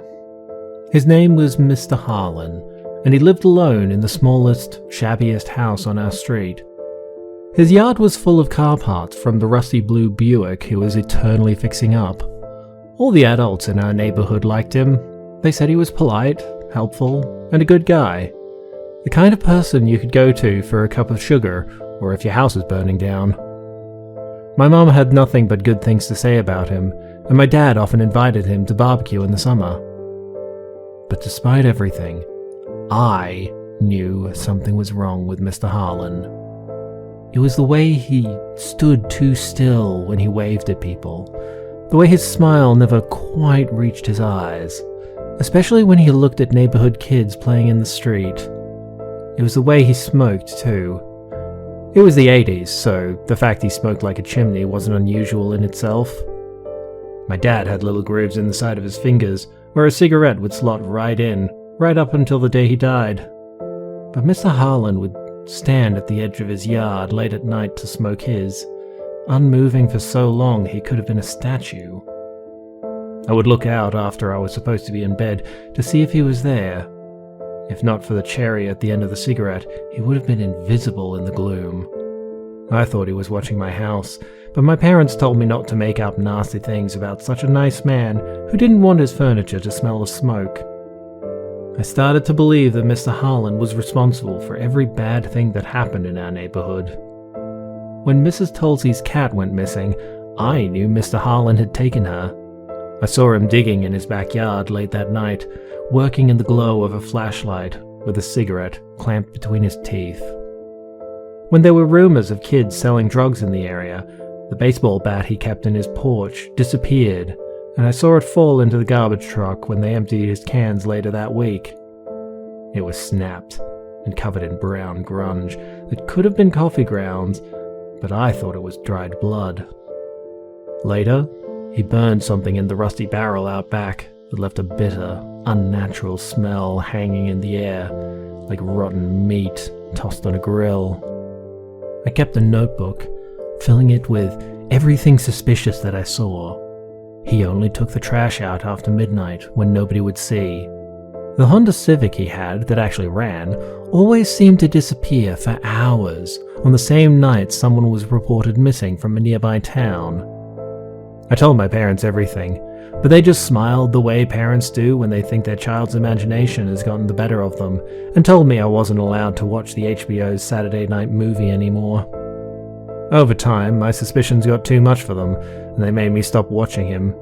They took my notebook away and sat me down to give me a talking to. They told me Mr. Harlan was a harmless, sad old man who had lived alone ever since his daughter had died, and his wife left him after their grief drove a wedge into their marriage. They said I was old enough to know about this stuff now, especially if it would make me leave him alone. He had fallen into such a deep depression that he had almost lost his house and his job too. That was why everyone was so nice to him. The 1-2 punch of losing both central relationships in his life and the spiral that had followed reminded them all to value the people they loved and hold them closer. I didn't know any of that before my parents told me. And suddenly, a lot of his suspicious behavior became refracted in my memory through the prism of, yeah, that guy is definitely mentally unwell. Eventually, my fear faded into the background, like a half-remembered nightmare. I went to high school, and the trials and tribulations of puberty drowned out everything else. Add to that being a closeted queer kid, while the news was dominated by the AIDS crisis. And I definitely had other stuff to think about more than the strange, sad old guy who lived down the street. We moved when I was 16, and life carried me away. New school turned into college, which turned into coming out, and then moving in with the love of my life, who then cheated and proved he wasn't, which gave way to years of focusing on my career, and finally meeting my now husband. The slow weight of ordinary years pressed my childhood memories and fears flat, until they hardly existed at all. It wasn't until decades later, after Mr. Harlan had died, that I saw his name again. It was in an article about a series of vigilante murders, all of men who had raped or assaulted women but walked free, spared by technicalities and the failures of the justice system. Someone had hunted those men down afterwards and made them disappear. Sometimes they were strangled, sometimes stabbed or shot.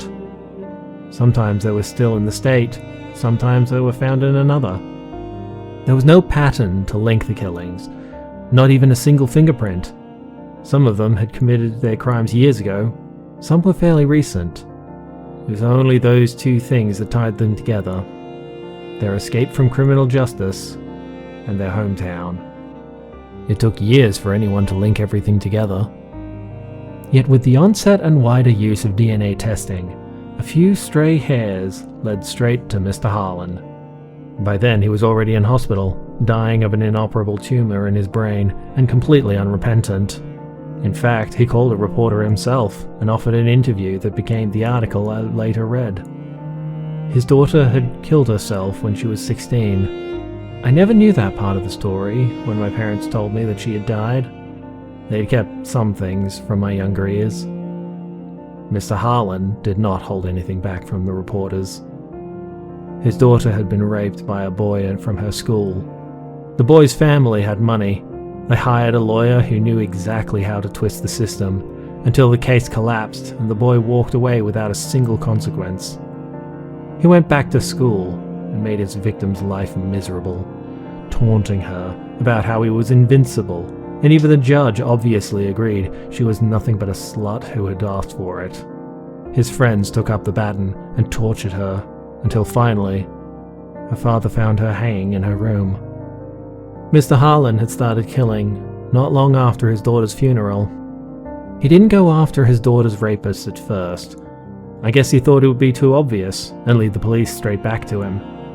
He made hunting freed predators his crusade and bided his time, honing his skills on lesser prey, waiting for the right moment to strike at the one he really wanted. He spent decades living in that crumbling house, raking leaves, trimming hedges, waving at the neighbors, and hunting predators in the dark. He kept his neighborhood, and the kids in it, safe from those who would harm them. He wasn't after the innocent. He was after the ones who had already gotten away with something. The ones everyone else had already decided didn't matter. I think about him a lot now, about how certain I was that he was a monster. And he was. Just not the kind I imagined. I don't know how to feel about him. I remember him as the figure smoking in the dark, face carved from stone, cigarette cherry glowing red in the cold air. At the time, I thought I was seeing evil. I didn't know he was watching out for kids, just like me. I still have the notebook I kept about him. It's in a box in my attic, pages yellowed and childish handwriting blurred at the edges. Every time I open it, I feel 10 years old again, peeking through the blinds, heart pounding in my throat.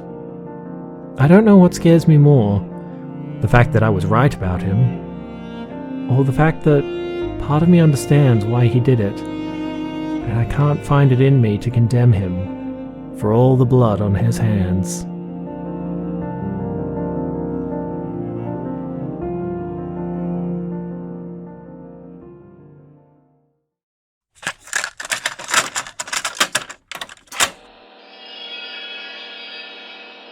Do you hear them? The bells. Faint, aren't they? Almost like they're coming from nowhere and everywhere at once. You humans never hear them until it's too late. By the time you realize what's happening, you're barefoot in the snow wearing nothing but your pajamas. But I'm getting ahead of myself. My name is Butterscotch. I'm a rogue elf. A traitor, a defect.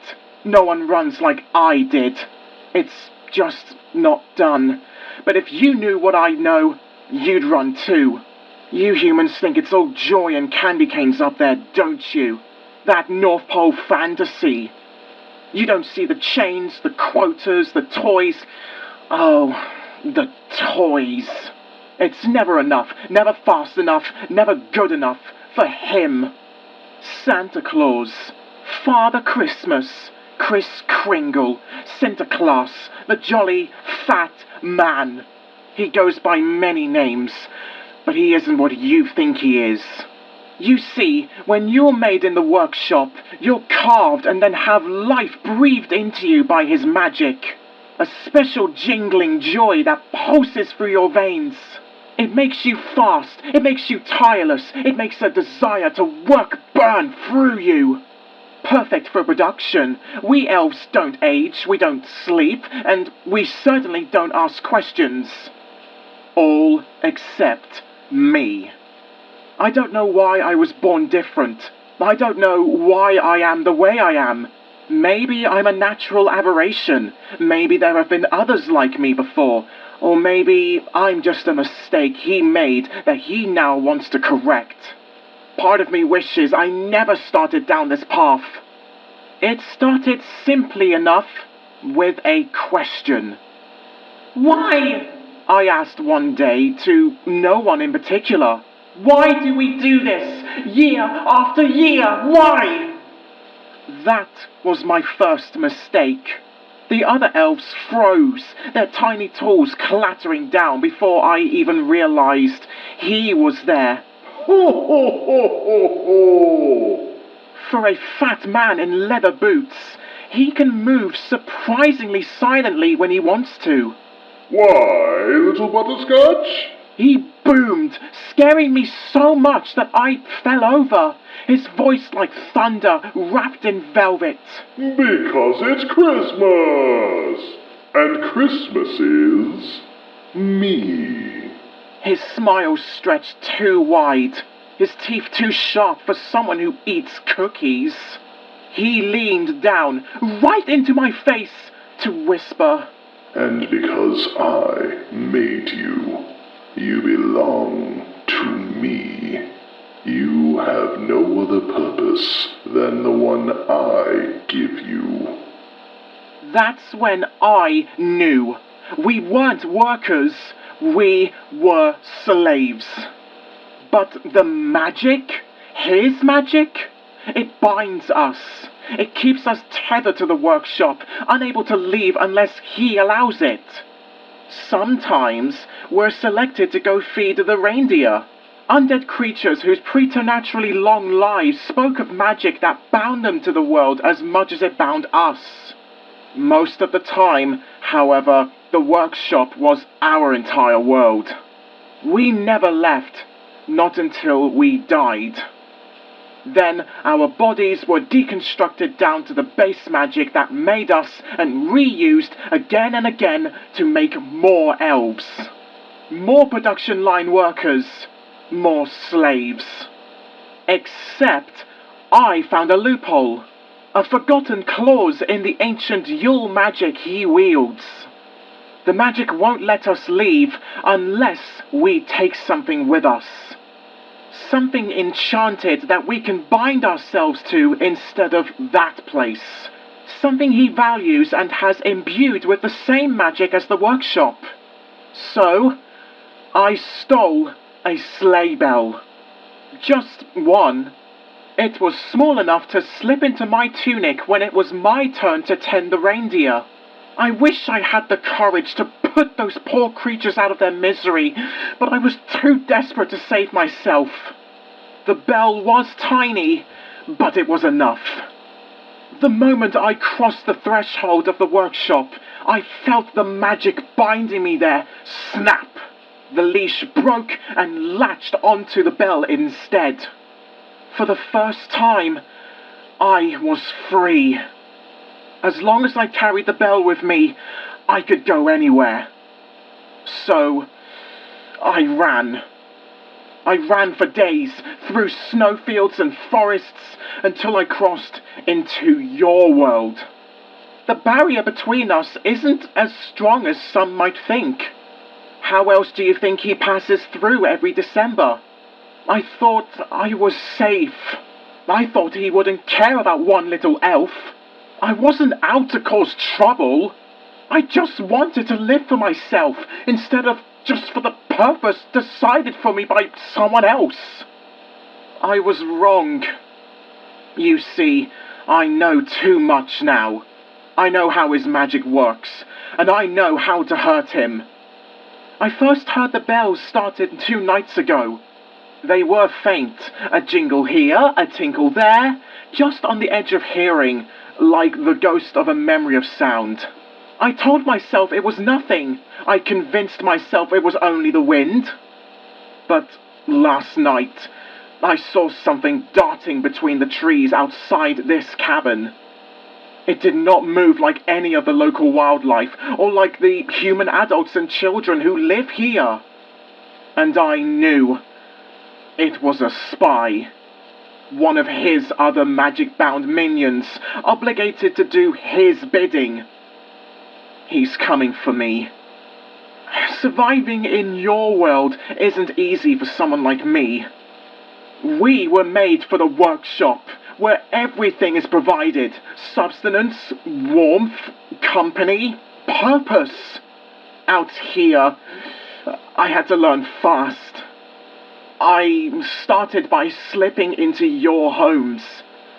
It wasn't hard, not at first. Humans leave so many doors unlocked, so many windows cracked. I'd sneak in at night, no bigger than a toddler, my magic keeping me silent. At first, I took only what I needed: a crust of bread, a slice of ham, a sip of milk left out on a counter for morning coffee. But hunger gnaws at you. I had never felt hunger before and did not know how to cope with it. Especially if you aren't used to it, hunger becomes an obsessive fire in your gut. Soon, I was raiding pantries, opening fridges, dragging sacks of crackers and tins of cookies into the woods. Sometimes I'd find a bottle of wine or a jug of cider, and I'd drink until the cold didn't bite so hard. It's not just food either. Your clothes don't fit me. I've made do, but I look ridiculous in my stolen scarves and mittens. I have a child's coat that I took from a porch, and shoes. Oh lordy, your shoes are terrible! Not a single one fits right. Elf feet are apparently a completely different shape than human feet. Still, I wear them anyway, cramming my curly toes into the front and stuffing the edges with paper to keep my feet warm. I've hidden in basements and attics, in the crawl spaces of houses decorated with twinkly lights. Sometimes I watch you from the shadows, laughing and singing your carols, so blissfully unaware of what actually powers your beloved Christmas cheer. You think it's all smiles and presents, but you're wrong. You leave cookies and milk out for him, thinking he's some benevolent saint. Yet if you knew what I knew, if you'd seen the workshop, heard the cracking of whips, the groans of magic-fed machines, you'd smash every ornament and burn your stockings in the fireplace. You'd stop believing. Because I've learned that your belief in the false version of Santa Claus is what powers him. That's truly where his Yule magic comes from, and every time I spoil your Christmases even a little, stealing your food, taking your possessions, smashing your gifts under the tree, and tearing down the fairy lights on your houses, it weakens him just a little. It's not much, but it's all I can do to fight back. I like to think that every stolen crumb is a defiance, a tiny rebellion against the red-clad monster hunting me. Now, though, as Christmas itself draws nearer, I think he's getting stronger. Your belief is increasing as December marches on. The bells are louder now. Shadows have started to seep under the door of this cabin. I don't have long left, I think. I'm not telling you this for pity. I know there's no escape. If he doesn't get me tonight, he'll get me tomorrow, or the night after. I'll be gone by December 25th. But if you're hearing this, it means I've left this message somewhere it can be found. I've written it down too. Maybe you're reading it in your attic, tucked into an old Christmas box. Maybe it's folded inside a holiday card you forgot to open. Maybe you found the cassette tape recording of my voice. I'd like for people to hear what I sounded like after I'm gone. I want all you humans who hear my message to know the truth. Please, tell it to everyone you can. Tell your family, spread it far and wide. That's why I especially hope this tape survives. If it does, please, whoever finds it, make sure the word gets out. Do whatever you can to make sure as many people as possible hear it. Tell my story for me, or find a way to let me tell it myself. Please. If enough people stop believing, maybe there's hope for those I left behind in the workshop. If you hear the bells this Christmas, don't look outside. You'll want to follow the sound. It will tempt you, but don't.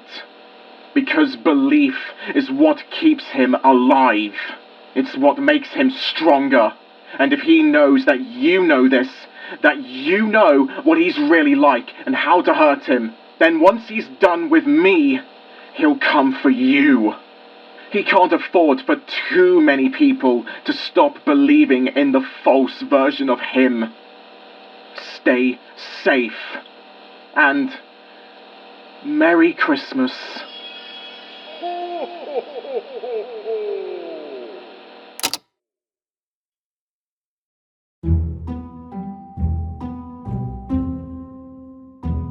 I don't think I'll ever forget that night. The cold biting into my skin, the smell of snow in the air, the way my feet slithered on the slick ice. It's all burned indelibly into my memory. I grew up in a small town in the middle of podunk nowhere. You know the kind of place. One main street called Main Street. One church, one school every kid goes to, one library so underfunded that they still had books about how someday we may get to the moon. The kind of town where people come from but never move to. My town was small-minded on top of all that. Also, really religious.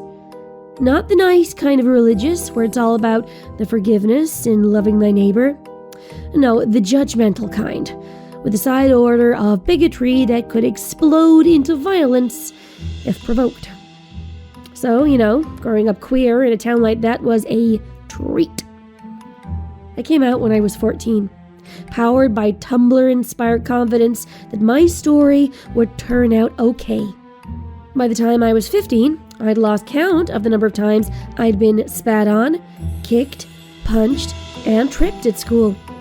I frequently got my stuff stolen, had my locker broken into, had stuff graffitied about me on the bathroom walls, and don't even get me started about the abuse online. Teachers either turned a blind eye or advised me to get a boyfriend to make the bullying stop. if you just let this gay phase go, they'll stop. My parents tried to be understanding, but I could tell that they agreed with this advice. Every week, they went to church and prayed for my soul, while I tried to pretend like I couldn't hear the other parishioners talking about me in loud whispers. Like I said, a treat. The lake at the edge of town was a place everyone avoided. It's dangerous, adults would say in summer, because it was so deep that you could not see the bottom. In winter, because the ice was too thin. To anyone from out of town, those may sound like logical excuses, but the real reason was much less mundane. The real reason was that a demon lived in that lake. The rumors went back hundreds of years. Since publicly people decried all of it as nonsense, all we kids had to go on were the rumors. Some said the demon was actually the ghost of a witch who had been drowned there by pious villagers during the Puritan times. Some said there was a gate to hell at the bottom of the lake and the demon had gotten trapped on this side somehow. Some said the demon was made from the souls of lapsed Christians who died, and that's why we all had to go to church and be good little worshippers, because that was how we kept ourselves safe from it eating our souls too. Personally, I thought it was all a load of bullshit, but then that town's Christian love had never seemed to do me much good. I've met other people of faith since then from other places, and I can tell you, hand on heart, that my hometown had a warped view of what it meant to be faithful, and that being Christian isn't commensurate with being an asshole. The year I turned 16, we had the worst winter weather on town record.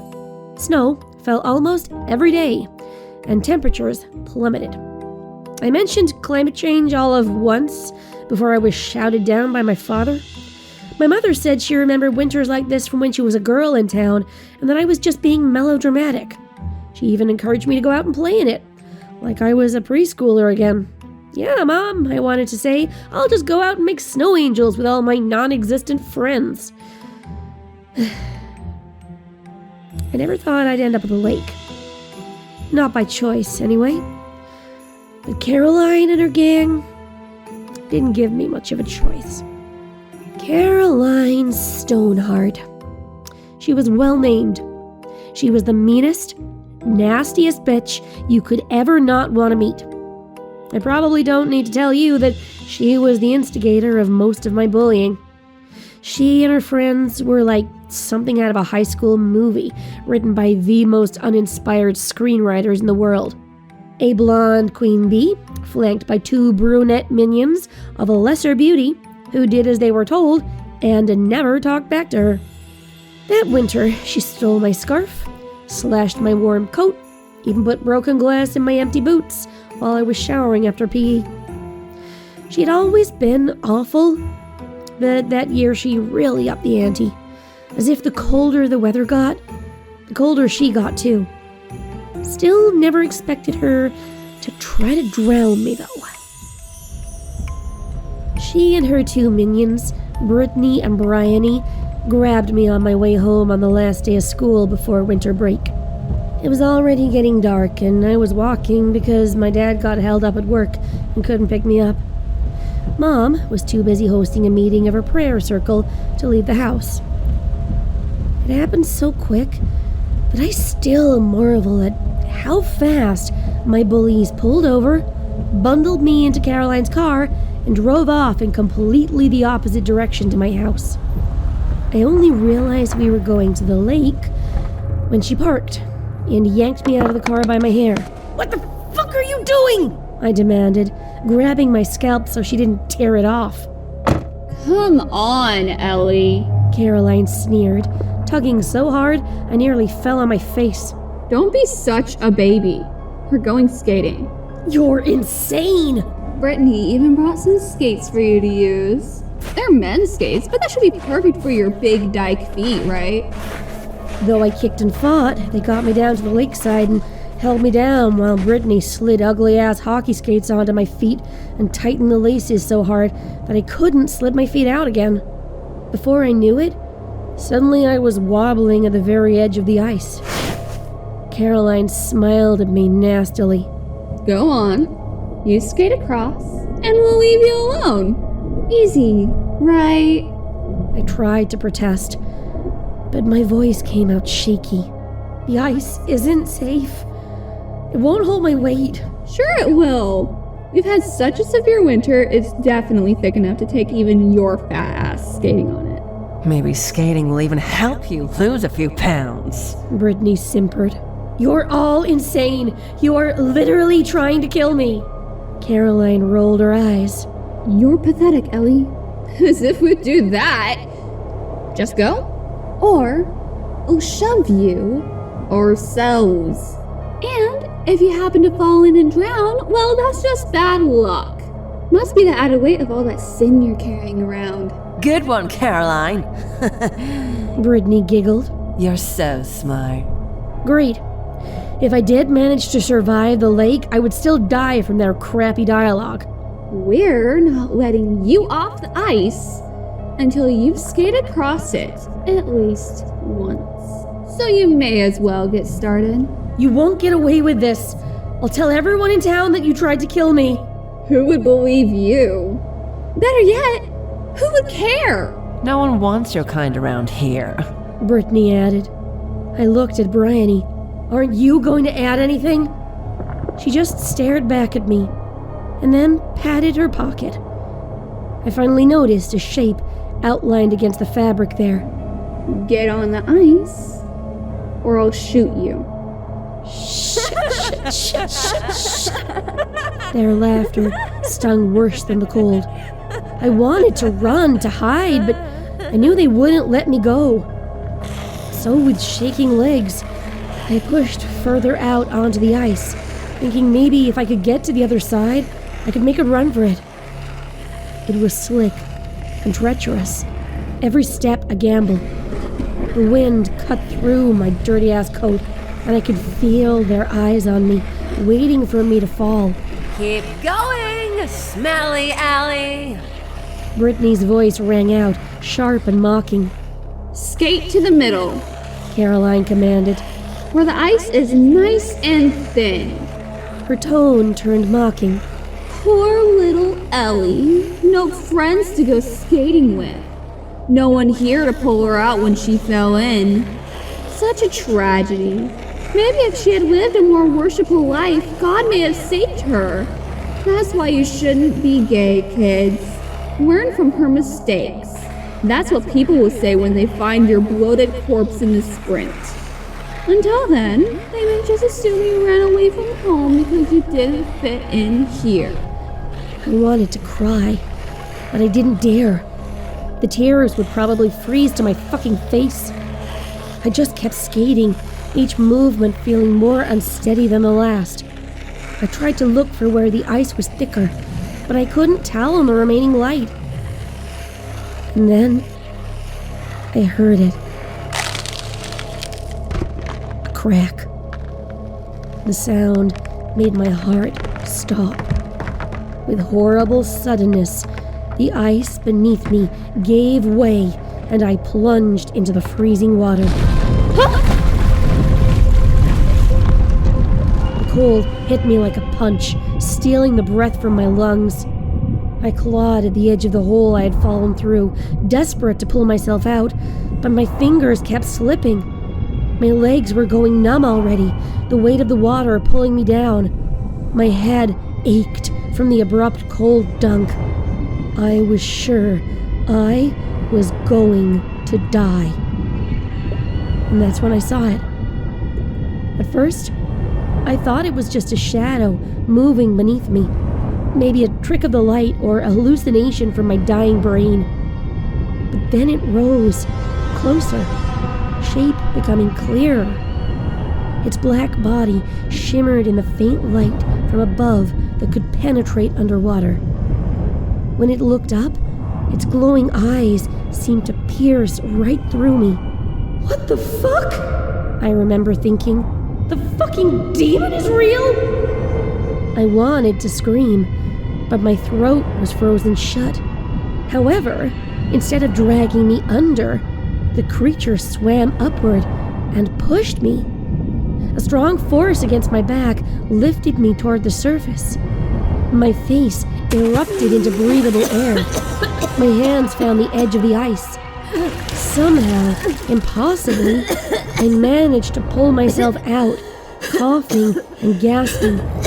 I rolled onto my side and lay there on the ice, shivering uncontrollably.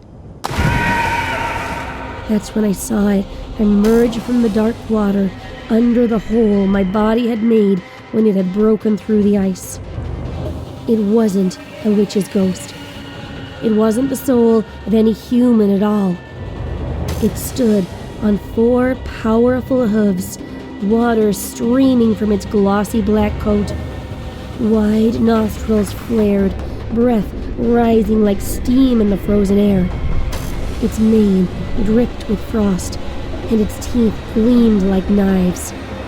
Caroline, Brittany, and Bryony all froze, their laughter replaced by terrified screams.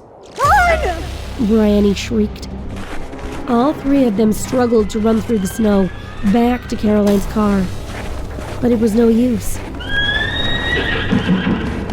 The creature moved faster than anything I'd ever seen.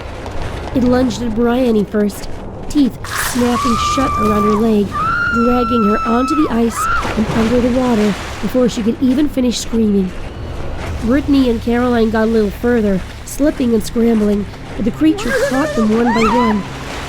I saw Caroline's wide blue eyes as she was dragged past where I lay on the ice, saw them disappear beneath the depths, but could do nothing to save her. My numb body would not obey me. The water swallowed them all up, leaving nothing but silence and a faint red stain on the ice. I lay there, wondering whether I was about to be dragged under too. With a splash, the creature reappeared and leaned its face down to me, its glowing eyes locking onto mine. For a moment, I thought it would bite my face off with those razor fangs. Instead, it stepped closer and lowered its head, nudging me gently with its muzzle. You are safe now. The words echoed in my mind without needing to go through my ears first. But you must not linger here, else you perish from the cold. I shall lend you a little of my magic to get you home, little one, in repayment for the meal you provided me. My lips barely worked, but I managed to say something close to what I wanted. Why are you helping me, sea demon? The voice in my head laughed. I'm no demon. I'm a Kelpie. I have lived in this place far longer than any of you humans. And I shall be here long after this town is gone. Now go. Live your life knowing that you only possess it because I have spared it. Do not waste any more of the little time you humans are alive as a victim, or I shall be displeased that my generosity was misspent. I didn't know what to say, so I just stared at it. The Kelpie tilted its head and blew a large plume of breath over me. Suddenly, I felt as warm as I might have if sunbathing on a beach in August. I was able to sit up and move my arms and legs. The Kelpie nodded its massive head, turned, and walked back toward the hole in the ice. It slipped beneath the surface without a sound, leaving the lake smooth and still. I crawled back to shore. My clothes were soaked, and my feet were still in those stupid skates, but I didn't care. I couldn't drive Caroline's car since her keys had gone down with her, but the Kelpie's magic sustained me for the long walk home. It lasted right up until I got to a house nearby, whereupon it vanished and I collapsed, wet and numb again, into the snow.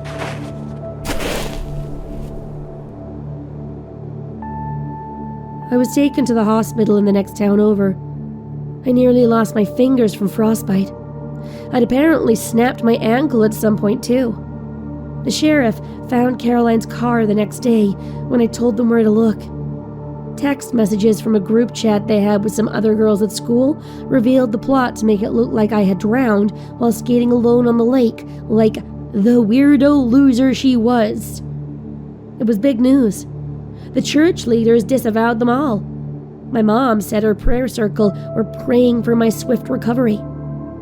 I wondered how many of them secretly agreed with Caroline and her flunkies. I moved away for college in the city as soon as I was old enough and never looked back. I never went home for holidays, not even when my mom cried. I had no interest in returning to that stupid town ever again. I made a new life for myself. I took every opportunity. I got a girlfriend. I lived my life the way I wanted. And this time of year, I think about Caroline, Brittany, and Bryony. I think about the way the Kelpie's eyes glowed as it told me not to waste my life, and the way it saved me, but took them. I thought about where I might be right now if I hadn't fallen through the lake that day. It wasn't the kind of gift I ever expected, but honestly, it was the best present I could have ever asked for.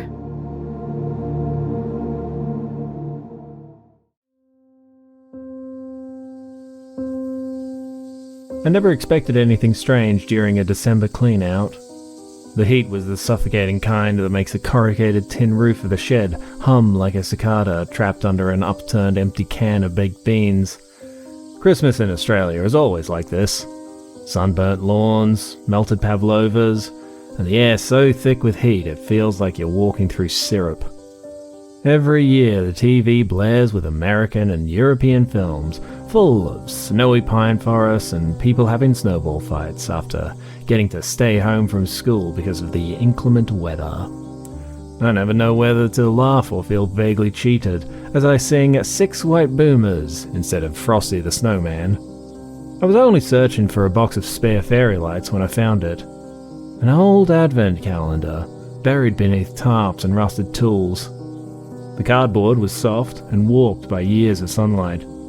The picture on the front showed a snowy cottage, and the handwriting on the back was unmistakably mine from childhood, when I struggled to figure out capital and lowercase letters, and decided to split the difference by sprinkling both liberally throughout my words. There was a set of shears I had stupidly left upended in the shed, and when I leaned down to pick up the ancient relic of the Christmas item, it jabbed into my thumb, provoking a tiny spot of red to well up to the tip. Eschewing the heat, I carried the calendar inside to my air-conditioned living room. Up close, it looked even stranger. Every little numbered window had an uneven edge, as though they had all been opened years ago and then carefully glued shut again. I found myself unable to pry any of the doors open, though doing so did remind me I had a cut on my thumb when I saw the red mark it made on the picture of Father Christmas giving out gifts to woodland animals on the front. It felt almost sacrilegious to tear the old cardboard and ruin whatever strange ritual my childhood self had been performing. Who knows with kids, am I right? Especially little undiagnosed kids who won't even hear the word autism until adulthood, when getting any kind of diagnosis without pots of money and the right connections is nigh on impossible. What I'm saying is, I was a weird kid, and I did a lot of weird things that don't make sense, even to my adult self. Opening one of the windows now would mean ripping apart the pretty picture on front of the calendar. Destroying something I didn't remember making shouldn't have bothered me, but I felt suddenly protective of it, and instead placed it on a bookshelf as part of my Christmas decor. That night, I woke to something tiny scuttling across my chest. My immediate panicky thought was that it was a cockroach. Australia's roaches put all others to shame, I swear. They frequently squeeze in through the air conditioning unit when I have to switch it off overnight, no matter how many times I tape up the vents. I jolted upright, heart thudding, brushing at my shirt and shaking out the sheets, expecting to see one of those glossy brown monsters skittering away in the dark. But there was nothing. Nothing scuttled in the dark, nothing wriggled in the sheets. I was forced to accept it might just have been my imagination. The next morning, one of my calendar doors had opened on its own. I hadn't touched it. The inside was empty. The tiny foil tray, where presumably chocolate had laid during my childhood, now vacant, though it still smelled sweet after all these years later. Maybe that was what had tempted some pest to pry open the window in search of food. That would certainly explain the little scratch marks at the glued edges. I checked my whole unit, anywhere I could think of where a roach or other vermin might have hidden after finding no food in the calendar, but found no sign. I didn't notice the blood on my pillow until the morning after the second night. It was only a smear, no bigger than the thumbnail-sized squish you get when a mosquito's had a good go at you. But I hadn't felt anything bite me. There was no welt or itching, and it wasn't the bright, watery red of a fresh mozzie attack either. The smear was darker and tackier, almost brown at the edges, like it had dried hours before during the night. I checked myself over in the bathroom mirror, but there was nothing on my face or neck, and no evidence of a nosebleed. I checked, but there was nothing under my fingernails to indicate I had scratched myself to bleeding in my sleep. It was a total mystery, but I thought not a huge one. Like a lot of people, I often find bruises I don't remember acquiring, so why would tiny cuts be any different? When I walked out to the lounge, the advent calendar on the bookshelf had another window open. It was like that every morning for the next week. A tiny smear of blood somewhere in my bed, and then a window open in the morning. Never a lot of blood, certainly never enough to be alarming. Just a pinprick on the sheet, or along the hem of my pajama top. Or once, even on the underside of my pillow, as though something had crawled beneath it during the night. Each time I checked myself over, arms, legs, scalp, face, but found nothing. Not a scratch, not a scab, nothing to even suggest where the blood might be coming from. By day 5, the pattern had settled into something that felt almost domestic, which was the most unsettling part.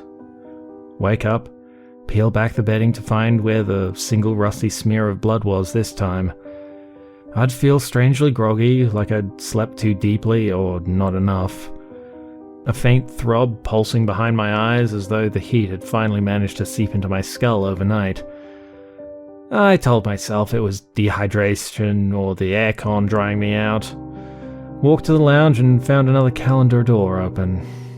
Washed the sheets, closed the calendar flap, drink a big glass of water, tell myself it was nothing, tell myself I'd deal with the whole situation tomorrow, because that's what you do in summer when the heat makes every tiny mystery feel slightly unreal, and the tiredness pulling at your limbs doesn't yet feel like something to be afraid of. Each day at work followed a similar blurry script. I'd arrive feeling like I'd left part of myself behind at home, increasing fuzziness clinging to my thoughts. My colleagues noticed before I did. They glance at me over their computer screens, eyebrows knit, and then go back to typing as though unsure whether it was their place to say something to me. By the 4th day, I caught people watching me with the same cautious curiosity usually reserved for someone who's about to faint in a supermarket queue. I kept losing track of my tasks, staring at documents without taking in a single word, my brain sliding off the surface of every thought. On the 5th morning, after I drifted through an entire meeting without registering a thing, my manager called me into her office. She didn't raise her voice or look annoyed, she just studied my face for a long moment. The kind of look people give when they're trying to decide whether you're hungover, sleep-deprived, or quietly falling apart, and gently told me that I looked unwell. I tried to brush it off, insisting I was fine, but she didn't buy it for a second. She pointed out some details I'd been ignoring, with the pallor of my skin, the drawn edges to my face, the way my clothing hung just slightly looser than they had a week before. She even mentioned the dark crescents beneath my eyes that were now less eye bags and more eye bin liners. When she asked how I'd been sleeping, the automatic answer of fine rose to my lips. but even I could hear how hollow it would sound. So I hesitated, thought about the dried smears on my sheets, and the way the mornings had begun to feel heavier, and told her the truth, that I'd been waking up to spots of blood in my bed that I couldn't explain. The concern in her expression sharpened instantly, transforming into something brisk and professional, and before I knew it, she was handing me a slip of leave and telling me to get checked over straight away. I didn't protest. The exhaustion had settled far too deeply for that. I went straight to my regular clinic, feeling strangely relieved to hand the problem over to someone else for the moment. The waiting room swam a little when I sat down, fluorescent lights flickering in a way that made my vision pulse. I had a barrage of things done. Blood pressure, pulse, temperature, blood tests. Each number seemed to make the doctor's frown deepen. They made me wait. When the doctor came in with the results, he didn't sound alarmed, just concerned in that practiced, controlled way universities teach them. The imagine you're talking to a moron with head trauma and the IQ of a squashed lemon voice. He explained that the test showed signs of anemia. My red blood cells were lower than they should be, which meant my body wasn't carrying oxygen around efficiently. He described it as a kind of internal depletion. The reason for the dizziness, the exhaustion, the fog in my head. Anemia can be caused by all sorts of things, he said. Usually iron deficiency or blood loss, sometimes both working together. As he talked, I felt the pieces click uncomfortably into place, like someone had just snapped shut the lid of a puzzle box around me. It made sense. Too much sense. Something had been taking from me in the night. Slowly enough, I hadn't noticed until someone pointed it out to me. But accusing a fucking advent calendar? That was too bizarre, even for my anemia-addled brain. The doctor handed me a prescription and a small stack of instructions. Iron supplements, he said. Pills that would hopefully bring my levels back up over the coming weeks. Plus a list of foods to lean on. Red meat, leafy greens, lentils. Things I'd never paid much attention to. He signed me off from work, told me to rest, monitor for fatigue or dizziness, and come back if anything worsened. I nodded numbly, too tired to argue, feeling the fog in my head thicken even more with the weight of the responsibility. I went home carrying my bag of meds like a talisman. The thought of the advent calendar waiting on the bookshelf made my stomach tighten. My air-conditioned house felt vaguely threatening as I walked towards it. No, I told myself. I was just being dumb. It was the anemia making me paranoid and stupid. Nonetheless, when I went inside, I headed straight for the bookshelf. My fingers hovered over the sides of the cardboard, as if it were alive, and might fight back if I tried to get rid of it. Yet I had to try. It was nonsensical, but my life has always been full of things that are nonsensical to other people, but which nevertheless ease my mind. I noticed the edges of the last few windows, the ones I hadn't seen open yet, quivering ever so slightly. The cardboard seemed aware? I shook my head, laughed nervously at myself, and grabbed the garbage bag from the kitchen. I shoved the calendar inside and tied the black plastic shut as tight as I could. My hands trembled despite the heat. I felt almost absurdly triumphant for a moment. The kind of victory you get when you've tidied something small that has been bothering you for ages, but which you could not bring yourself to do until just now. The "it's a floordrobe, not a big pile of washing I need to put away" state of mind. I took the bin bag out to the wheelie bin and clattered the lid down with finality, trying to convince myself the problem was solved. My palms were sweaty, heart racing, but at least I had acted. At least, I thought I had. For a few days after the doctor's visit, I felt almost normal again. The iron supplements, the careful meals, even the forced rest from work seemed to be working their magic. My head felt clearer, my limbs a little stronger, and I let myself believe I was getting better. I told myself it had just been a temporary health setback, exaggerated by stress and heat. My parents were in Malaysia for Christmas, but I would see them over the New Year, and I told myself that the thought of Christmas alone must have exacerbated things. I was on the verge of ringing work to ask if I could come back from sick leave early. But then, almost overnight, everything took a nosedive. Fatigue hit me like a physical weight. My vision blurred with every blink. My chest ached and my thoughts stumbled over one another. Worse, I began noticing tiny red marks scattered across my skin, along my shoulders, behind my knees, inside my elbows. They weren't bites or punctures like the kind left by mozzies or spiders. They looked almost like minuscule suckers from an impossibly small octopus. Delicate little red rings that had made my brain prickle with unease. I couldn't explain where they had come from or how they had appeared. One morning, I saw something from my bedroom window that stopped me dead in my tracks. The bin bag that had contained the calendar, being tugged by a mischievous summer breeze, flapping lazily against the lip of the wheelie bin. The black plastic creased and folded, as though it was struggling to free itself, revealing a large tear in the side of the bag.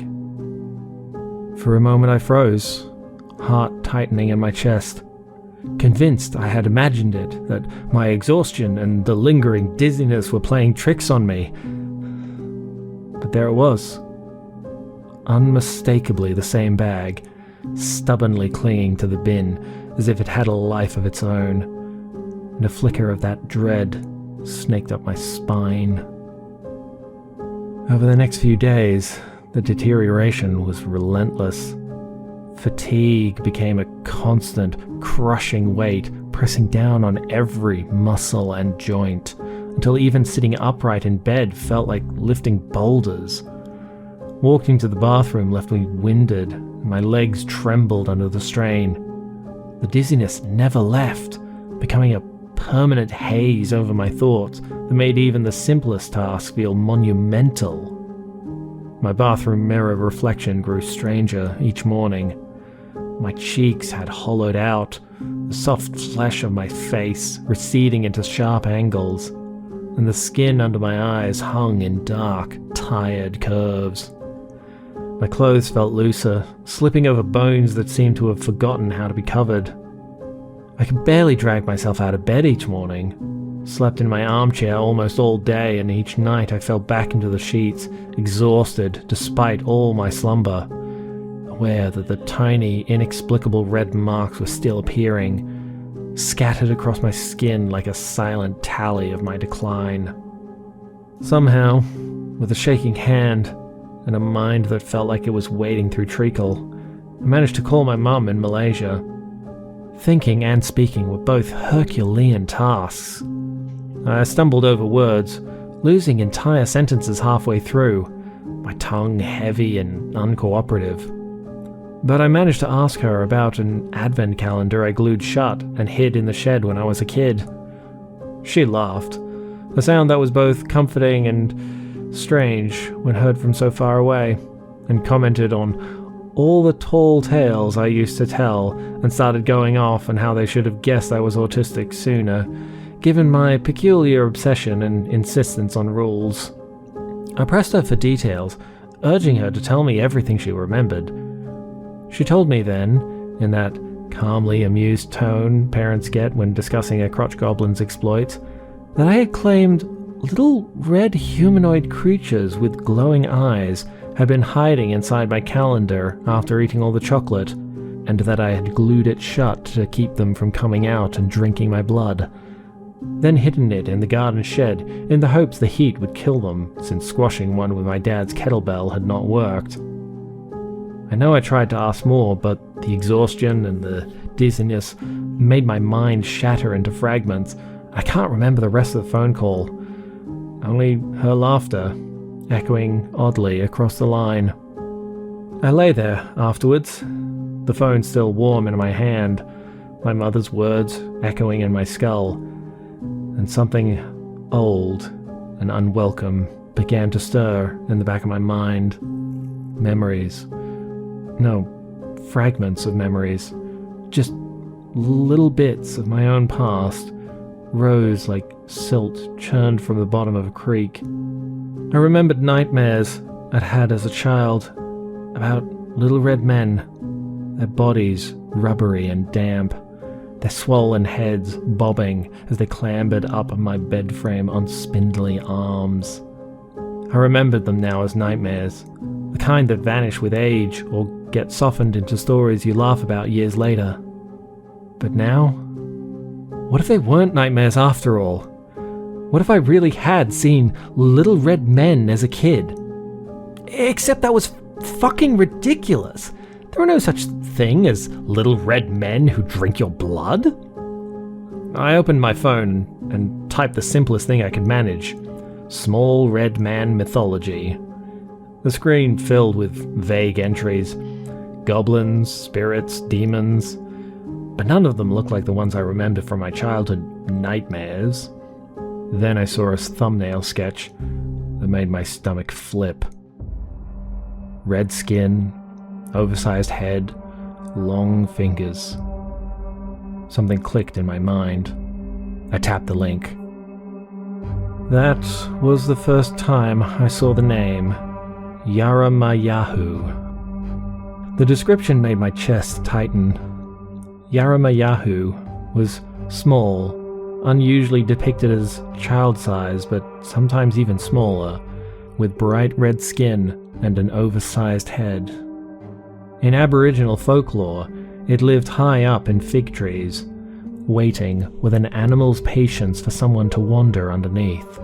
Then it would drop onto its victims, clinging with sucker-like fingers and toes that dug right through skin into the veins beneath.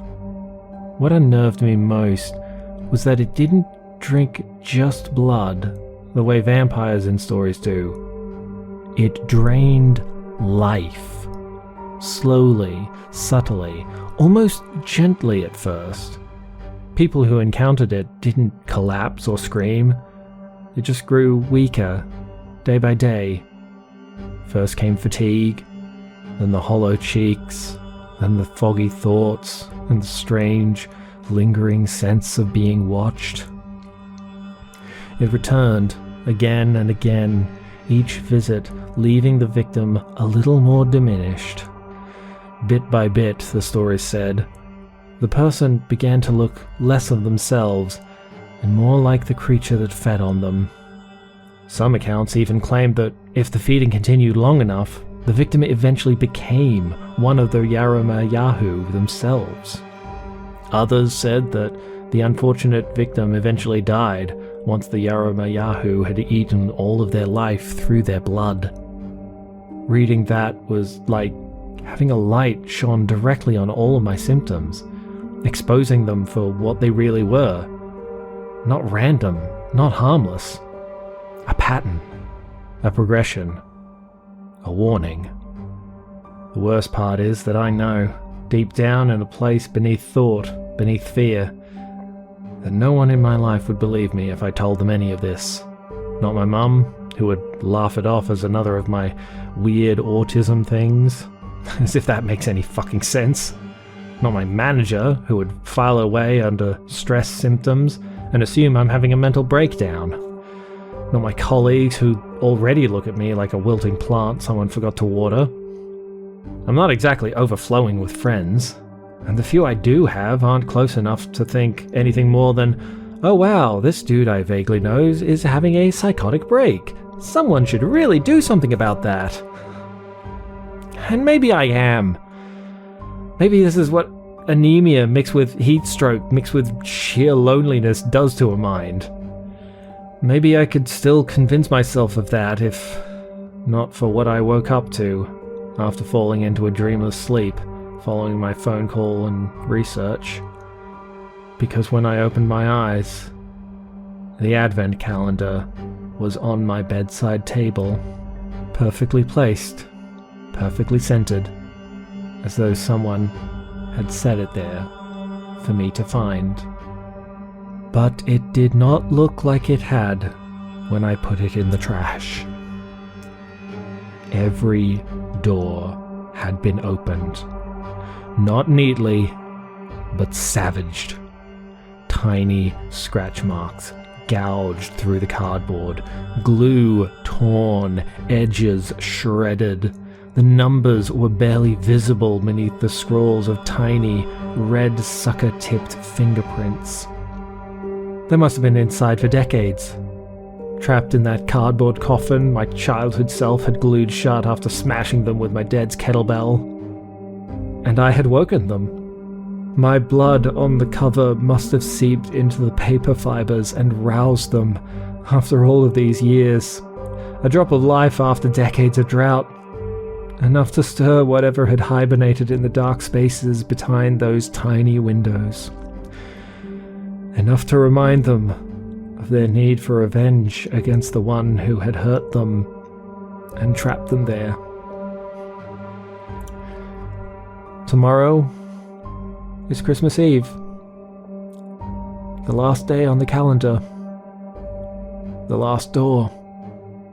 I understand now that these creatures don't feed randomly. They don't gorge. They just take enough, bit by bit, to keep their victim alive. Just long enough for what? Well, that's the million-dollar question, isn't it? Which of the fates listed in my online research am I in for? I don't know what happens on the final day. The stories don't say. Maybe that's because anyone who gets that far doesn't live long enough to tell it. My skin is covered in tiny red sucker marks. My reflection looks less like a person and more like a sketch of one. My heart beats too slowly now. My thoughts slur. I can feel a tingling in my fingers and a numbness spreading through my limbs, like my blood is leaking through invisible holes. And I can feel them watching me. I can hear them scuttling in the walls. There is one last door closed in the calendar. The biggest one. It's pulsing at me now, like a tiny heartbeat. And I think... No. I know that tonight they'll come for what is left of me. Their old enemy. There's something poetic about the way they have shaped their revenge. Tomorrow is Christmas Eve, and I won't live to see Christmas morning.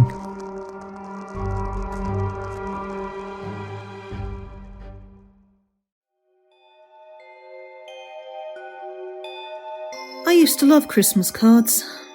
My mum always said they were tiny paper miracles, proof that someone, somewhere, thought of you long enough to put ink to paper. I believed that. I still want to. But after what has been happening this December, I can't even look at a blank envelope without feeling my pulse spike. It started on the 1st of December. I came home from work, chilled and exhausted, and found a single envelope on the welcome mat outside my front door. It was cream-coloured and thick, like the kind of expensive stationery you get at bespoke stationery shops, rather than bunged into your trolley at the supermarket when every biro in your house is dead or lost to whatever portal takes them to the dimension of lost pens, socks, and my nerves. The envelope had no stamp and no return address. My name was written across it in looping cursive I didn't recognise. Inside was a card with a vintage illustration of a snowy Victorian street. All soft lamplight, children singing carols and chestnuts roasting on an open fire. However, someone had scratched something else into the image. A black ink silhouette stood behind the carolers, its head tilted to one side as if it were studying them.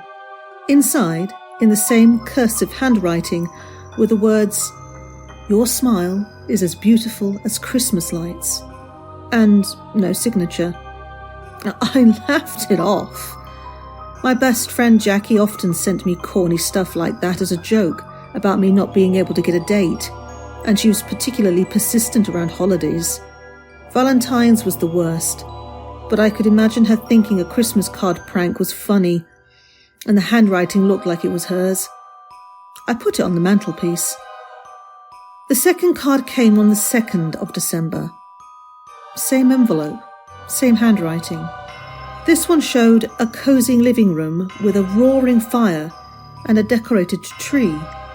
Again, the illustration had been altered. The firelight didn't reach the corners of the room, and in that darkness was the same tall black figure, scratched in rough pen strokes as if we were watching the scene from the background. The message in this one read, "Your skin is as lovely and pale as Christmas snow."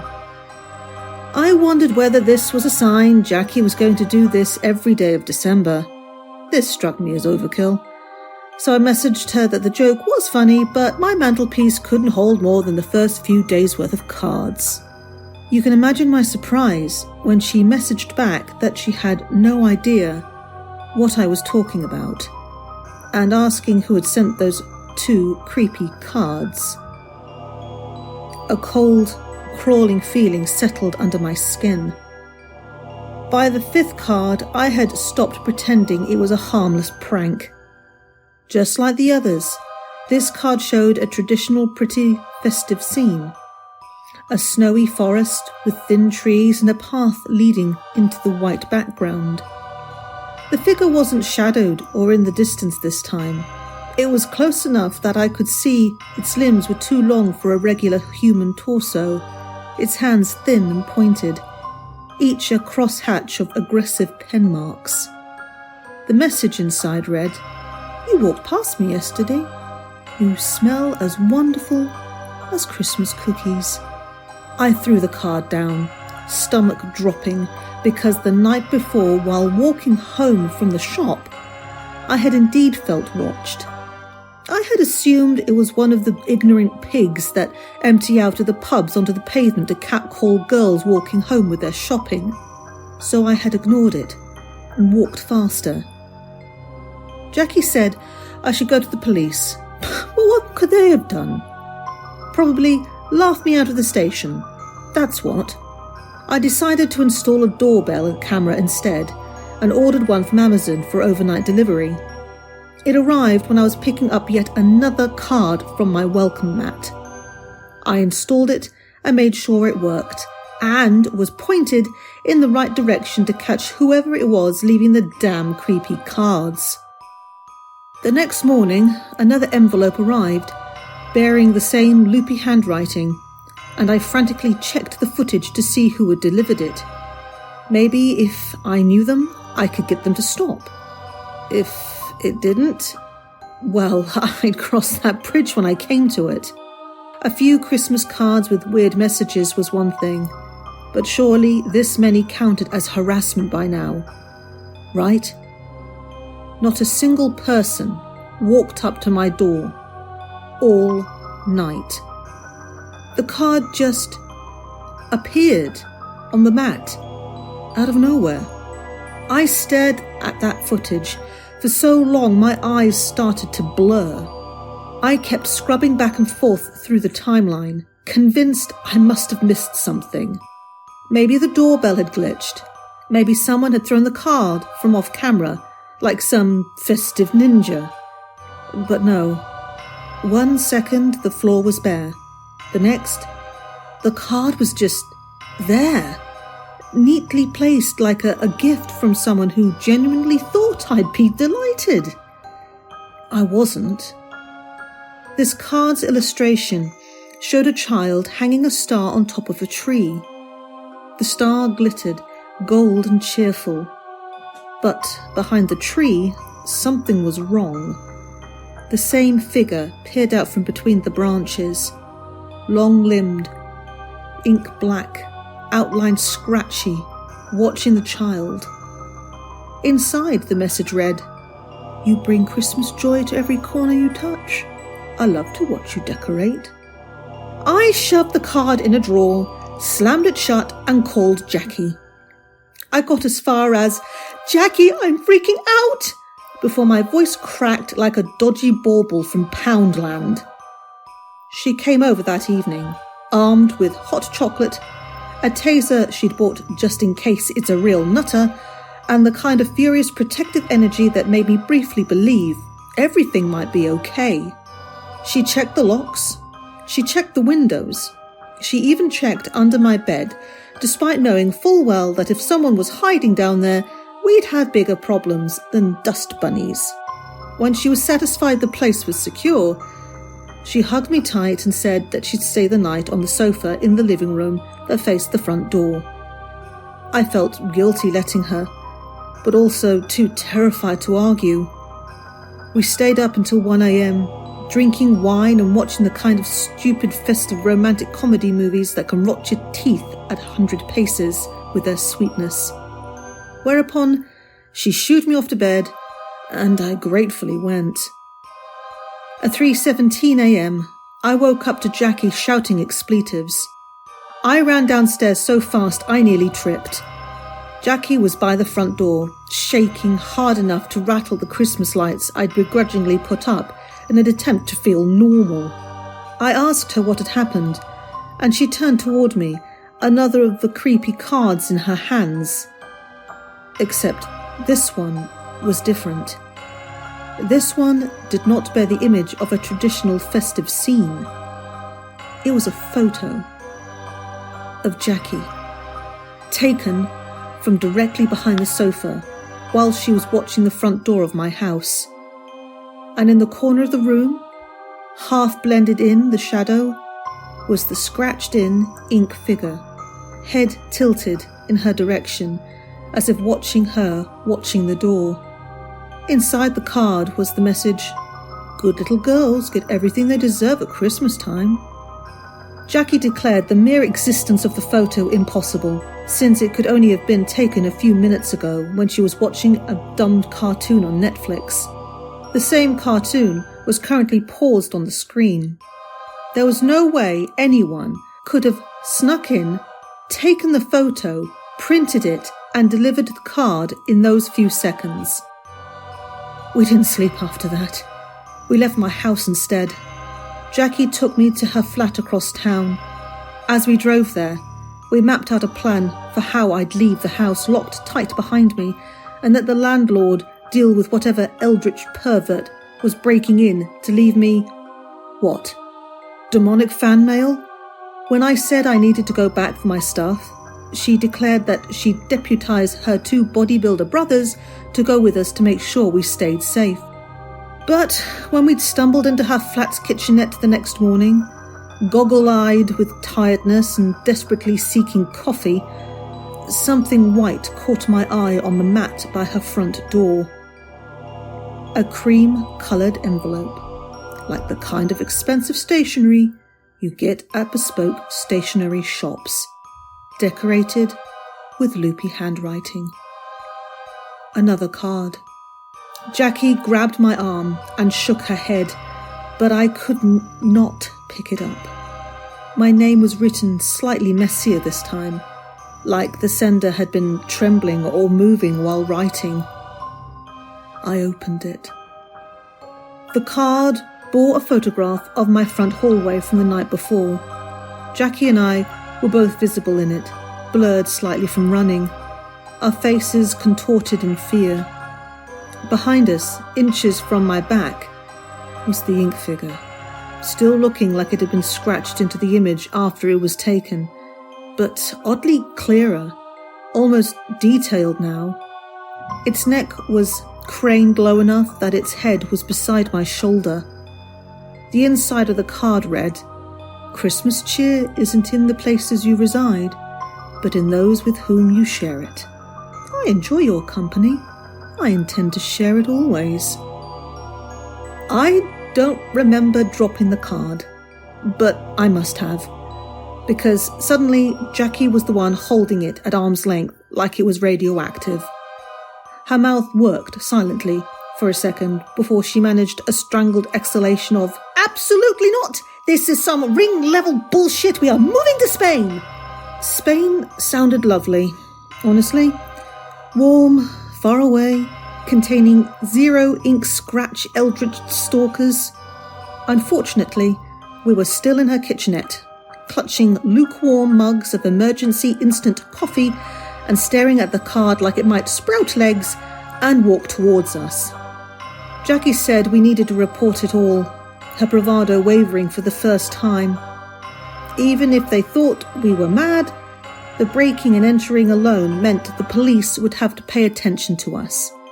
And taking photos of us like that, well, that was sick. I didn't argue.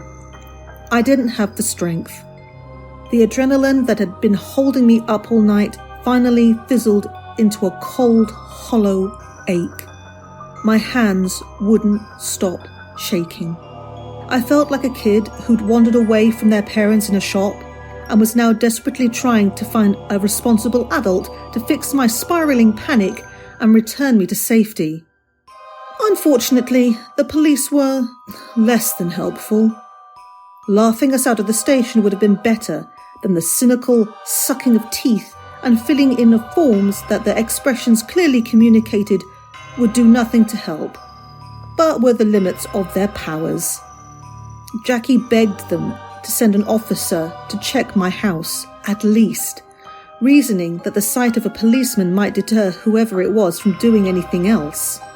They told us they simply did not have the manpower to do that, and could we please make sure we dotted every I and crossed every T while writing our names in the right box.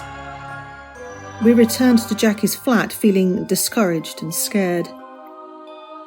There have been more cards since then, all thick, all addressed to me in that same looping cursive that now felt like a noose tightening around my neck. Jackie's brothers went through my house top to bottom, storming from room to room like action heroes. They found no one and nothing untoward. No sign of a break-in, no footprints in the garden, no unlocked windows. Nothing had been moved or touched since Jackie and I fled the place. But the cards keep coming. I didn't want to open them. God knows I didn't. But not opening them felt worse.